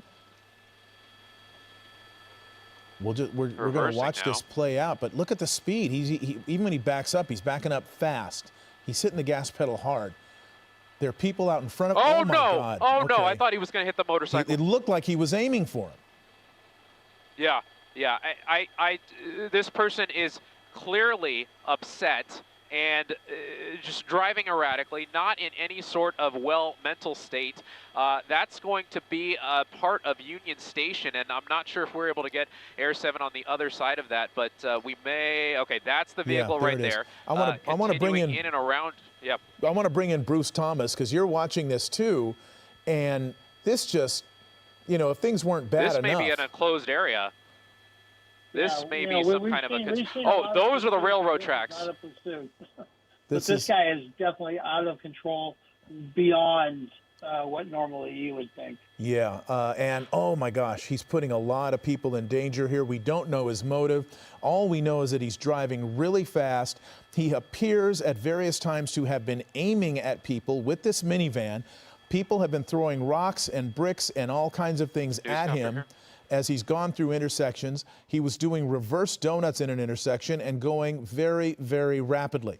He's going through these downtown streets now. It's kind of a maze, kind of a warren of streets, some of them one way, some of them very narrow. He's right by the railroad tracks here. That's the tracks. And it's frightening to see. It's just one of the many unsettling things we have been watching throughout this day and this evening when there have been protests of ICE raids. Vignes and Botchet. Vignes and Bochet down in downtown Los Angeles. This is kind of near I believe the men's central jail, the men's central jail down there that's used by LA County.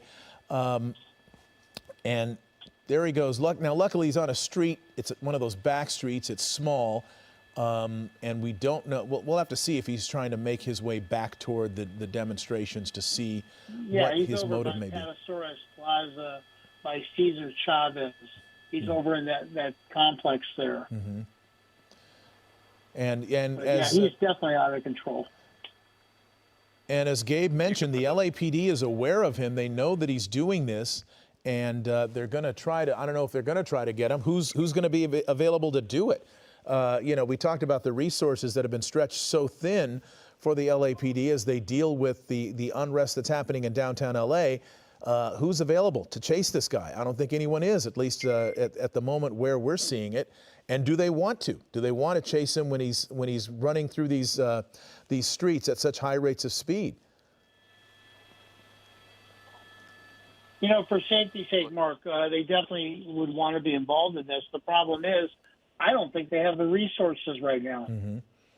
Wow. Well, again, if you're just joining us, Eyewitness News continuing our coverage of the demonstrations, the violence, the charges and countercharges by officials at the federal, state, and local level about the ICE raids and about the federal response, the local response, and what people are doing out in the streets. And in the middle of that, of our reporting of that, we are seeing this man behaving very erratically in this minivan. We're not sure if he's either targeting the protesters or if he's one of them, but it appears, at least, that he is in some way unhinged.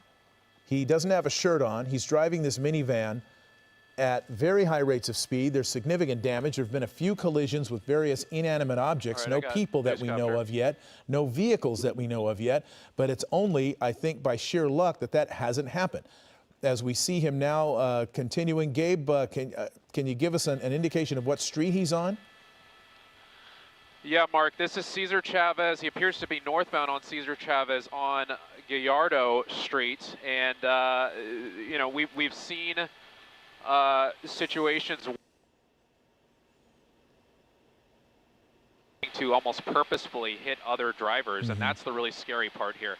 We are actually switching out helicopters, so you're going to see my picture and the helicopter that I'm in get a little further away, and we have our other Air 7 on the scene as well, trying to locate this vehicle, but it is definitely a scary situation for anybody that's in the downtown area right now. Right, in addition to everything else that's happening. And just to recap, there were planned demonstrations this afternoon beginning at 2 o'clock at LA City Hall. There was another demonstration happening this afternoon and into the early part of the evening at the federal complex, the federal building in downtown Los Angeles, just a few blocks away from LA City Hall. Those demonstrations merged this afternoon into about 1,000 people and growing as the day wore on. And that came amid word, of course, that the National Guard troops that were activated and federalized by the Trump administration, by the president, were moving into Los Angeles to, in his words, restore law and order. The LAPD has been dealing with this and responding. The LA County Sheriff's Department has been dealing with this and responding as well. We heard earlier from the chief of police. One of the things that was very important that he mentioned was that there were claims in the initial hours of the first evening of the demonstrations, when things were starting to get out of hand, that when ICE and federal agents were requesting help from the LAPD, that the LAPD did not respond or delayed responding for 2 hours. The chief saying adamantly and emphatically that was not the case, that the LAPD was not given advance notice of what ICE was doing, and so because of that did not have officers pre-deployed and pre-positioned so that they could respond in a crowd control capacity, and that officers took about 38 minutes to assemble and then head to the area where those federal agents were, and they were hampered by both the size of the crowd and by the fact that tear gas had already been deployed. Because officers hadn't gotten advance notice, they weren't equipped with some of the things that they would need for a crowd control or a riot sort of situation.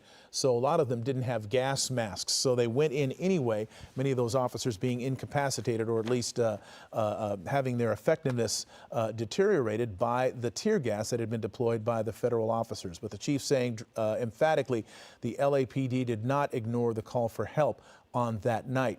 Also saying that, here we go, looking at this driver here. This was playing out about 6 or 7 minutes ago. This guy going through, it looked like he was it really looks like he was targeting folks and trying to hit them with his vehicle. But we don't know. We do know that the crowd was very angry at him, judging by what we're seeing in response, all the projectiles being thrown at him. And then he took off. And he then went down the street. You see he's got no shirt on.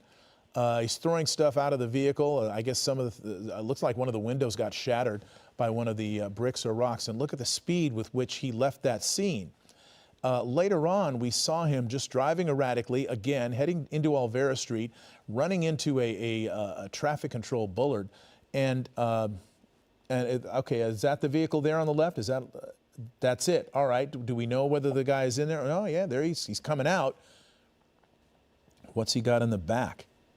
He's looking into the back of that minivan.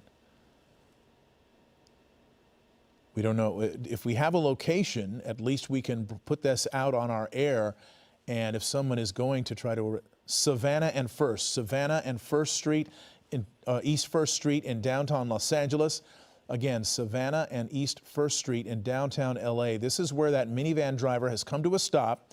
He's opened up the back and he's stepping away. Still, as far as we can tell, with no shirt on. There's no night sun here because there's no LA helicopter, LAPD or law enforcement helicopter to light up the scene or the vehicle, but he did walk across the street. I don't know in which direction he is walking because we can't really orient ourselves in the dark. He's getting into a second vehicle. Getting into another vehicle is what we're being told. Oh, there he is. Oh, there they are. Officers now responding. These are sheriff's deputies. They're putting him in custody right now. There he goes. That is the end of that escapade. We don't know if anyone got hurt. We lost track of him for a while. We don't know if anybody got hit. We don't know if he hurt anyone or whether he was actually trying to hurt someone. It certainly did look at one point that he was swerving toward somebody on a bicycle and trying to hit them, but he did not, that we saw. Bruce, this is just an amazing thing that's unfolding here, given everything else that's going on. Yeah, for this guy to be driving like that is just dangerous beyond. I'm glad to see that the sheriffs have been requested and are responding to LAPD's request for help. My only question would be, what took so long? Clearly, LAPD was overmatched. And when you declare mutual aid, you get the bigger agency, LA County Sheriffs, which in the scheme of things, they are actually in charge of a civil unrest situation like this. So I would ask why it took so long. And the other thing I haven't seen are some of the other agencies in Southern California responding to this. Yeah, we're not seeing. That's an excellent point. It would be good to know. It's hard to tell at night too, because you can't always see the vehicles or see insignia on patches or things like that would indicate that someone's there. Sheriff's deputies, of course, pretty easy to make out with the sheriff's insignia on the side of the car and their khaki uniforms. So they're pretty easy to spot. But as far as other police departments or police agencies, we don't know of any that are also helping in this response to the unrest in downtown LA. This is the minivan that guy was driving. They've cleared it. There's thus far, I think there was one other deputy who went through and saw that there was no one else inside the vehicle, but they're going to check it for other things, perhaps weapons, contraband, or anything else that would indicate danger or perhaps have a clue to what his motive was. So in addition to all the unrest, in addition to all the things that are happening, fires being set, officers being attacked, all of that, in addition to that, we had this guy driving erratically through downtown LA, putting a lot of people at risk, including police, demonstrators, everyone, bystanders, and he is now under arrest thanks to the LA County Sheriff's Department. The LAPD having its hands full dealing with what has been happening throughout the day and into the night. Some 10 arrests thus far. We know that number is going to go up. They've been focusing, as the chief mentioned, on clearing intersections, clearing streets, getting people out of areas where they can cause damage or injure people. And the effort to arrest those people will be ongoing. They're going to focus on people who have been attacking police officers, attacking innocent people, and vandalizing buildings and vandalizing police vehicles as well. They're going to focus on that. They're going to, in particular, perhaps on the people who were throwing projectiles and bird scooters off of the the bridge onto the 101 freeway and damaging those highway patrol vehicles and putting officers there at risk. And the people who've been blockading streets are going to do a lot of that, so that you can expect, as they comb through the video that's going to be everywhere after this event has wound down, they're going to be combing through all of that, and they're going to find people. This is a tactic they've been using actually since 1992 and perhaps before that. In the LA riots of 1992, people were arrested a year later, some of them, for actions that were taken during that civil unrest period. Because they were caught on video, and video even more prevalent now. So you can expect a lot of people who think they got away with things tonight are going to find out that they have not. LA Mayor Karen Bass. Oh, yeah, go ahead, Bruce. Oh, I'm sorry. I was just going to ask, I don't know if Air 7 HD can pull in over by City Hall, but it appears that the sheriff's mobile field force is doing some sort of operation by City Hall, possibly pushing a crowd further away. Okay. I saw some of their trucks and some of them launching less lethal and flashbang. Okay, let's take a look. What you're looking at here, these are highway patrol vehicles that are kind of securing that bridge over, I believe that's a bridge over the 101 freeway. Let's go get closer to City Hall if we can and see if what Bruce is mentioning is actually happening. That would be a mutual aid situation, and we're going to see if there is a skirmish line. We see that fire, the dumpster fire that is there. Maybe are they forming around that to try to move these people out? Let's tilt down a little bit with the camera and see what we're looking at.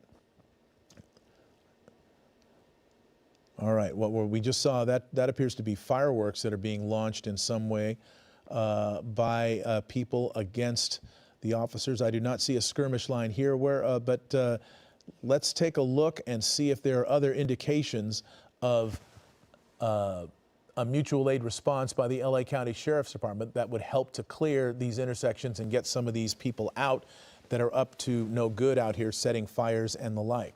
So we're going to keep an eye on that. Bruce, thanks for the tip. We're going to look for it. In the meantime, we want to tell you what the mayor has been saying, speaking earlier today about the need for these protests to be peaceful.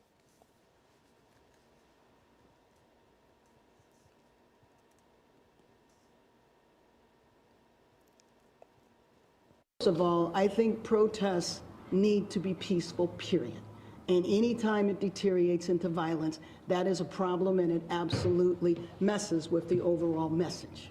That's not peaceful, what was happening. It's not peaceful for people to be on the highways. It's not peaceful for people to throw rocks or bottles. That's not peaceful. And if you are going to entertain violence, if you are going to try to take over a freeway, then you are going to suffer the consequences of doing that. I don't think that LAPD, the sheriff, and certainly not myself, are not shying away from statements like that. The mayor adamant that law breaking will not be tolerated. The chief saying that earlier today as well, also saying that at the moment, at least as the evening was unfolding, that the department, at least in this area, was overwhelmed. And that's his word.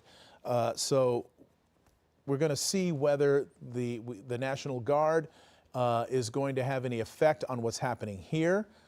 You're seeing that commercial grade fireworks that the chief talked about that are being deployed, or being not deployed, but fired.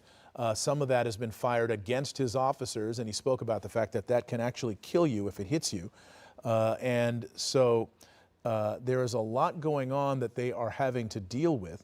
And the question of whether the National Guard is needed, the chief said, indicated that the first two nights they hadn't gotten to the point where they would have called them, but tonight he would have to reassess and decide or look at whether that was a necessary part of the mix.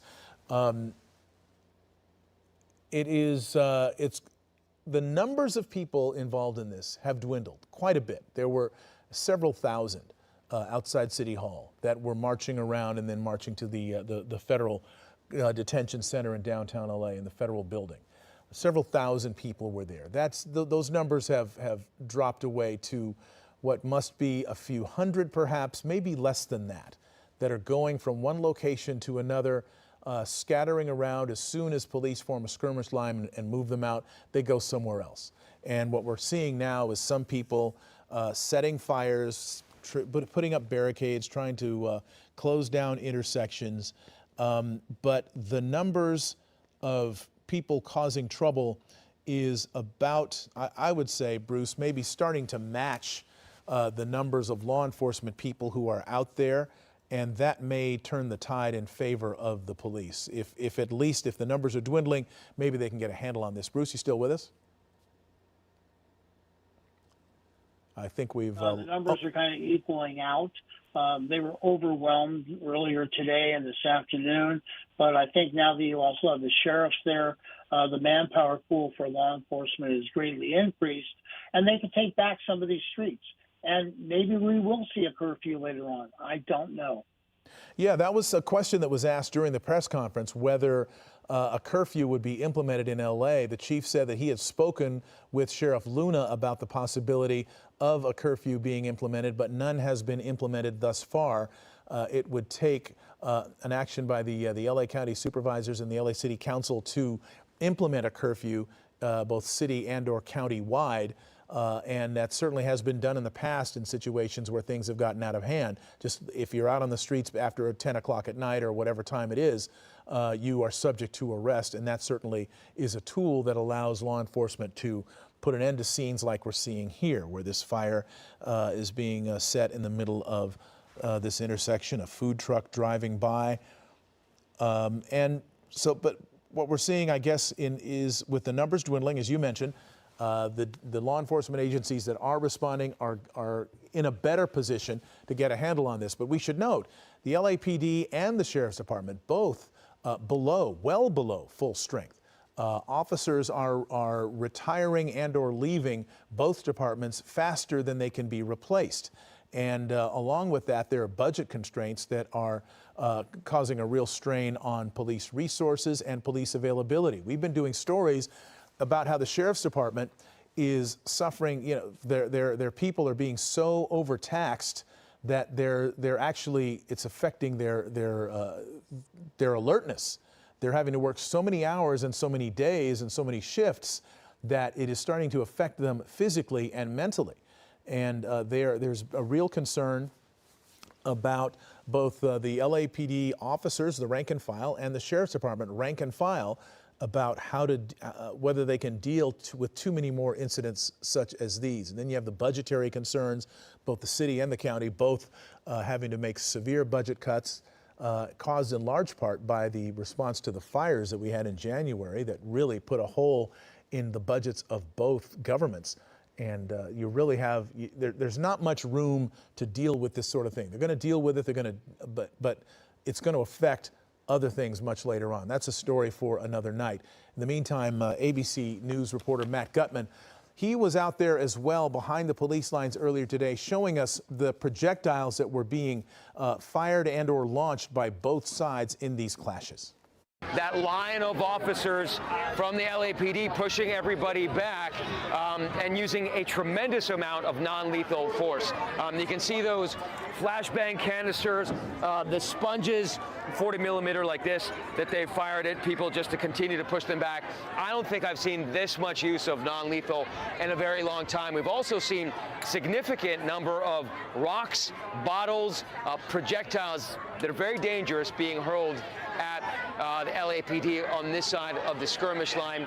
The size of the rocks and projectiles, I'm going to see if I can try to find another one for you, that were thrown were significant. This is a piece of concrete or road that was picked up and chucked. You can see some of the sharper end stones over here, much larger ones than that were hurled at police. So this is something that I haven't seen quite some time in downtown LA. It was very intense. Indeed, and it's not something that you would expect to see in downtown LA, and we'll get to that in a second. Defense Secretary Pete Hegseth's comments threatening to deploy U.S. Marines on U.S. soil drew a small group of protesters. You see them there. This is at Camp Pendleton. More than 4 people there holding up signs at the main gate to Camp Pendleton with slogans such as, quote, "We're on a slippery slope to fascism," and "Your oath is to the Constitution." President Trump has already federalized and deployed those National Guard troops to L.A. after the protests erupted over the immigration raids on Friday. This coming despite strong objection from the governor of California and the mayor of Los Angeles. In fact, the Newsom administration is going to file a lawsuit perhaps as early as tomorrow to try to prevent that from happening. In the meantime, Patrick Saunders, he's an Air Force veteran. He organized this protest outside Camp Pendleton. We want to show our support to the military members that work here. We want to kind of remind them of what their duty is to us, but additionally we want to make it very publicly known that we condemn any sort of action by the administration of using active duty or National Guard troops on U.S. citizens. U.S. Northern Command confirms 500 Marines from 29 Palms are on what's called prepare to deploy status. That means they're ready to go should they be needed, and quote, to augment and support the DoD's protection of federal property and personnel efforts. And there's a live look now at downtown Los Angeles, still